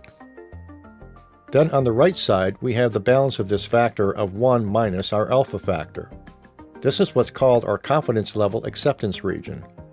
This signifies the level of assurance that we expect for the results of the data being studied. It describes the uncertainty associated with the sampling method that we're using. Let's take a look at an actual test example. We have a confidence factor of 1 minus our alpha factor of 0.05, giving us 95%. So let's think about a scenario where we would want to reduce the average amount of time for loan processing. We have implemented some automated procedures, and we want to validate that we're getting a better result. What we want to test for is our ability to function in less than 10 days. So we move through the process and we capture the average elapsed time on loan processing over a period of, say 3 or 4 weeks, giving us at least 50 different samples to look at. Then we're going to test for the effect on time. For example, our hypothesis that processing time of less than 10 days is what we're shooting for, and we're testing to a 95% confidence level. What this means to our result is we want to prove our hypothesis that we can consistently process loans in less than 10 days. The data would suggest that's true because we get a value of 8.9 business days as a result of the analysis. So now let's talk more about type B, or beta risk. This is what's called type 2 error. The most commonly used beta risk is a value of 0.10. An example of this beta risk is similar to the quality assurance risk of failing to find the defective piece during the quality check or the quality control process after we produce a product. For this reason, it's also called consumer's risk. Other kinds of type 2 risk might be misdetection, a false positive, or the effective error associated with our data. We need to note here that the alpha and the beta factors are inversely proportional. Reducing the alpha increases the beta, and vice versa. In this topic, we're going to talk about determining test tails and get a better understanding about how we would perform these kinds of techniques. First, we're going to learn about how test tails work. So what we're testing for here, for example, is if our alternative hypothesis is that the mean is going to be greater than the hypothesis mean. We would find a one-tailed test to the right. And then conversely, if our hypothesis is we're going to find that the hypothesis mean will be greater than the mean, we would have a one-tailed test to the left. And then finally, if we're going to find out our alternative hypothesis is the mean would not be equal, we would have a two-tailed test. This means we're going to find defects on both sides of the data curve. So finding that critical value is all about this notion of finding that cutoff value for the completed test statistics that defines the statistical significance that we're seeking in our study. We use the concept of critical value to compute the margin of error, and this is derived by multiplying the critical value times the standard deviation of the statistic, or by the standard error of the statistic. So let's explore this a bit. See here we have a table. Here we have down the far left column what's called degrees of freedom. And this is arrived at by taking the number 2 subtracted from the number of subjects we had in our study. And then across the top row, we have the alpha factors. These are the various alpha factors we can choose in our study. So, for example, if we had an alpha factor of 0.5 for a 95% confidence interval, and our degrees of freedom is 5, then the factor we would find in this table is 2.015. Let's take a look at how this test statistic is derived. So the quotient we're looking for is the x-bar minus the mean, divided by the quotient of the alpha factor chosen, and the square root of the number of samples that we're looking for. It's important to note here that Six Sigma teams would typically use software to find the test statistic. This is what the acceptance and rejection regions look like for a one-tailed test to the right. The graphic illustrates what happens when the test statistic falls to the right of the critical value. And inside the rejection area, we have our null hypothesis. We have our test statistic showing up in our null hypothesis zone. In this case, we would reject the null hypothesis. Let's note here that the acceptance region is actually the confidence level of a test of 1 minus the alpha or constant factor. And if this alpha factor is 5%, the resulting confidence level would be 95%. Now let's examine a one-tailed test to the left. What's important to know here, as we had in the other example, is we're starting out with our alternative hypothesis, that we're going to find that the hypothesized mean is going to be less than the mean of the data. In this case, the alternative hypothesis stipulates that the population mean is less than the hypothesis value of the mean. The test statistic is greater, or less negative if you will, than the critical value. It's outside the rejection area, and when this is true, we would fail to reject the null hypothesis. And then finally, we have the two-tailed test. With the two-tailed test, we want to test for the actual mean to determine if the actual mean does not equal the hypothesis mean. For a two-tailed test, we would divide the alpha by 2, since there are 2 reject regions that we're interested in finding on both sides of the tail. So let's say here that we want to examine the quantity of chocolate-covered peanuts per bag of product that we're going to ship to our customers. And let's say that we're shooting for an average count of 30 to 35 chocolate-covered peanuts per bag going out to the customer. If we have too few peanuts per bag, we drop below 30, for example. That's definitely going to make an unhappy face on our customer. They were looking for between 30 and 35. Conversely, if we have more than 35 peanuts, our customer won't care. They'll probably like it. But that will represent a financial loss for the organization because we're consistently putting too much product in the bag that we were not getting paid for. So what we want to understand here is associated with too few and too many peanuts in our bag. We want to make sure that our values are going to be consistently inside the acceptance region. For example, let's say we found 34 peanuts in the bag, our test statistic. We're hoping that we're going to find that falls within the acceptance region. The majority of tests in real-life situations are of this type, what's called the two-tailed test. With this particular example of 34 peanuts, the test statistic is not in the rejection region of 29 to 36 peanuts. So we would fail to reject the negative hypothesis because our test statistic was inside our acceptance region. In this topic, I'm going to introduce the concept of the power of a test. The power of a test comes in making that correct decision based on the power being 1 minus that beta value. The power or sensitivity of a statistical test is the probability it rejects the null hypothesis when it's false. We can also think of this as the probability of correctly accepting the alternative hypothesis when it's true, or the ability of the test to detect the defect.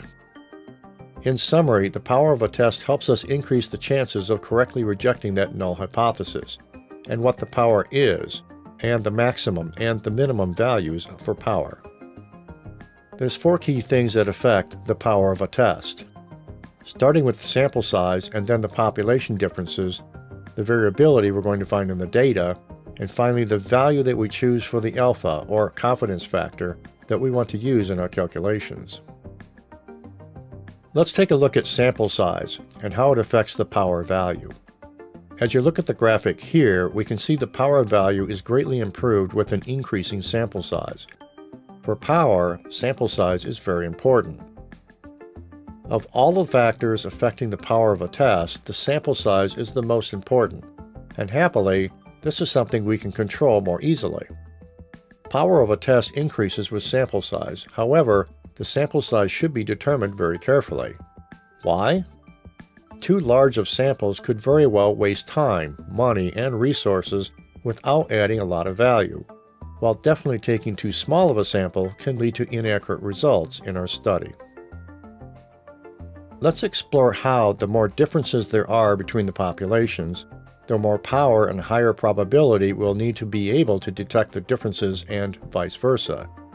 This is particularly important to us when we're planning our study. We need to make sure that we have large enough samples to avoid type 2 errors. In the first graphic, we can see differences in the shapes and in the means, and this translates to more power being found. In this second graphic, we see that there's very little differences between the populations, and there's a lot less difference between the means, which decreases the amount of power that we're going to find in the data. Next, let's examine the interplay of power and variability and see what this does to us. For example, in the first graphic on the left, we can see a lot less variability around our mean value in our graphic, resulting in more power. And conversely, in the graphic on the right, we can see a lot more variation from the mean. We see a decrease in power on the right because it's inversely proportional. For example, if we're looking at equivalency exams testing in education, it's been shown that the power of testing is influenced by the size of the samples and the amount of variability in the size of the differences in the populations of students that we might be studying. First, Let's note that we can determine the level of alpha we want for the test, and this is very important.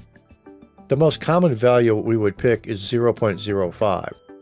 Remember that we use this to determine the critical value.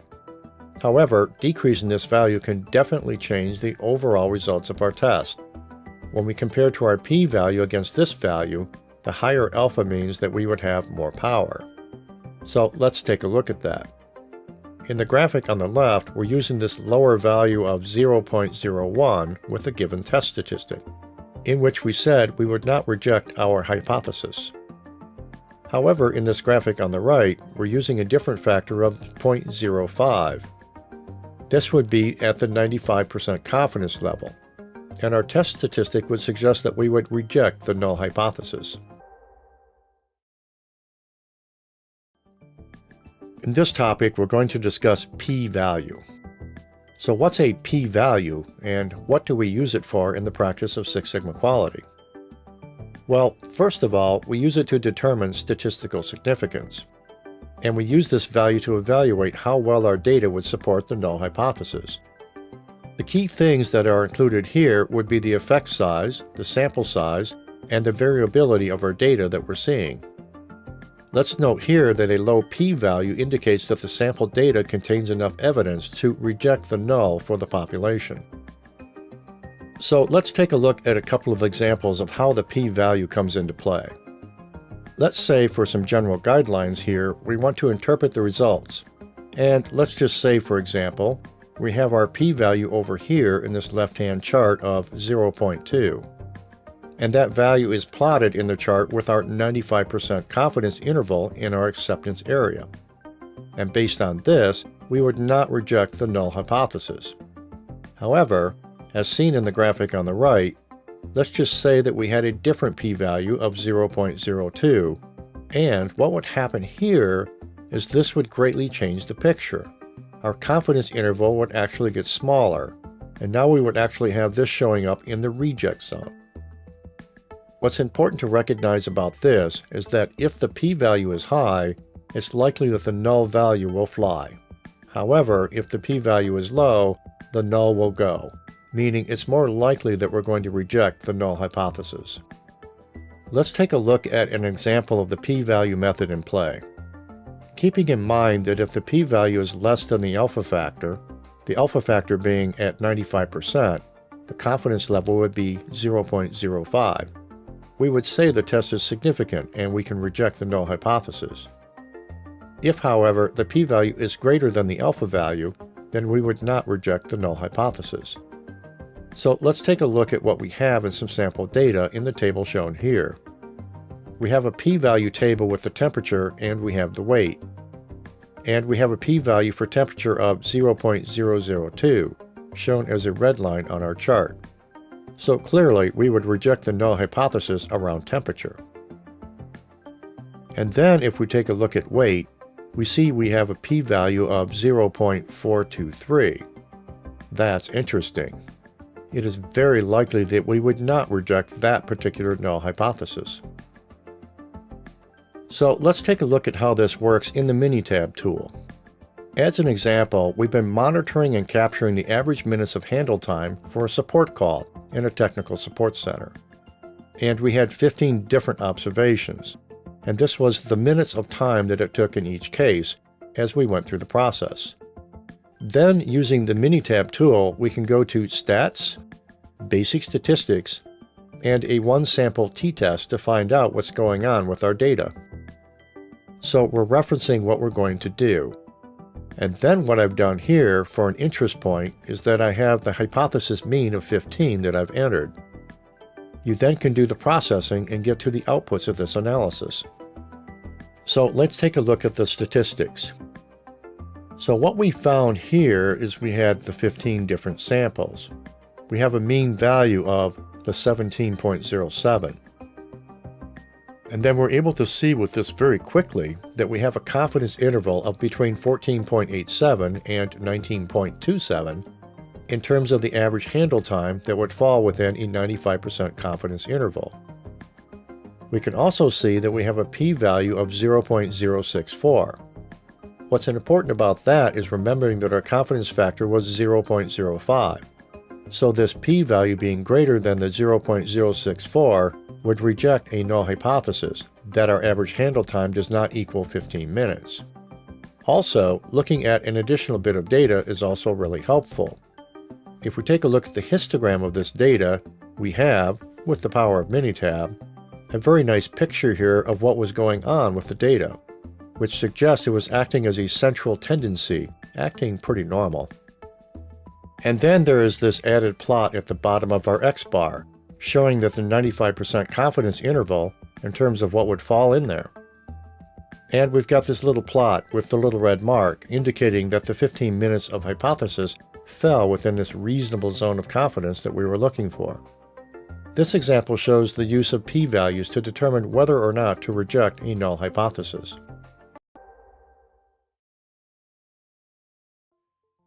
In this course, we're going to look at some of the common tools used for Lean Six Sigma projects that help with continuous improvement, including Kaizen events and the Plan, Do, Check, Act, or PDCA cycle.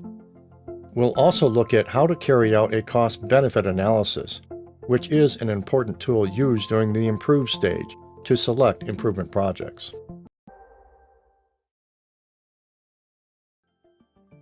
In this topic, we're going to talk about the practice of Kaizen and its usefulness in Six Sigma projects. So first, what exactly does Kaizen mean? Well, the word itself can be broken down into two parts: Kai for change and Zen for the better. Most often, we're going to bring the Kaizen into play at the improve stage of the DMAIC improvement cycle in Six Sigma. The Kaizen framework is utilized to form a team and follow a vigorous process, leveraging many methods for rapid improvement. I've run more than 500 different Kaizen events over the years. Some of them were completed in a single day, and some continue to operate as more of a Kaizen circle for a year or longer. Different kinds of situations where I've used Kaizen techniques would be in areas of manufacturing, like implementing cellular manufacturing, one-piece flow, and reducing setup times for the equipment. In the service sector, we use Kaizens to reduce the handling times for technicians in a contact center providing customer service, or, for example, reducing the time it takes to hire somebody in a governmental agency, or reducing the amount of backlog that our claims are stuck in insurance processing, and reducing the time for claims are all different examples of how Kaizen can come into play. There are three basic types of Kaizen activities we're likely to encounter. Starting with the one called Super Blitz, a very quick intervention. Typically, these are very narrow in scope and very quick hit in the nature of the project. So, for example, let's just say we're going to look at how we order supplies in a small office. We can gather the information, identify what needs to be improved about the process with some simple process and value stream mapping techniques, do our analysis, brainstorming, priority selection, and actually begin implementing the improvements the same day. Then we have what's called Kaizen Blitz, and this is the more common way that people will practice Kaizen in most companies. It's generally associated with manufacturing, an area on the shop floor, for example, where we can quickly move equipment, desks, the things we need to do the work, and reorganize them using 5S, cellular one-piece flow, and standard visual work. And then we very quickly begin operating in a new fashion with improved performance that we can measure. And the third type is the Kaizen project. This correlates a lot more strongly with the service sector involving complex transactional environments and offices. Maybe the situation here is it's hard to find the data or get the data, or maybe we're going to have an impact on policy decisions or make changes to information technology. I can tell you with confidence that if there's IT changes to be made, that's not going to happen in a single week. It usually takes a lot longer to make those changes happen, making the effort much more of a project with many related elements and functions involved to be successful. Another way of thinking about Kaizen and how it comes into play is it really helps us go after the bulk of what we would call low-hanging fruit. It's useful here to imagine all improvement opportunities as hanging on a tree, like fruit. There are quick interval improvements in the low-hanging zone. We don't need a lot of data to act. We can use simple value stream and process mapping methods to analyze opportunities, isolate what needs to be improved, and know how we're going to know that things improved after the Kaizen. And let's just note here that this does not mean we cannot find some low-hanging fruits with just Six Sigma. This is just an idea, not a general rule. Like Six Sigma, there are a lot of tools that come into play with the practice of Kaizen, no matter what type of Kaizen you're practicing. For example, the Kaizen Activity Worksheet, which could also take the form of what's called an A3. An A3 is a 11-inch by 17-inch sheet of paper with lots of information on it, like the nature of the problem, perhaps a fishbone diagram, identifying the team members, the metrics, success factors, action items, and available performance data are typically used for identifying the problem to solve. From there, we move on to gathering and training our team, which would involve using training materials and standard work documents. As we collect data for Kaizens, we can use important tools like time study sheets, often called a time and motion study tool. We also look for a statistic called takt time. That's TAKT. We use this drumbeat of time to help us create process capability ratios and understand how we're performing against customer demand for the quantities being produced in a given time period. Then we can move into analyzing the data. This is where capacity charts can come into play. Capacity charts are very helpful to us in lean projects because we want to uncover the capacity-constrained resources by taking a page out of the theory of constraints line of thinking. In other words, what are the resources that are actually choking off the flow of value to our customers? We must identify those and go after breaking the bottlenecks they create. From there, we are recommending improvements with the associated action plans, flow diagrams, and other things we need to support an implementation.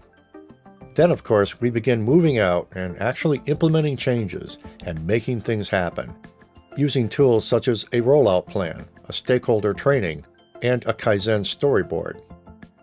A Kaizen storyboard tells the story in a pictorial way of where we started, and maybe with some photographs shows some of the things we change with documentation, and then some before and after photographs.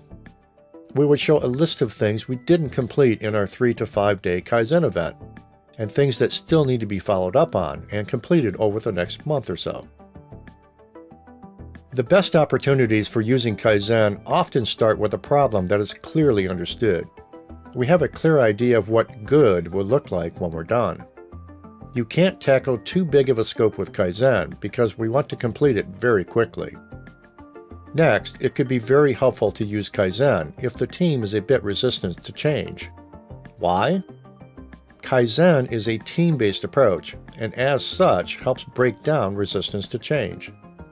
Typically, in a Kaizen, we can restructure the physical work very quickly and get people on board with doing things that way. The more urgency there is and appetite for some risk to get immediate results, the more likely Kaizen is a good technique. Also, if we don't have a whole lot of time and energy to throw at a problem, it's a good way to go and get things done, to go after that low-hanging fruit without a ton of resources being committed. Or maybe we just don't have enough resources, or we can't commit people long-term to bigger projects.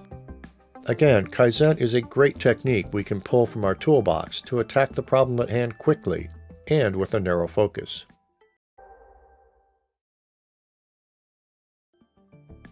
In this topic, we'll get into the step-by-step Kaizen process.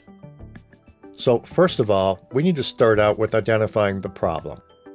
Getting a handle on what are those strategic goals you're trying to support. What forms of waste are we going to go after? And what are the benefits we're hoping to bring? For example, we may want to create a rating table to determine which 2 processes at a large manufacturer we should do first. We'd identify the business drivers for each process first, like improving productivity, increasing customer satisfaction, revenues, getting results quickly, doing stuff that's low risk and low cost. Then, we evaluate the relative impact we can likely make on each of those factors with a scale. For example, a rating of 1 would mean that we could make no real impact on the key factors, and a 4 would mean it would make a very high impact, and then we can see how the numbers fall out. Once you've done your ratings, you can determine which of the two has the most probable impact by adding up the ratings and figuring out the average. The process with the highest impact average is the one you'll probably want to tackle first. In the example here, we'd focus first on the assemble and pack process. The next step in the Kaizen process is gathering and training your team. Usually, our event leaders are the very first ones to be chosen for a Kaizen activity, which is generally true for Six Sigma projects as well. They provide leadership to the Kaizen events. Teams should also include a lean facilitator, a black belt, an executive sponsor, a value stream champion, a team lead, and an event coordinator. These key members should meet regularly during the planning and implementation process to monitor progress and provide necessary resources. Remember, a Kaizen doesn't get planned on day 1 and then done on day 5. It requires a lot of advanced preparation to ensure success. We might start planning weeks or even months in advance in some cases to prepare properly. The facilitator would often then direct the selection of the team members for the actual cross-functional Kaizen team, if this was not already done by leaders before they're ready to kick off our Kaizen. Let's take a look at a manufacturing example of a Kaizen event charter, which is a very important part of developing our team right from the get-go. The first piece is getting the scope of our event figured out. In this case, we've got the value stream identified as a specific product. We have an event name, so everybody knows what we're talking about. Then we've got some narrowing conditions. In other words, we're going to narrowly focus on a specific product within a series, and we're going to start with the delivery of components all the way back out to the last task, which is packaging. And then we have a limitation on box size that we need to deal with. From there, we identify the team, who is the sponsor, who is the champion, who is the facilitator, the team lead, and coordinator. And then finally, what's the plan? What's our schedule of events we want to accomplish throughout this Kaizen process? This includes beginning and ending dates, the time schedule shown here as from 8:30 to 5 o'clock. It includes where we're meeting and all these other details. When we publish this, it serves as a great way to keep everyone oriented about what we're doing, why we're doing it, and when we are doing it, and who's involved. Next, we need to collect and analyze the data. Our aim here is to get a pretty good understanding of what's going on and gather as much data as we can as quickly as possible about the cycle time, the amount of time we're working on a process, defect rates, and the number of people it takes to do the work. And there's a couple of important sets of tools that we can use at this stage, such as a load chart with takt time. For example, if our takt time was 10 seconds, and the amount of time we need to spend on a task is taking 9 seconds, then it would probably be balanced. But if our takt time was 4 seconds, and it's taking as much as 9 seconds to get the task done, we know we're going to have a problem. We would be producing more than 50% slower than the customer demand time. And of course, we can certainly use value stream maps to collect and analyze data as well. Once we have that data, we can create our current state value stream map, take a look at where 5S can apply, where we can improve workflows, and then turn the team loose to immediately begin making some big improvements. There's many other data collection and analysis tools that are very useful. For example, the 5 whys. Start with what's the issue that we're seeing, and then progressively asking why until we get down to the true actionable root cause that corrects all the prior whys. Cause and effect diagrams, or fishbone diagrams, are a helpful way to isolate likely causation factors for a stated problem. The use of Pareto charts and leveraging the all-important 80-20 rule is always important. What 20% of the issues are really 80% of our problem? And the use of check sheets that we can use to gather data, or a tick list or checklist that we can use to support our project.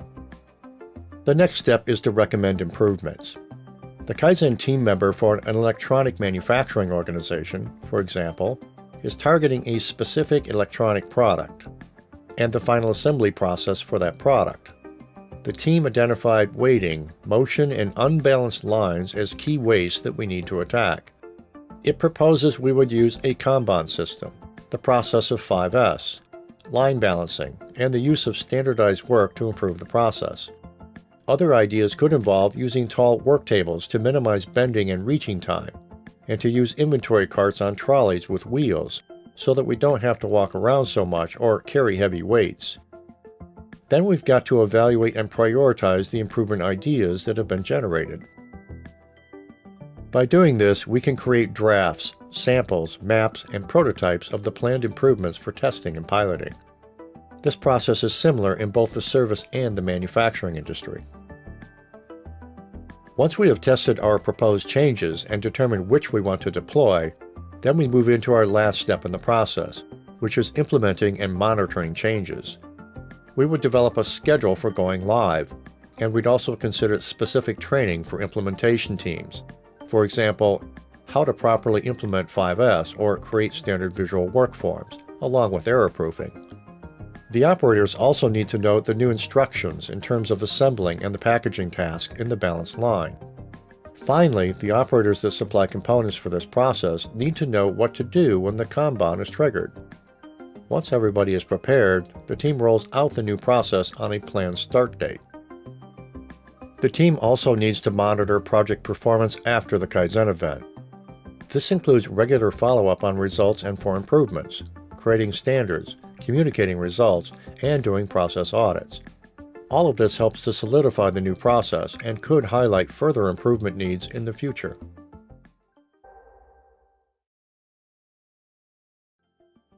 In this topic, we're going to discuss the characteristics and the general process for conducting a Kaizen Blitz. Kaizen Blitz projects are events that focus on improving the entire value stream in the typical application, and generally these projects would unfold over a very short time, a week or less, and wrap up open issues within a few weeks. A Kaizen Blitz is a planned Kaizen event that's conducted over a period of 3 to 5 days that utilizes the Kaizen process to achieve value stream enhancement and to eliminate non-value add waste in the process. It differs from the Kaizen event in terms of being more focused over a shorter duration and having a more tangible outcome. Here are some important points to consider. First, a Kaizen Blitz is a low-cost, hands-on process in which all the team members are given equal responsibilities and consideration when it comes to the ideas for things we're going to attack. It can produce solid performance improvements in a narrowly defined area and is an excellent tool to invigorate a process improvement team. It isn't perfect in every situation, and in a Kaizen Blitz, there is no time for a prolonged analysis or second thoughts. It's more of a let's just do it kind of an approach. Although small problems or challenges can be eliminated pretty quickly, there is also the possibility that the big picture may be ignored, and the overall system functionality could suffer. It's all about planning and execution without losing sight of the big picture. Let's look at a typical 5-day process for the Kaizen Blitz. On day 1, it's all about planning, getting through a project kickoff meeting to help communicate the purpose of the project to the entire team, and often gives some training in the tools and methods the team is likely to utilize during the Kaizen. The problem statement is created, and the scope is narrowed and clearly defined for the team. We establish project ground rules for established roles and responsibilities. I like to encourage creating a team code of conduct for how we're agreeing to behave with each other and to honor each other throughout the entire process. We also have to determine what's the workload, the resources needed, and the boundaries. And from there, we can create work plans to document the project activities, estimate our time and resources, and identify the measures of progress. You and your team can decide which tools will be used to gather and analyze the data. Often, we'll do a waste walk at the beginning of the Kaizen Blitz process to kick things off. Maybe take a video camera with us or a digital camera and take lots of pictures. I also like to do some brainstorming with our subject matter experts and customer and supplier representatives around the notion of what makes us crazy about this process, what frustrates us, What are the things we'd like to fix and improve? Put that on a flip chart. Make that visible, because later we can use that when we get into brainstorming for what to improve during our Kaizen Blitz. From there, we move into our Day 2 activities. And here we're going to be measuring and analyzing. We want to begin to collect data and conduct interviews with the workers who actually do work in the process. We'll directly observe what's going on and maybe use time and motion study techniques to take measurements and identify items to address that characterize one or more of the 7 or 8 categories of waste. A process map of the current work area or the process being reviewed needs to be developed in most cases. The team would continue to analyze the data as it's gathered, and will begin developing metrics for the workspace use. The distance traveled, throughput rates, typical work and lead times for each step in the process are also important. Here, we'll also begin to generate ideas for waste elimination to present and work with the next day. These kinds of things could include getting a baseline of the current state performance, and things like safety, productivity, quality, and customer or stakeholder satisfaction for the process. As we move into Day 3, we meet with the team to brainstorm improvement ideas for fixing the constraints and eliminating the waste identified on Day 2. Each idea is evaluated in the light of the collected data and the resources required to implement it. Tools such as affinity diagrams and checklists help the team to reach consensus about which improvements to implement. Often, after the improvement efforts have been determined, the team establishes what will be needed in terms of equipment, tools, templates, documentation, and work standards to carry out the improvement. On Day 4, we'll incorporate the collected data and get any approval needed for recommendations for process improvements, so that the team can create its project action plan. The team members are assigned responsibilities, and the project work plans expanded and updated. We'll also create a timeline that sequentially orders the improvement actions. You and your team members would typically meet with the operators and the process owners to explain and demonstrate the process changes in the new procedures. It's good here to get their input so that we don't miss any important considerations as we move into the implementation. Improvements are then implemented, and then throughout that day we would observe, evaluate, adjust, reobserve, evaluate, and reobserve and adjust as many times as needed to get it right. On Day 5, we then refine, approve, and document our process changes. Standard operating procedures or standard visual work can be drafted and then tested to confirm that the measurable improvement has actually been accomplished. Final refinements are made and the process is documented as standard work. Here, we should be measuring the actual performance for safety, productivity, quality, and things like that at a bare minimum. And for what it's worth, I've repeatedly seen a 30% or better improvement in actual performance at the onset of Day 5 in Kaizen Blitz events. Yes, that's right. On Day 5, the process is already operating 30% or better is a possibility. Changes that require time to implement are incorporated into the future action plan or Kaizen newspaper, so that a proper follow-up and project management activity occurs to close out actions that have not yet been completed. And then finally, the project is documented into a Kaizen storyboard for presentation to everybody impacted by the new processes. So, wrapping this all up, it's really important to understand what the Kaizen Blitz is all about, and how it fits into the bigger Lean Six Sigma initiative. One of the things that's important to recognize is that Kaizen Blitz can be very addictive. When we look at the notion of Six Sigma as the practice of different tools and methods that we use, including statistics to help us identify specific point solutions we need to attack. For example, with Six Sigma, we look for exactly where in the process we need to reduce variation in the results. Many ideas for the Kaizen teams can turn into what's called the Kaizen Circle, where we charter a standing work group of employees with their managers who own this end-to-end process from day to day. They would be charged with owning any remaining action items, making sure that we sustain the gains long term and that we don't fall back into old habits.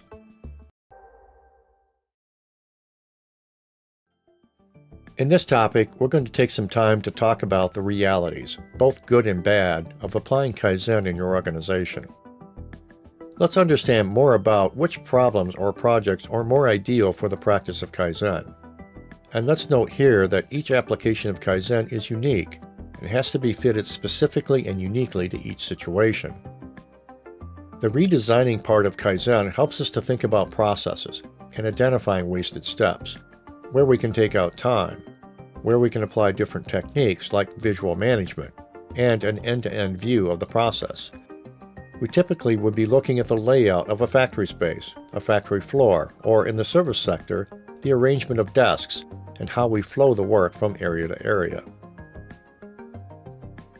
We then can move into the implementation of methods like work cells, 5S, Kanban or pull systems, or TPM or total productive maintenance.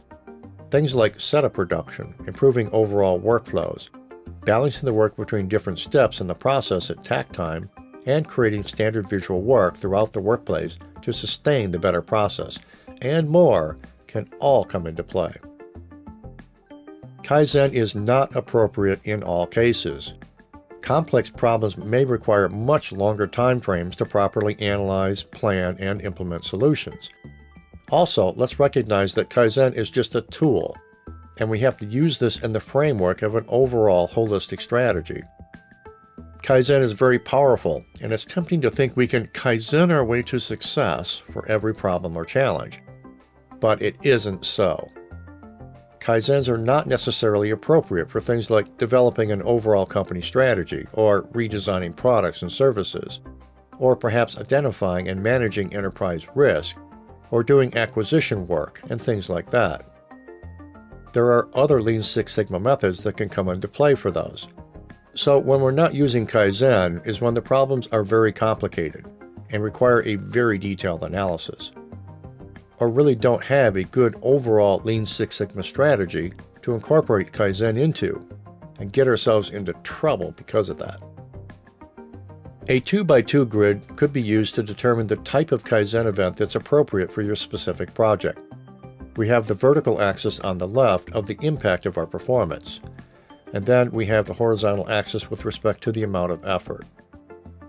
Ideal would be less than 2 to 4 weeks in duration, because it has a high impact and it has a low level of effort.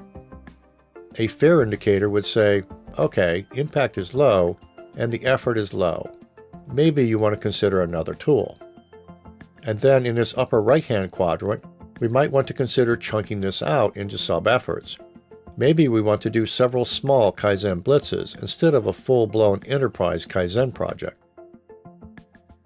And then the worst-case scenario is, it's just plain not appropriate for Kaizen to be used.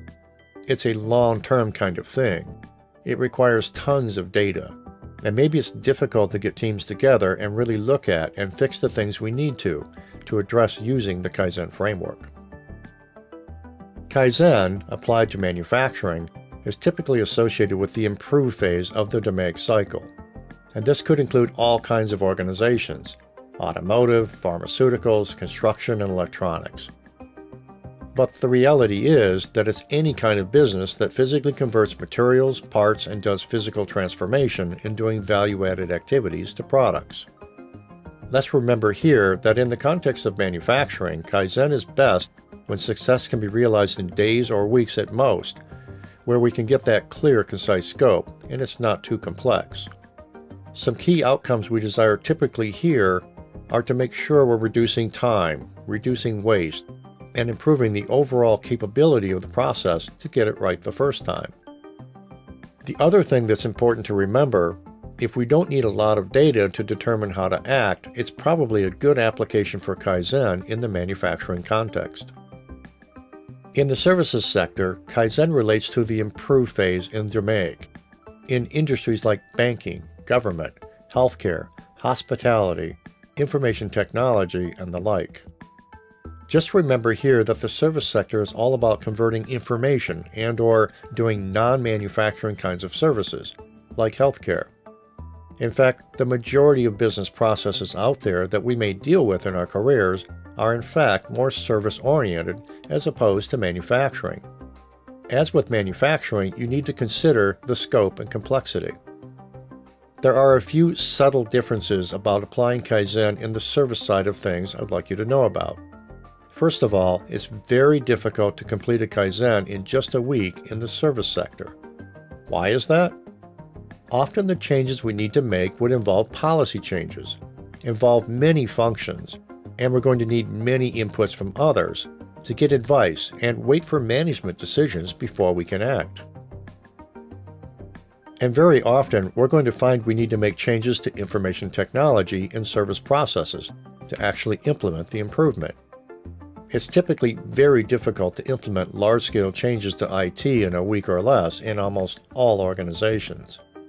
And then finally, very often in the service sector, it will mean new training, workforce skills, and new controls are required for the process.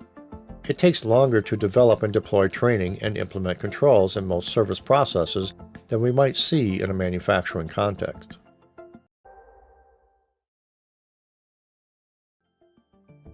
In this topic, you're going to be learning more about Plan, Do, Check, Act, or PDCA. The formation of PDCA started with Dr. Walter Shewhart back in the early 20th century, and later with D. Edwards Deming and others. We use the Plan, Do, Check, Act cycle as a method to determine the sources of variation or issues and to build and provide a continuous feedback loop. PDCA was popularized by Dr. D. Edwards Deming back in the 1950s. He proposed that analyzing business processes to determine sources of variation that causes deviation from customer expectations is the key to making any kind of improvement. He suggested that putting business processes into a continuous improvement cycle or feedback loop was very helpful, and making it more interactive in nature than perhaps DeMake might suggest. This feedback loop is used to identify and change parts of the process to improve its overall performance. The Plan, Do, Check, Act model is made up of 4 key steps, and to explain it, I'm going to use an example. Let's pretend we have a fishbone diagram, in which we've been able to identify that for poor forms design, there is a significant issue in a process. First, we would go into the plan phase, and maybe we'd be looking at a process associated with getting data right up front from our customers. So we would study the forms and we would get customer inputs to those forms, and how they use them, and what they think the issues are. We might then review those forms with our subject matter experts. From there, we would move into the do part, and we would begin redesigning and updating our paper forms and our online forms so that they're easier to use, produce fewer errors, and improve the utility of the information. And we would begin to pilot the forms and use them while at the same time we would monitor our customers' feedback in the check phase of PDCA. We will want to learn what they think about the changes, and check to see what our subject matter experts see as the improvement. And then finally, we move into the act phase. We had identified the elements that are working and the issues that remain, and then we would initiate a plan to re-engage and continue improving the process in another loop of Plan, Do, Check, Act. So when can PDCA come into play? PDCA is best suited for small incremental changes, like designing a new product or service element, or identifying and implementing new process improvement projects. Or maybe it relates to implementing changes. DeMake comes into play here as we move into the improve phase of that cycle, and PDCA links up nicely with that. And then it's all about driving continuous improvement. Remember that in PDCA, we're never done. It's a continuous improvement cycle. PDCA is a wonderful tool we can use to support the pursuit of perfection. In this topic, we're going to examine the 4 phases of the Plan, Do, Check, Act cycle, and get into the activities from step to step as we move through the process. First of all, we start out with planning, and here we're going to identify the problem or the opportunity we're going to focus on for the initiative. We then move into exploring the actual root causes of the problem, and then we can leverage the many different tools that we've learned or we can learn in the practice of Lean Six Sigma, including drill-down diagrams, tree diagrams, cause and effect or Ishikawa diagrams, 5 whys, and process mapping methods. An example of what we might put into play here would be as follows. Let's pretend that we're working in a computer technical support contact center, and to do our work, we require access to a knowledge base of technical solutions. In the plan phase, we might do a tree diagram and some process mapping. We might have identified that there are some issues with the use of our knowledge base. We need to do something about this problem because we're not getting consistent results. We're not leveraging our knowledge base properly. So what to work on and why is pretty clear for the plan part of PDCA. Then we move into the do phase, and here we would generate options for improvements and the different kinds of solutions that we want to implement in the do cycle. We want to move through ranking and prioritizing those options. And we learned how to do that with brainstorming and affinity diagramming techniques earlier in this training program. And then, of course, we need to test our solutions. We need to run a pilot project with actual subject matter experts with real business processes to see how it works. So back to the example about our technical support contact center and a problem with the knowledge base, we would first start looking at where are the problems.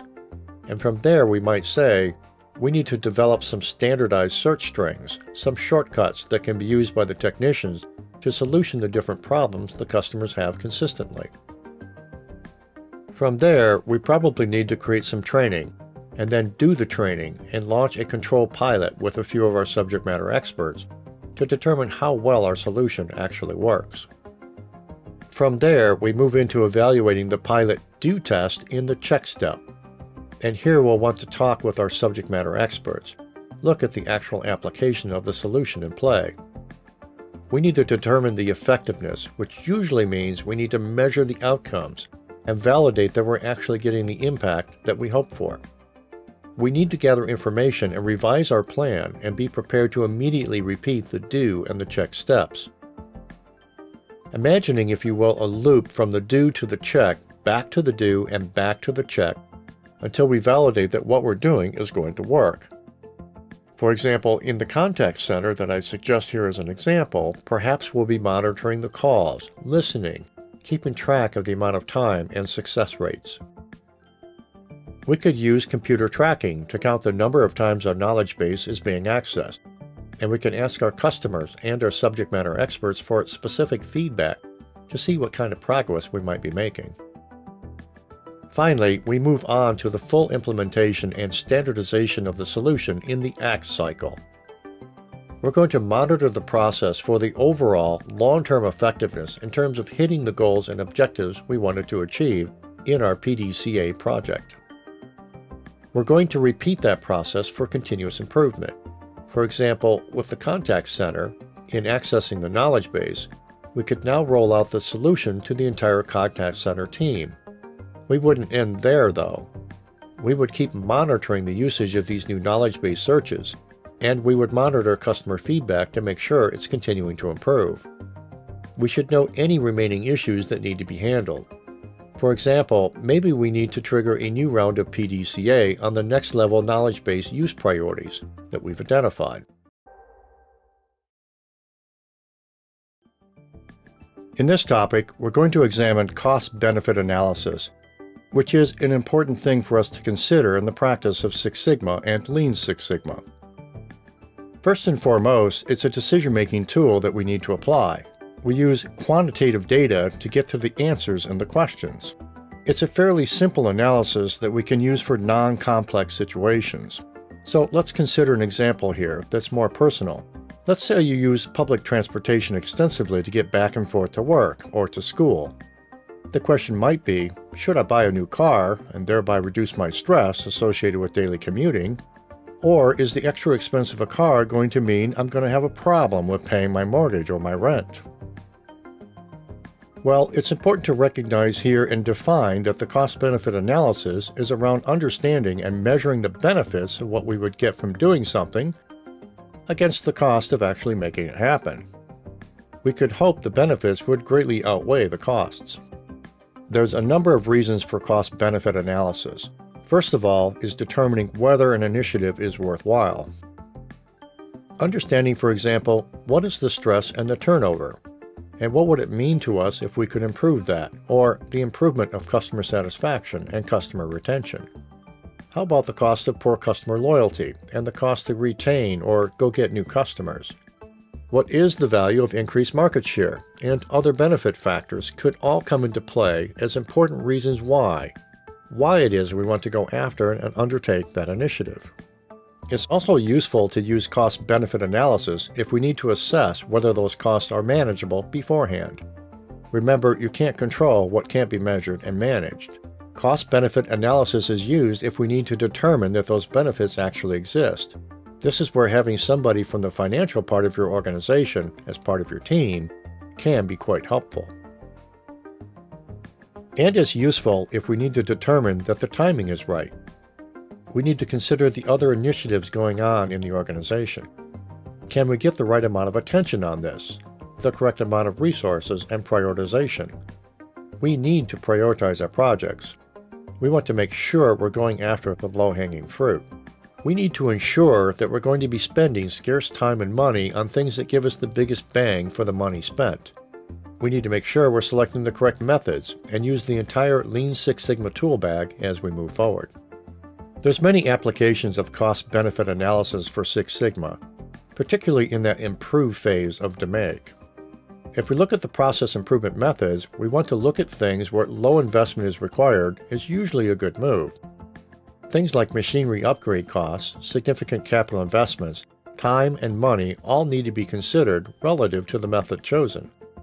With employee training, both time and money come into play here. It's not free to do training. New systems or information technologies are always going to have a lot of time and, quite often, quite a large expense associated with it. And then there is the application of the tools. What are the specific kinds of problems we're trying to deal with? Cost-benefit analysis can be used in conjunction with Plan, Do, Check, Act, TPM, Kaizen, and many other Lean Six Sigma methods to assess the benefit of using them. There's a number of considerations around our Six Sigma projects in which a cost-benefit analysis is very useful, starting with the expense associated with doing them. The initial step around gathering and analyzing data usually is the most time-consuming and the biggest investment required. So we have to ask ourselves, if there's a $50,000 opportunity from a benefit perspective, but we might spend $100,000 on the project, maybe that's a non-flyer right out of the box. We need to be clear about the return on investment requirements for our organization. Does this require intense organizational change to be successful?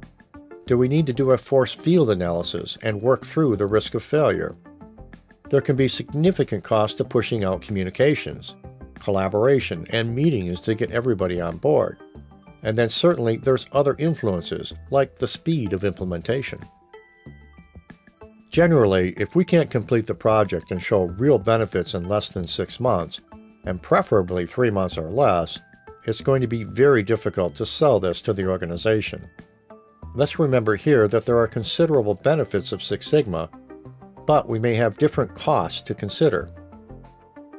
We need to understand the company's risk tolerance profile as well. What is the benefit they need to see within what time period? And what kind of risk can they live with?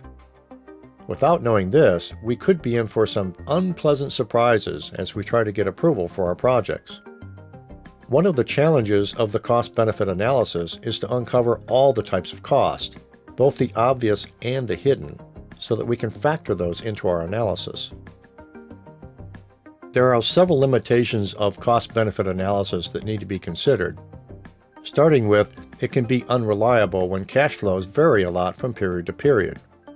For example, a seasonal business or a business reliant on product launches or service launches for its income. We need to consider the time value of money. This is where the finance folks can be very helpful. And as interest rates go up, this is a bigger and bigger consideration. Situations where it's difficult to predict revenues can certainly have an impact or limitation on the cost-benefit analysis. And then certainly, the value within a set of intangible benefits can be highly subjective.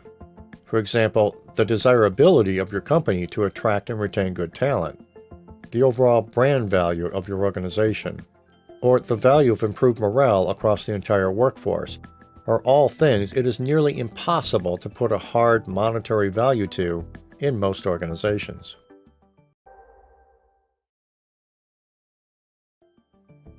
In this topic, we're going to explore the different types or categories of benefits to consider within the practice of Six Sigma when we do our cost-benefit analysis. The four major types are tangible benefits, typically associated with some form of currency or money, as the case may be, in terms of hard monetary savings. Then we have what are called unquantifiable benefits. These are the ones that are hidden. It could be very hard for us to measure these in monetary values. Then we have the intangibles, like, for example, how about the impact on the customer and their experience with us, and what's that worth to us? And then finally, we have quantifiable, things like return on investment, for example, or return on net assets, and other measurements like that from a financial services perspective. These are not clear cost-down results for a given product or service, but over time bring measurable benefit to the organization, such as profit ratios, market share, and customer satisfaction scores. Tangible benefits typically are immediately obvious. For example, if you are capturing cost over time, you'll be able to easily see the benefit with figures and numbers. Some universal examples of this could be things like the cost of labor as a percentage of daily operations, or the cost of poor quality. We could measure warranty costs or make-right costs in the service sector, and easily be able to identify if those costs go down over time, which would be a tangible benefit. Then we have our quantifiable benefits, and these are certainly things that would be measurable. For example, we may see stock price going up over time. That would certainly be quantifiable. It's typically going to be expressed in some form of currency. Other examples of quantifiable benefits could be return on net assets over time, or earnings before income tax allowances, or about the cost of capital, and what our costs of capital are against the overall operating cost.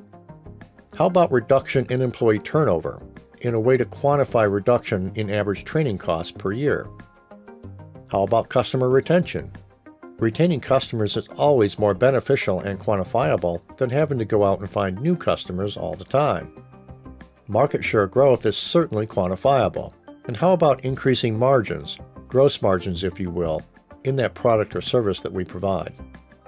Let's talk about intangible benefits. And let's note that this is the area where a cost-benefit analysis becomes more of an art than a science. Intangible benefits can be non-monetary in nature and thereby more difficult to recognize and maybe not reported in a formal way.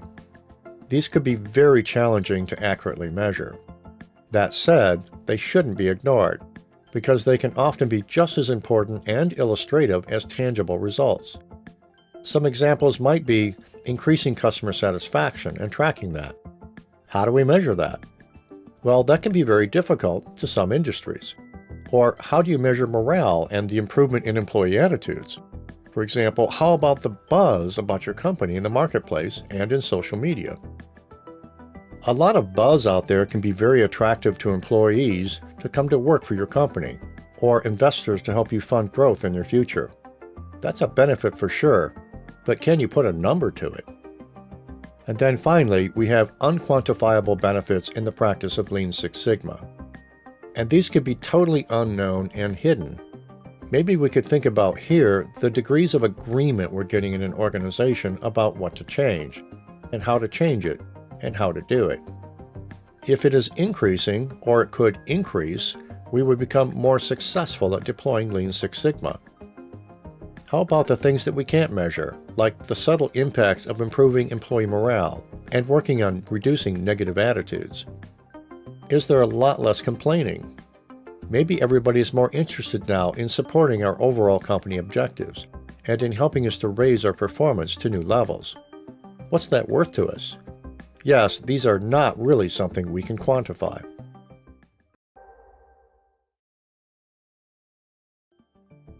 In this topic, we're going to talk more about the types of costs that you should consider during a cost-benefit analysis. There are two types of costs to explore: direct and hidden. Examples of direct costs include new software or new equipment. How about the materials we're going to need to implement our changes and improvements? And of course, there is always labor and resources that come into play to accomplish our various kinds of projects. Maybe we would have to lease equipment to make our implementation happen, or buy that new equipment and make payments on a lease basis. Certainly, property and buildings are direct costs, along with the cost of hiring, developing, training, and validating skills with staff. Examples of hidden costs include things like interest and bank fees that maybe are not directly distributed to our project. Taxes such as inventory taxes, for example. And what about waste? One of the things that happens a lot in both service and in manufacturing is what's called the hidden factory. The hidden factory is all the activities that happen to deal with problems of the process that aren't really measured or paid attention to. We'll often find those when we do process and value stream mapping, all the fix-it, rework loops for which the cost is buried and invisible to the organization. How about the losses of productivity, missed opportunities in the marketplace? Maybe our insurance premiums would go up because we've just put in some more expensive equipment. Or how about if employee morale goes in the wrong direction because we don't handle things right in our projects? These are all examples of hidden costs that should be considered. So how do you determine your costs? Well, let's go through a scenario here to identify both the direct and hidden costs you might find. Let's pretend we're part of a Six Sigma team at a bottling company, and we're considering changing a conveyor belt system at our main processing plant. Well, there's lots of direct costs to consider here, starting with the purchase cost of this new system. Oh, by the way, we're going to have costs associated with ripping out the old one and disposing of it, and then we're going to have to train employees on that new system.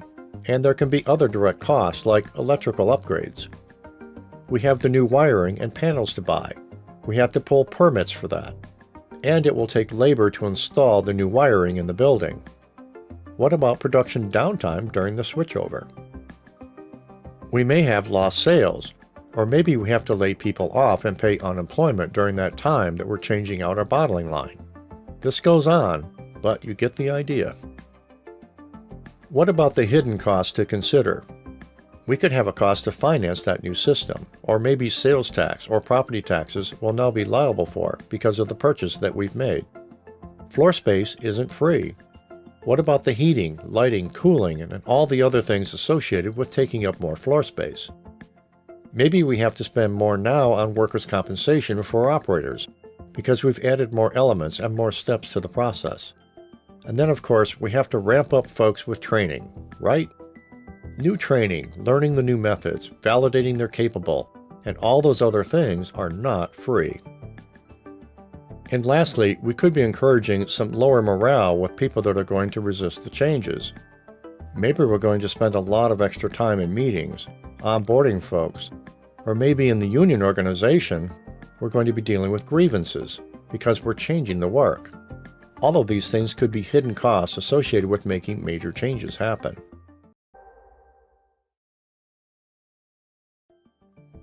Cost-benefit analysis is an extremely useful technique, and in this topic we're going to dive into how to actually perform one. While it involves a lot of thinking and awareness, you might be surprised at how easy the process itself really is. There are 4 steps in a cost-benefit analysis: identifying and expressing benefits, identifying and estimating cost, calculating the net gain or loss, and deciding on project viability. First, we are identifying and expressing benefits, and here we could very often hold an internal brainstorming session with those involved, and together your team would list out all of the positive factors that can come into play. We work through identifying and quantifying the benefits and cost savings, the direct and indirect costs, things like scrap, rework, and the cost of poor quality. We can understand what the improved efficiencies would give us, and then we would need to express that in monetary terms over time. So for example, if we think about a project where we're going to drive a 10% gain in our overall productivity, and we're going to need to know accurately what that's worth to us to achieve this level. And over that 2-month period, we're going to gradually improve our productivity, and we would realize these benefits. What is the correct amount that we need to put a value to and be able to communicate clearly with the organization? From there, we need to identify and estimate the costs. we need to estimate both the direct and the hidden cost. These can include things like materials for equipment, hardware, and software. We need to understand what the impact could be on lost sales. For example, in a services organization, if we have to stop to make changes, we don't have any inventory we can keep selling and make money on while we're doing it. We're kind of out of business during that time. What is that costing us? What are the resources we require, like information technology licensing, consultants, and trainers during this time? Again, the list goes on, and it's important to consider all stakeholders' inputs to determine the total cost so that you're not blindsided later.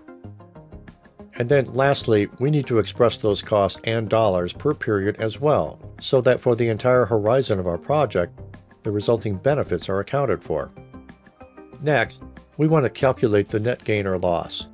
So we identify what are our actual costs. And then from that, what's the net gain we get from this project? A very small gain may be okay, depending on the ROI criteria from your company. But if you have a recurring benefit, it may be much more attractive. How you do this typically is by laying out a table that shows in time buckets of weeks or months. That allows management to address your project for a go, no-go approval. For example, you might show the cost by month and the project cost overall over the implementation horizon. Then you could show the benefits in monetary terms over the project implementation horizon, and most importantly, the recurring benefits over time that will occur if you did not undertake the project. For example, for many Kaizen events, we find the cost can be between $10,000 and $50,000 in the first 30 days to implement the improvements. The benefit in the first month might only be $10,000, but the recurring benefit might be $20,000 for the next 5 months. Expressing your one-time project cost of $50,000 against the benefits of $100,000 or more over the next 6 months may make it easy for management to give you a resounding yes to launch your project. From there, we need to move on to understanding and deciding on the viability of our project. And this, of course, will be based on the results from the previous step of calculating the net gain or loss. You can use a tree diagram such as this one to determine what your next steps should be. For example, if we have an overall loss, you should be rejecting the project. That seems pretty obvious. But if we don't have a net loss and have a net gain, then maybe we should certainly consider the amount of gain and explore it some more. Is it inside our acceptance limit or outside of our limit? If it's outside, we should probably reject the project. But if it's still good, we should consider proceeding. Let's note here that when we're using the cost-benefit analysis to rank competing projects, we would select the project with the highest net gain or return on investment. An element to this is understanding the payback period, the total cost versus the total benefits. The payback period is calculated by dividing the total cost by the total benefit. For example, if we were to complete our project in 1 quarter at $44,800 in cost, and then see $49,000 in recurring quarterly savings, then over the next 3 quarters we would generate almost $150,000 of benefit, which to me is a 300% return on investment over the first year of our project after we implement it. Most organizations will improve something like this if they believe your numbers. Let's take a look at an example here, and let's just say that we had savings that we're generating on our project. And let's just say that the savings is $122,000 per month. And let's say that our cost was $88,000 to implement our project. Well, let's see now. We're going to move on and do a calculation here. We're going to take the $122,000 and we're going to divide it by this, right? So we're going to take $88,000, we're going to divide that by $122,000. What that gives us is a calculation of 0.72. Well, let's see now. What's that mean in terms of days? Well, there's about 31 days in a month. And if we multiply that, 0.72 times 31 days in the average month, then we would get to the result of 22 days to the ROI. In other words, after 22 days, we're beginning to measure an actual net benefit. a natural net of the return on investment on our project going forward.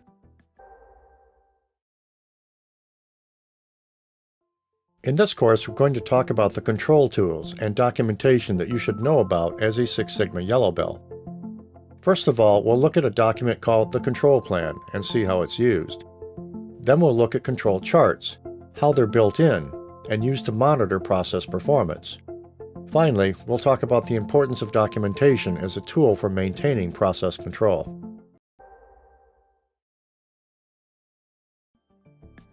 In this topic, we're going to talk about control plans. So, what is the control plan? Well, first of all, it's a document that reflects the current methods of control and measurement systems.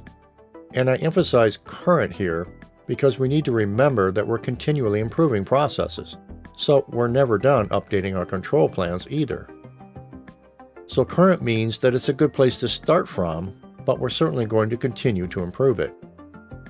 Also, it can be for a single process or a family of processes. And then lastly, the control plan is a document that is updated by a process owner. Why is that?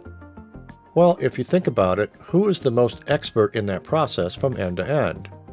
Who would really be the best person or persons to have responsibility for making sure those processes are up to date and maintained?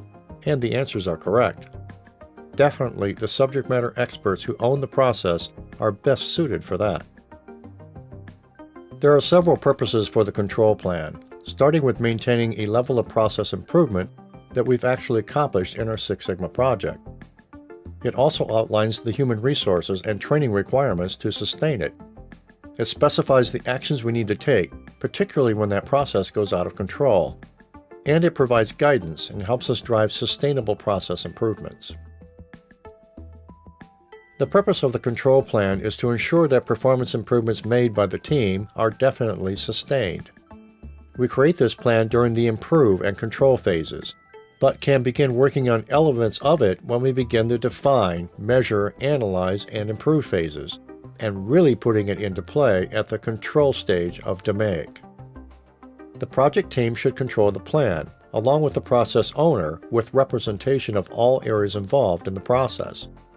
As a process changes or process knowledge increases, and as a measurement system and implementation method, we need to evaluate our control plans and improve them to make sure that plans get updated on a regular interval. There's some key information you should include in a control plan. First of all, we have critical characteristics of the process history and process improvements, prevention and contingency plans. The control plan should include clearly identified frequency and specifying the method of measurement, and the methods for evaluation we're going to use maintaining the control plan long term. We need to be clear on those roles and responsibilities of the team members that own different parts of the execution of the control plan. And then finally, we need to know those key indicators for monitoring and controlling the process. It's important here to note that an effective control plan requires the use of valid measurements. It details how, when, and from where that data is going to be gathered by using those metrics and measures. There are several factors that can affect control plans, starting with what's the type of business? How are we going to disseminate that information of the control plan? Would it be on paper? Would it be virtual or both on paper and virtual? Would we make the control plan part of standard visual work in the future? Or even build elements of the control plan into our error proofing, mistake proofing, and Poka-Yoke measures. Next, we have the nature of the process. You know, in manufacturing, we're quite often going to be looking at the application of what's called standard visual work and different forms of error proofing. In the service sector, it's more likely to be procedural or programmatic. With respect to voice of the customer, which is next, we need to understand the degree that we're going to rely on the voice of the customer in our control plan. How are we going to assure it's appropriate to engage the voice of our customer? And then lastly, what's the feasibility of implementation? And here, the use of the force field analysis tools and other methods to understand risk and take corrective actions would be very, very helpful as we develop our control plan. There are many sources of information that we can use during the 3 phases of creating a control plan. These include process flow diagrams and different tools such as failure mode and effect analysis, design failure mode and effect analysis, and process failure mode and effect analysis. We can also leverage historical data. We can leverage the subject matter experts, both the suppliers and subject matter experts and the customers for the process. We can design experiments to test our theories and make sure the control plans actually behave the way we expect them to and get the results that we're looking for. We can provide for design reviews and even do things like multivariate studies. And certainly and always, we should be thinking about lessons learned. How are we going to capture from knowledge bases the information we can use in our control plans?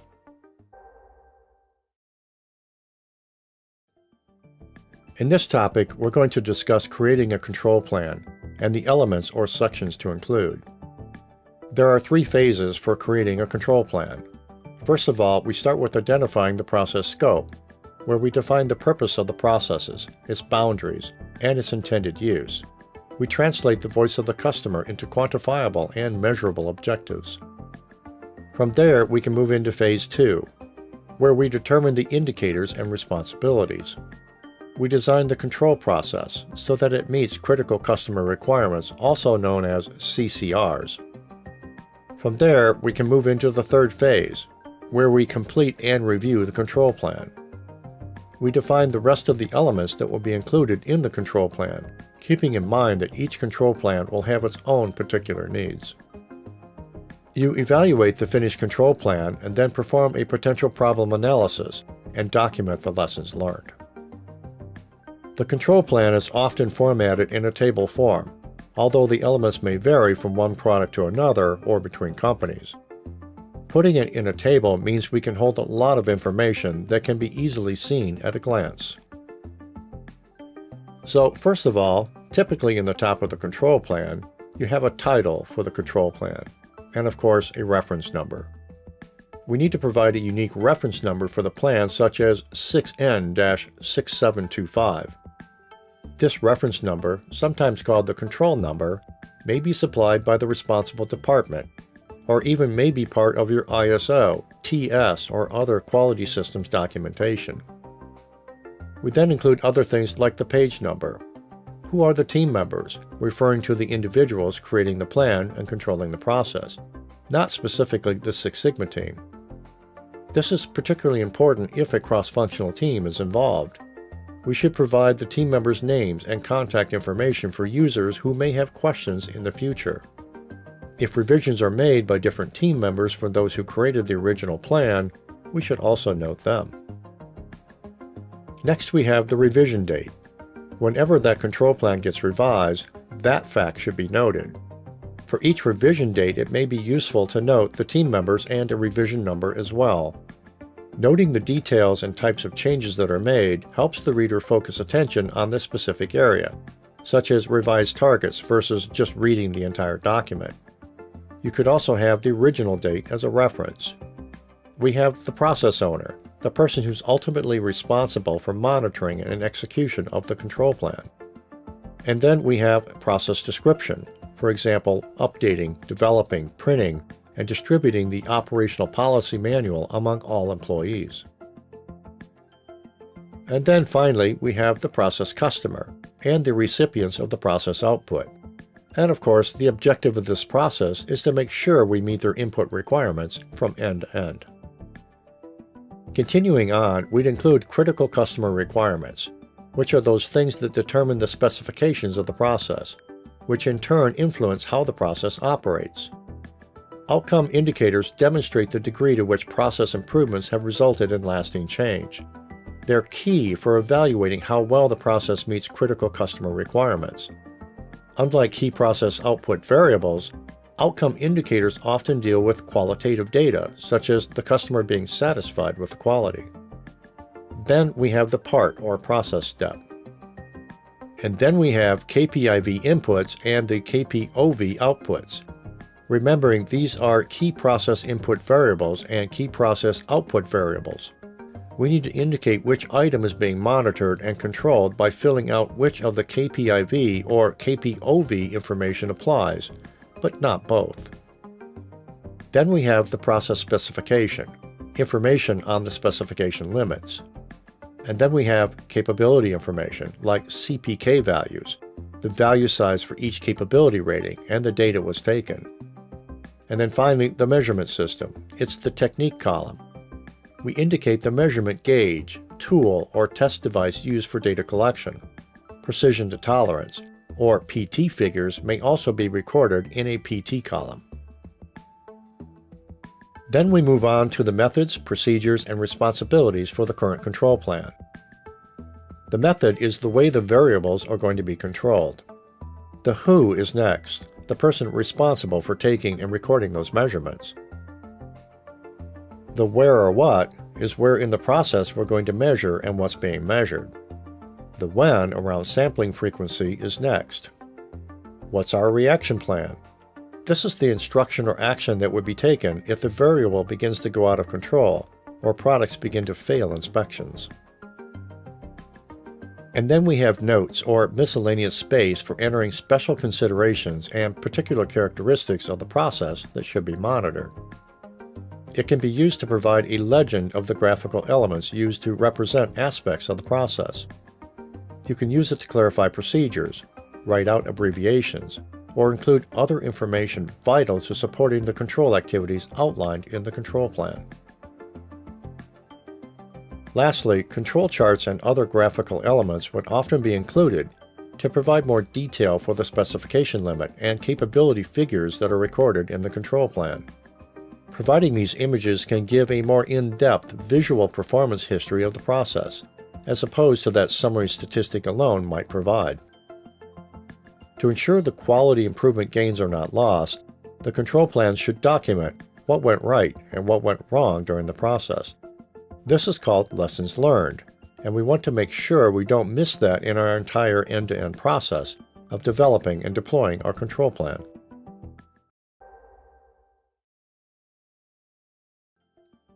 Handing off of the control plan to those responsible for executing it is a very important step of the control process, and we're going to spend some time in this topic talking about that. For our process owners and for the sponsors, we need to turn this over to them in a manner that helps them own the output. There's a number of reasons for this, starting with making sure we clearly transfer ownership of the plan at the completion of the project to the process owner. If there's been personnel changes along the way, we need to make sure that the new process owners have been properly onboarded.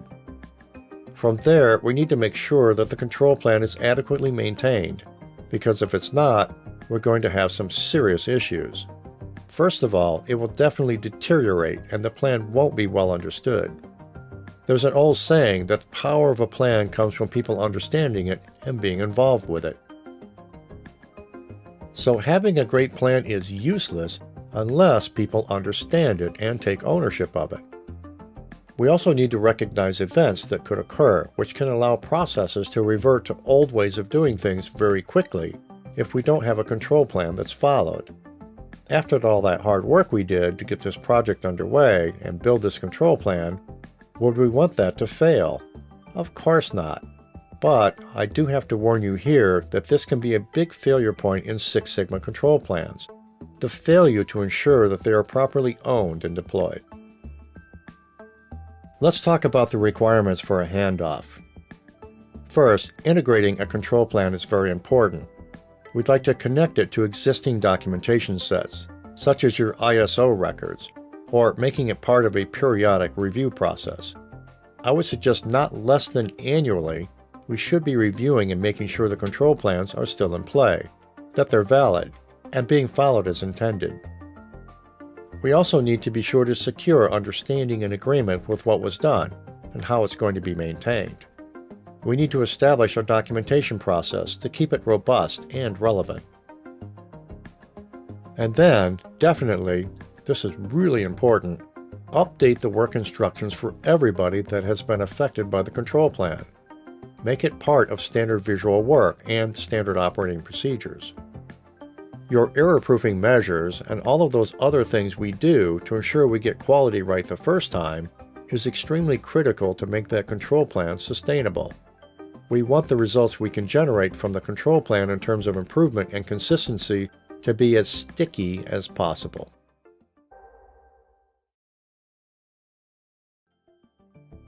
In this topic, we're going to explore the concept of statistical process control.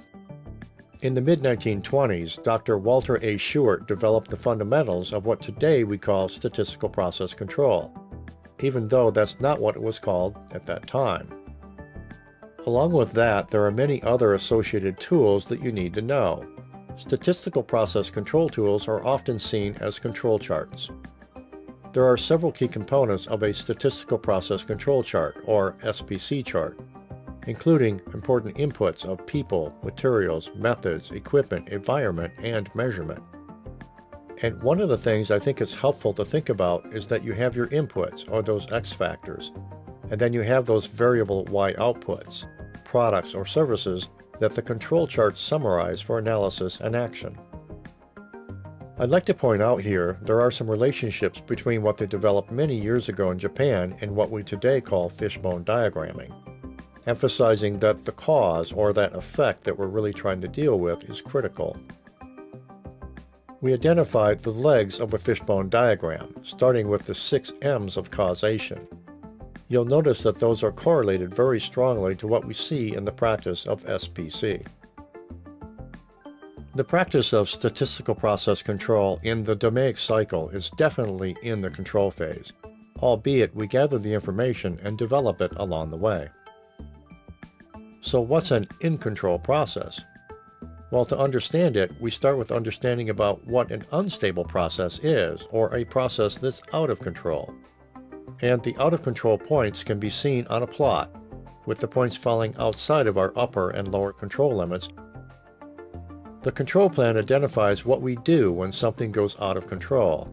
It leads to questions such as, who's responsible for taking action? What are the actions or outputs that we would expect each time we go out of control? Conversely, an in-control process is where the data points are falling well inside our upper and lower control limits, and it's not exhibiting significant trends or any kind of shifts that would tell us that we're having problems.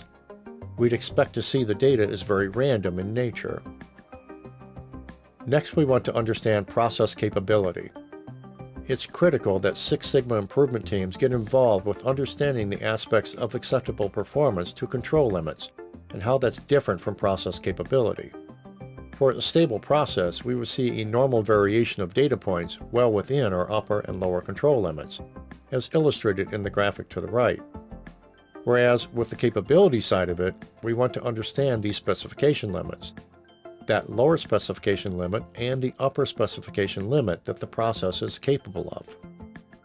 We also want to make sure we understand clearly what the process spread is for the data inside the lower and upper specification limits. This is being defined by the voice of process in a stable process. In a capable process, we're bringing in the voice of the customer to establish the upper and lower specification limits, within which we want to plot and understand the voice of process against the upper and lower control limits. Let's note here that process control limits are defined by the process itself and are calculated using time-ordered process data. Specification limits are the ones given by the customer, the business, or the regulatory requirements that come to us from outside the process.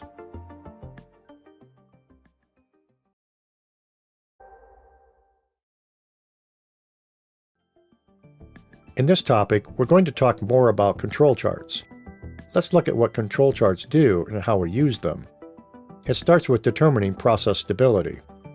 From there, we move on to actually monitoring processes and using control charts to drive actions to find root causes of special variations or assignable causes that make the data plot go outside the expected control limits.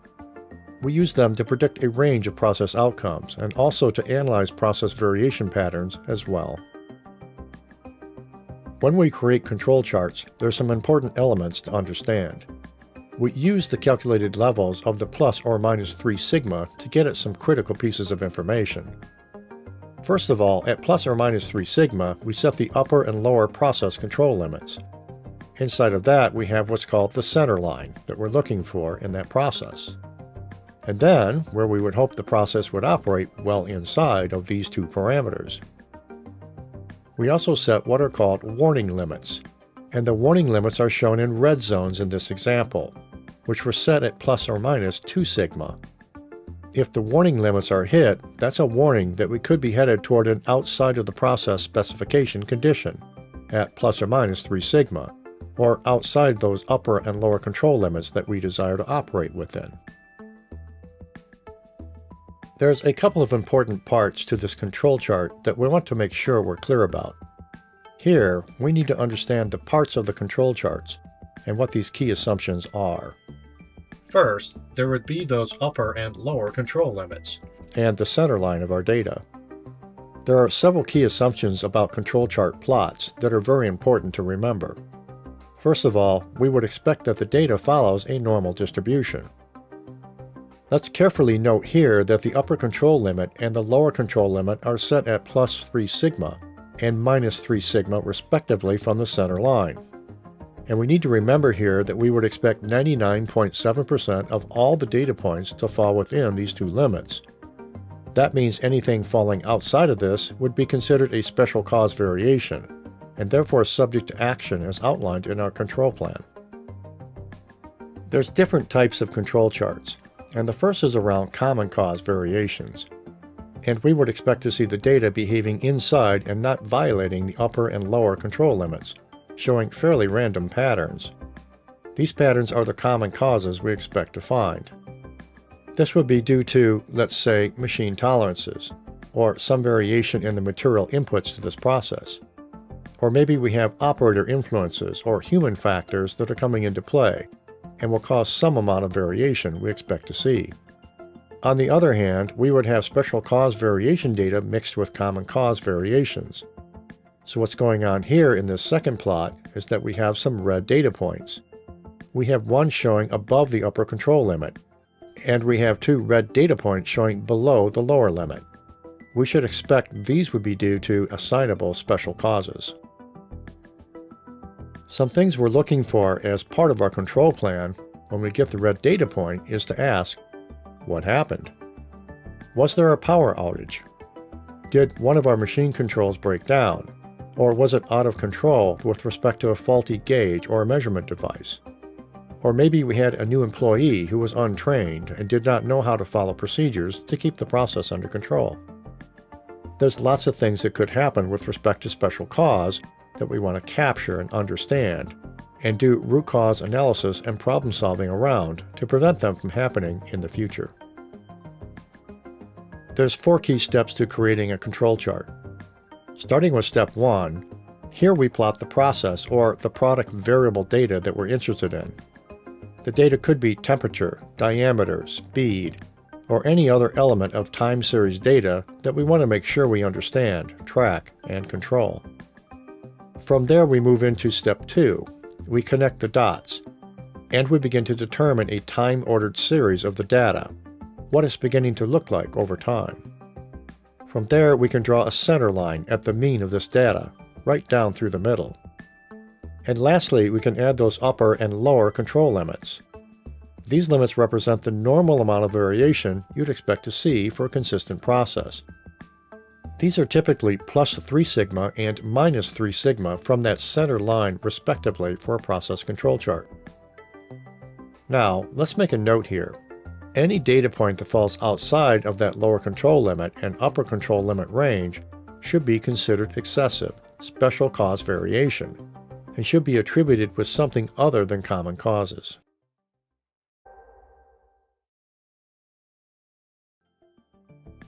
In this topic, we'll get familiar with some basic types of control charts.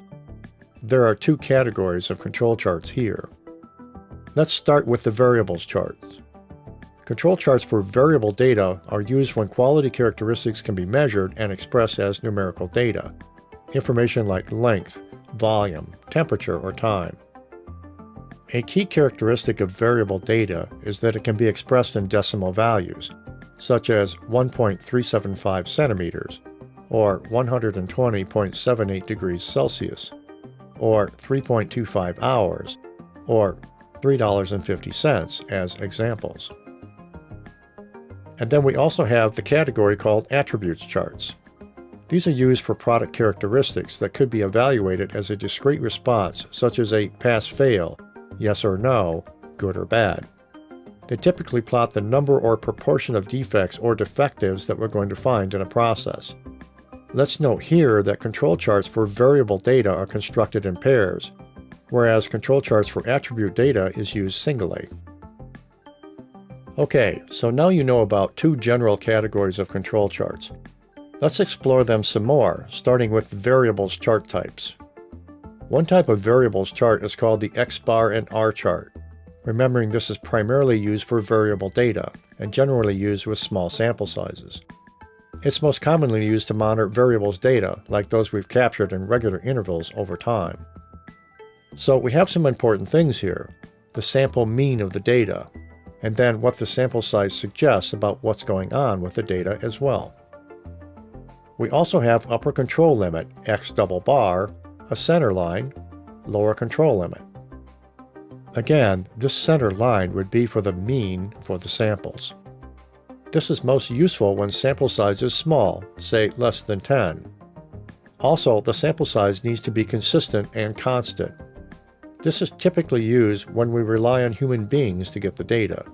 For example, hourly destructive test measurements and wall thicknesses of extruded pipe would be real-life examples of something we would use this kind of chart for.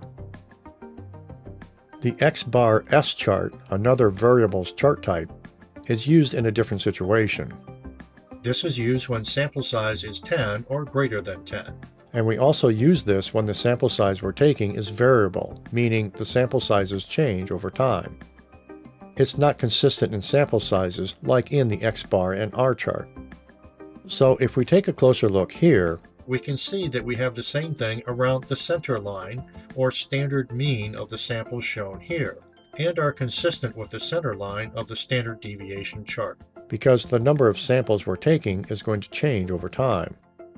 Because of the volume of data in play, it is common that computers and electronic data capture methods are in play to ease the amount of human effort in the data collection and the calculation of our results. For example, a heat sensor that's in line mounted to a piece of equipment that's hooked to a computer can capture snapshot data during a process.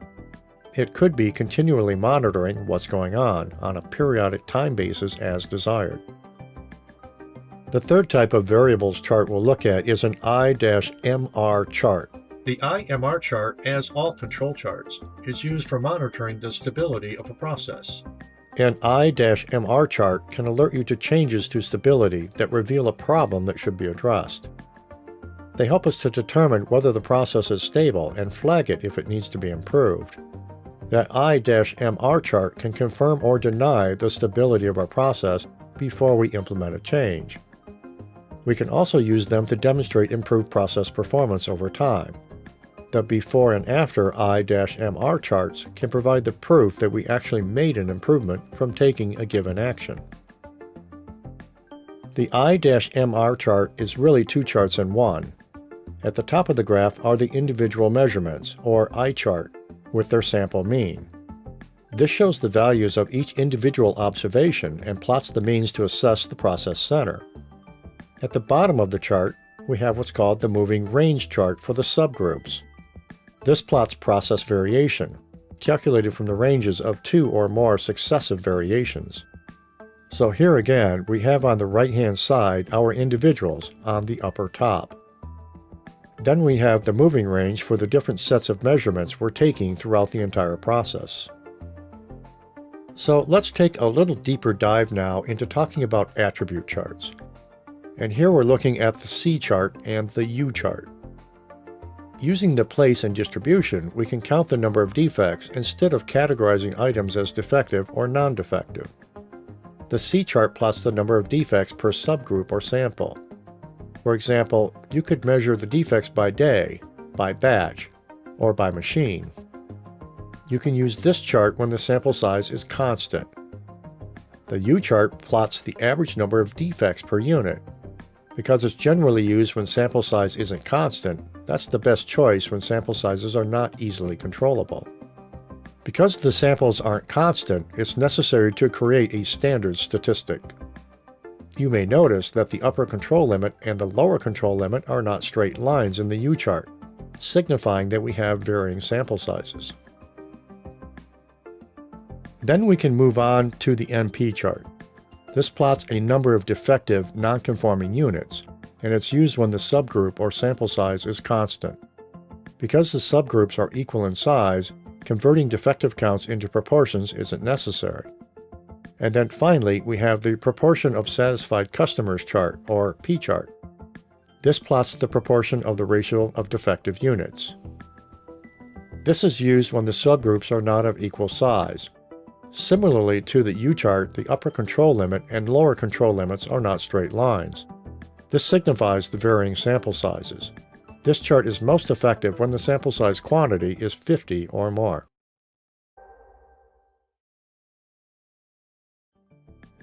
There are a number of factors to consider as we determine what type of control chart we're going to select for our Lean Six Sigma project, and we'll talk about choosing a control chart in this topic. It starts with the type of data. Is it variable data or continuous data? Or is it attribute data for defects or defectives?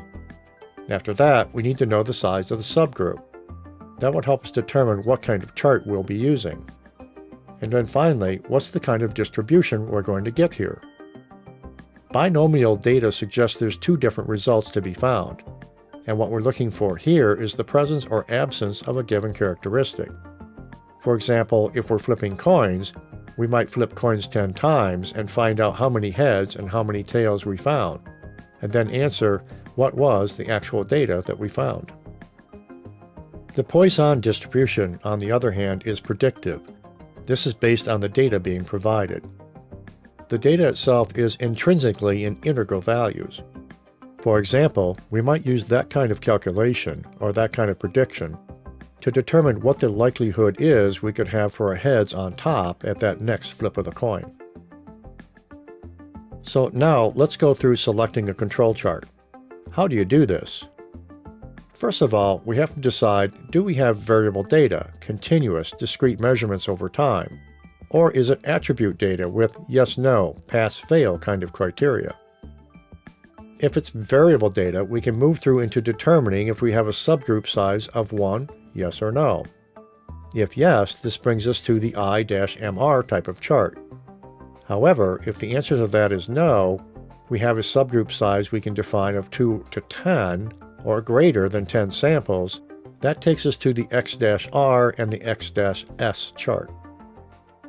On the other hand, if what we're dealing with is attribute data, are we doing defects or are we doing defectives? If it's defects, do we have equal sized subgroups? If yes, we can move towards the C chart. If no, we go toward the U chart. And then finally, with equally sized subgroups of data equaling yes, we can move to the MP chart. If no to equally sized sets of data, we move over to the P chart with respect to defectives. Let's take a look at an example. Let's say we're part of a Six Sigma project team at an electronics manufacturing facility. We've determined that the temperature inside the soldering equipment is essential to the product's quality. Due to the cost and technical constraints, we can measure temperature only once every hour in degrees Celsius. Maybe we have to open up the doors to take measurements, and we don't want to open very often because it disrupts the process. Which chart would you choose in this situation to monitor performance of the process over a period of 12 hours? Well, let's see here. First of all, we know that temperature measurements are continuous data, so that would definitely be variable data. So then we go on and we say, what are we going to do now? Now we're going to determine the subgroup sample size. Well, the subgroup sample size is going to be 1, so we can circle yes and go down this particular path. And then we can continue on and say, okay, I-MR chart is definitely the one we want to use. Conversely, suppose we're monitoring an invoicing process for an organization and working on an improvement project for that. And we'd like to know the stability of the invoicing process by counting the number of errors that occur in it. So we'd randomly select subgroups of equal size, say 200 samples from the invoices generated over 15 weeks. How do we know which chart to use? Well, first of all, we ask some questions. We're counting the number of errors on the invoices, and we need to know it's going to be an attribute chart, so we can definitely say we're over here. And there we're counting the number of errors in the invoices. So we're looking for what now? Let's see. We're probably monitoring defects in this particular case. And we also know the subgroups are all the same size, right? So they are equally sized subgroups. Then we could say yes here, and that would tell us that we are now going to be using the C chart.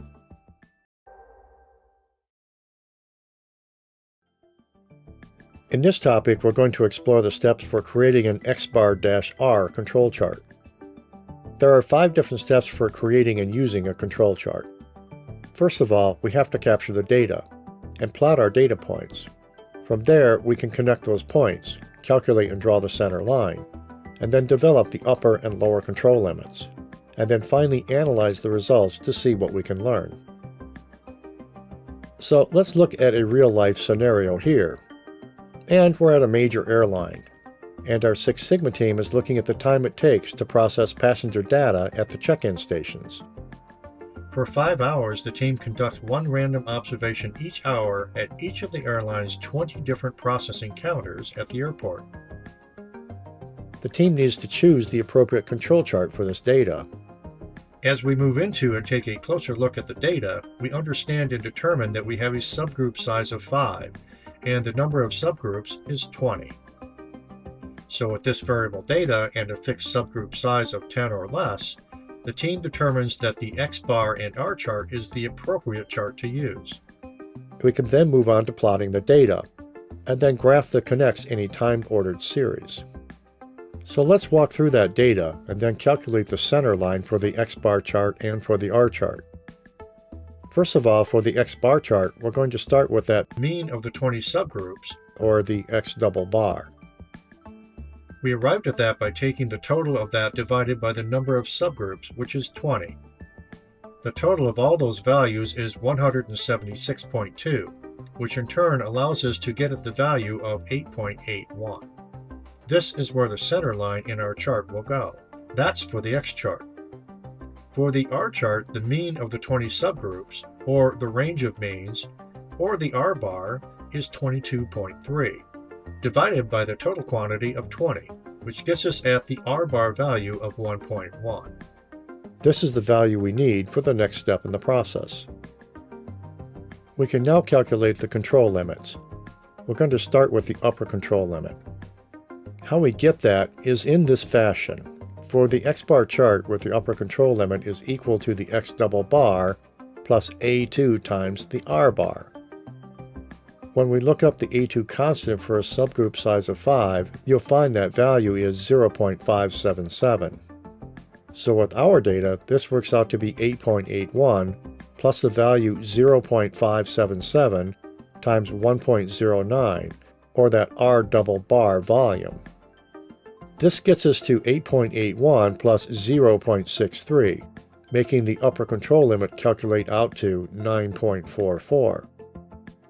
The upper control limit of the R chart is calculated by using the formula.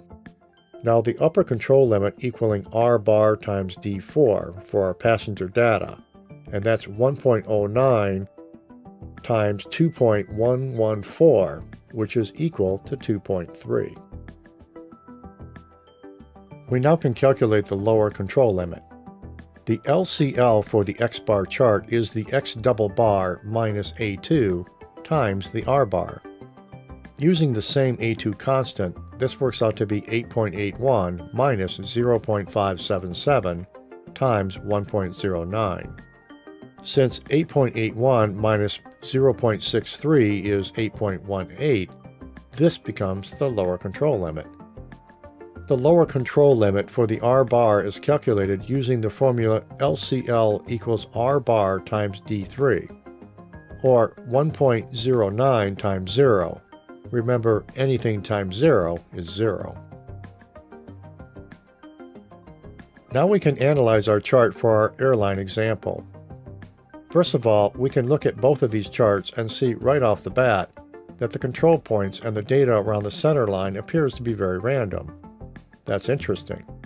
There are no apparent non-random patterns, but there are some data points near or outside the calculated control limits that will need to be investigated. X-bar and R-charts like this are used for monitoring and sustaining improved processes. So I'd like to point out here that in many cases we might use this method to support some data collection and some analysis to help us quickly sort through which variables and outputs need our attention first, if we're looking at a bigger project with lots of moving parts.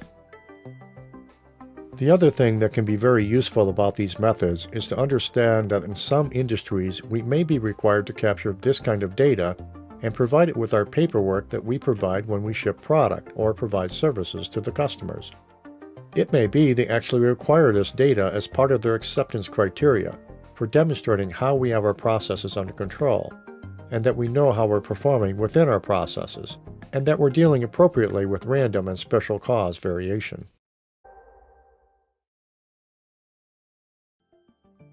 There are many visual signals that indicate trends in our data, and in this topic we're going to spend some time looking at those to interpret the data.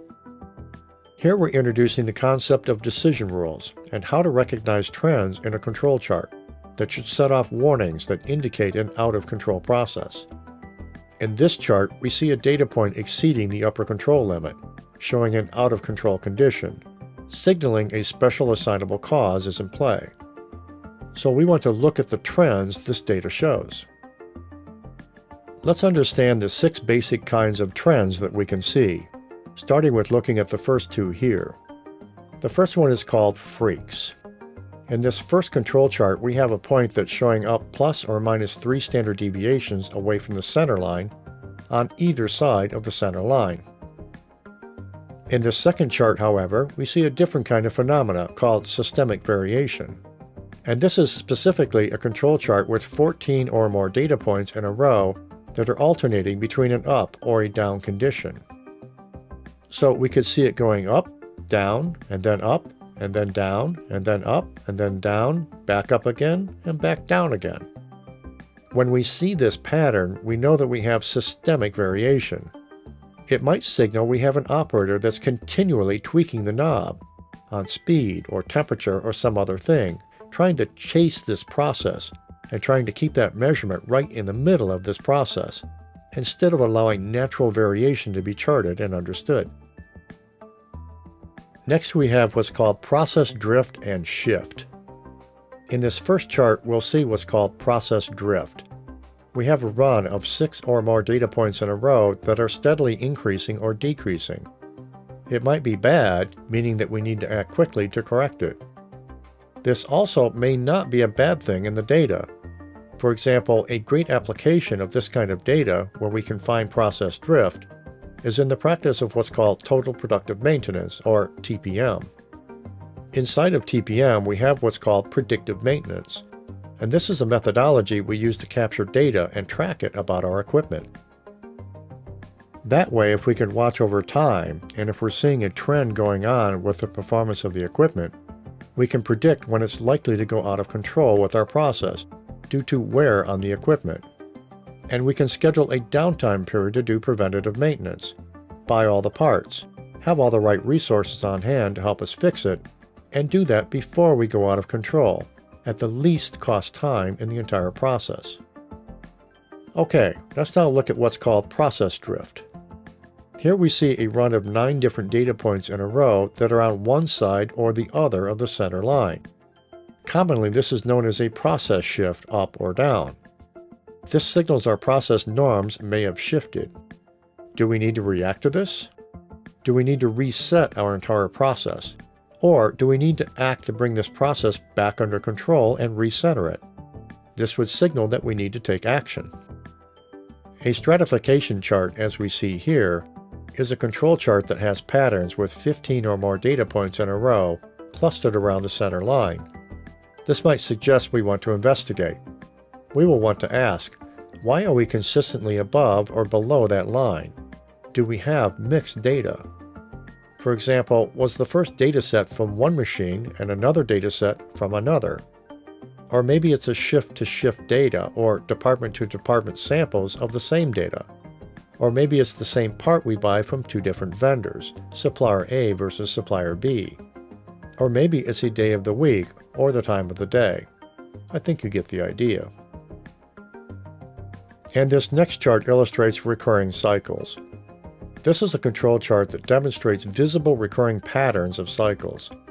Some examples of this could be cycles going up due to the hour of the day of the week, or the month of the year. They're often caused when we modify the process inputs or methods following some kind of regular schedule or business cycle.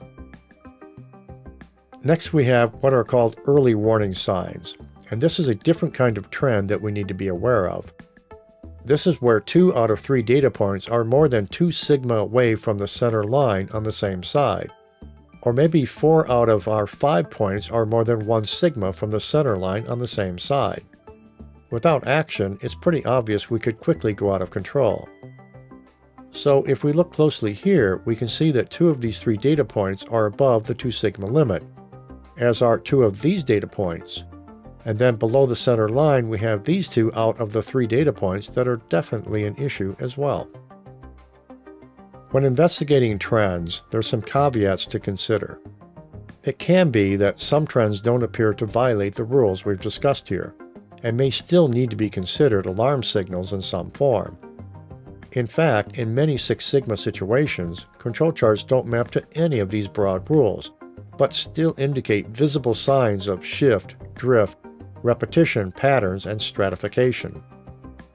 A Six Sigma team needs to dig deeper when observing anomalies in the data points to find the possible causes and identify corrective measures. We may need to recognize here that interpreting moving average charts is slightly different from interpreting other kinds of charts. This is because the subgroups are not independent, and moving averages tend to be smoother in their slope, up or down. When creating documentation in the improve and control phases of DMAIC, it's critical to sustaining and supporting ongoing continuous improvement. In this topic, we're going to talk about the characteristics, benefits, and guidelines and best practices for project control documentation. First of all, documentation needs to include how processes work and how employees interact with these processes. We also need to be sure that we include performance standards as well. We want to put a really nice bow on this package for this entire project with quality documentation. We want to make sure we have a really good handoff to our process owners so that they can sustain and continue to improve from the baseline that we've created with our Six Sigma project. There's many benefits to properly documenting our projects. It starts with describing how our quality goals are going to be fulfilled. It captures valuable lessons learned and best practices. It would certainly reduce the variation in how we're going to do this work in the future. For example, one of the important things about the technique called standard visual work is we're creating visual constructions and pictures and making it easier for a human being to get it right the first time. We want to incorporate error-proofing measures and poke-yoke devices as well, so that people can consistently follow the documentation and have robust detection and prevention measures built into the process that we've defined. Good documentation provides a baseline for sustained process improvement. In continuous improvement, we want to seek perfection. And while we may never get to 0 defects, that shouldn't mean we won't continue to try. So the idea here is we have the current best methods defined. That's the operative word here. We have defined the current best methods, and they are subject to being changed and improved over time. Finally, we want this to reduce ambiguity, and we want to reduce subjectivity in the instructions. We want them to be easy to understand, easy to follow, and easy to maintain. Here's some important guidelines for writing effective documentation. It starts with writing the message tailored for your audience. There's some key points here we want to pay attention to in writing documentation.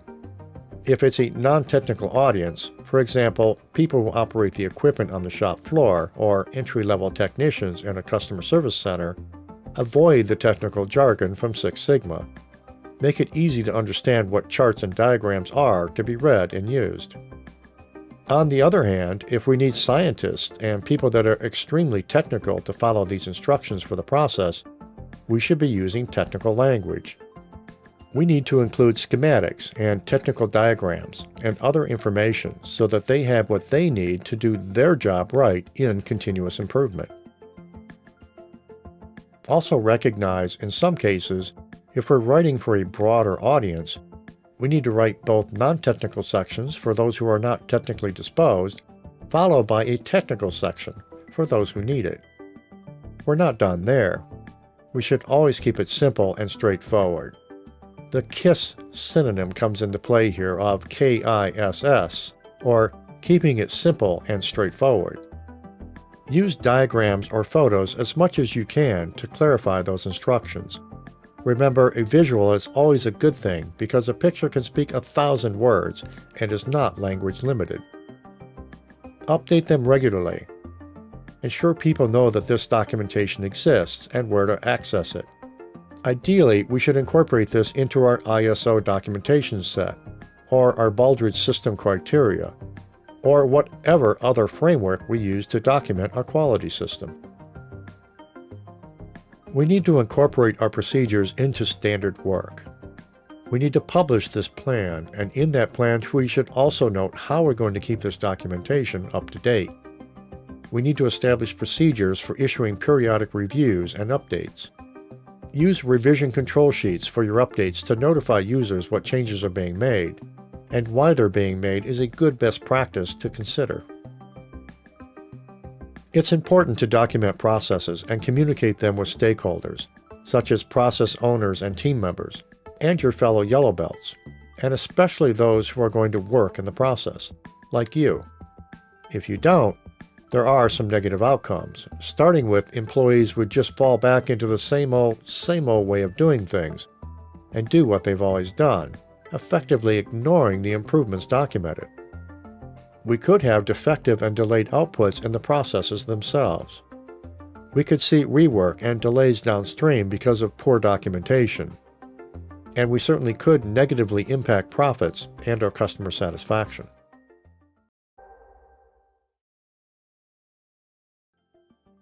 Quality system documentation includes a hierarchy of documents to properly function.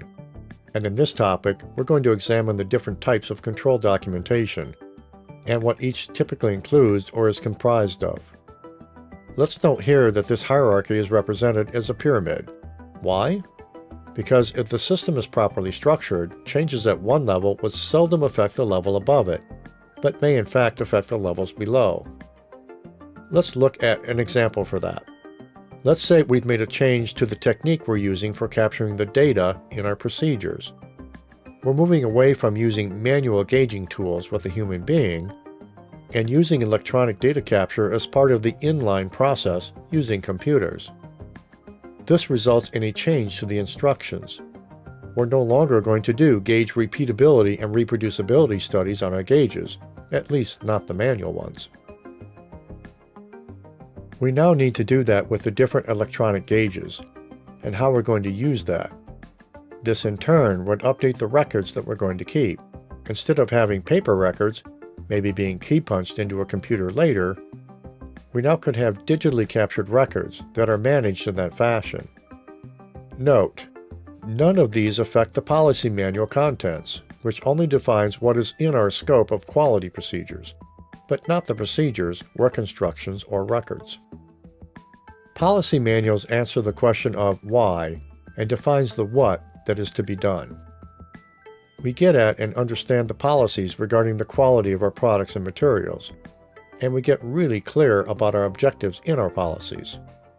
Here it's very important that we spell out clearly what we want, why we want that, and what we hope to accomplish. For example, specifically trying to reduce scrap or improving stakeholder or customer satisfaction with the process are things we want to accomplish. We document the approaches for doing those things and for assuring that quality is going to be maintained over the long run. Let's talk about the contents of the policy manual we're likely to find.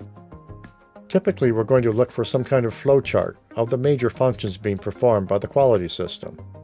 This, in fact, is a standard feature of most International Standards Organization or ISO-based quality systems. We define the persons responsible for the system, how it's configured, the inputs and the outputs of the system, and we're going to record that information and workflows required to support the end-to-end process.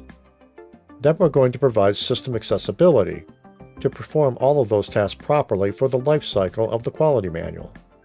And we need to define reporting instructions. Who receives what, how often, and in what formats going forward. Procedures need to clearly answer the what, the who, the when, and the where for the quality manual. We want to understand and make sure we're clear on the overview of the process so that each person involved knows exactly what their role is. We need to define the interactions among people so that they're clear about what their supporting processes are to make the quality system work like it's supposed to. We define the responsibilities for reporting and how to escalate issues timely when we go out of control.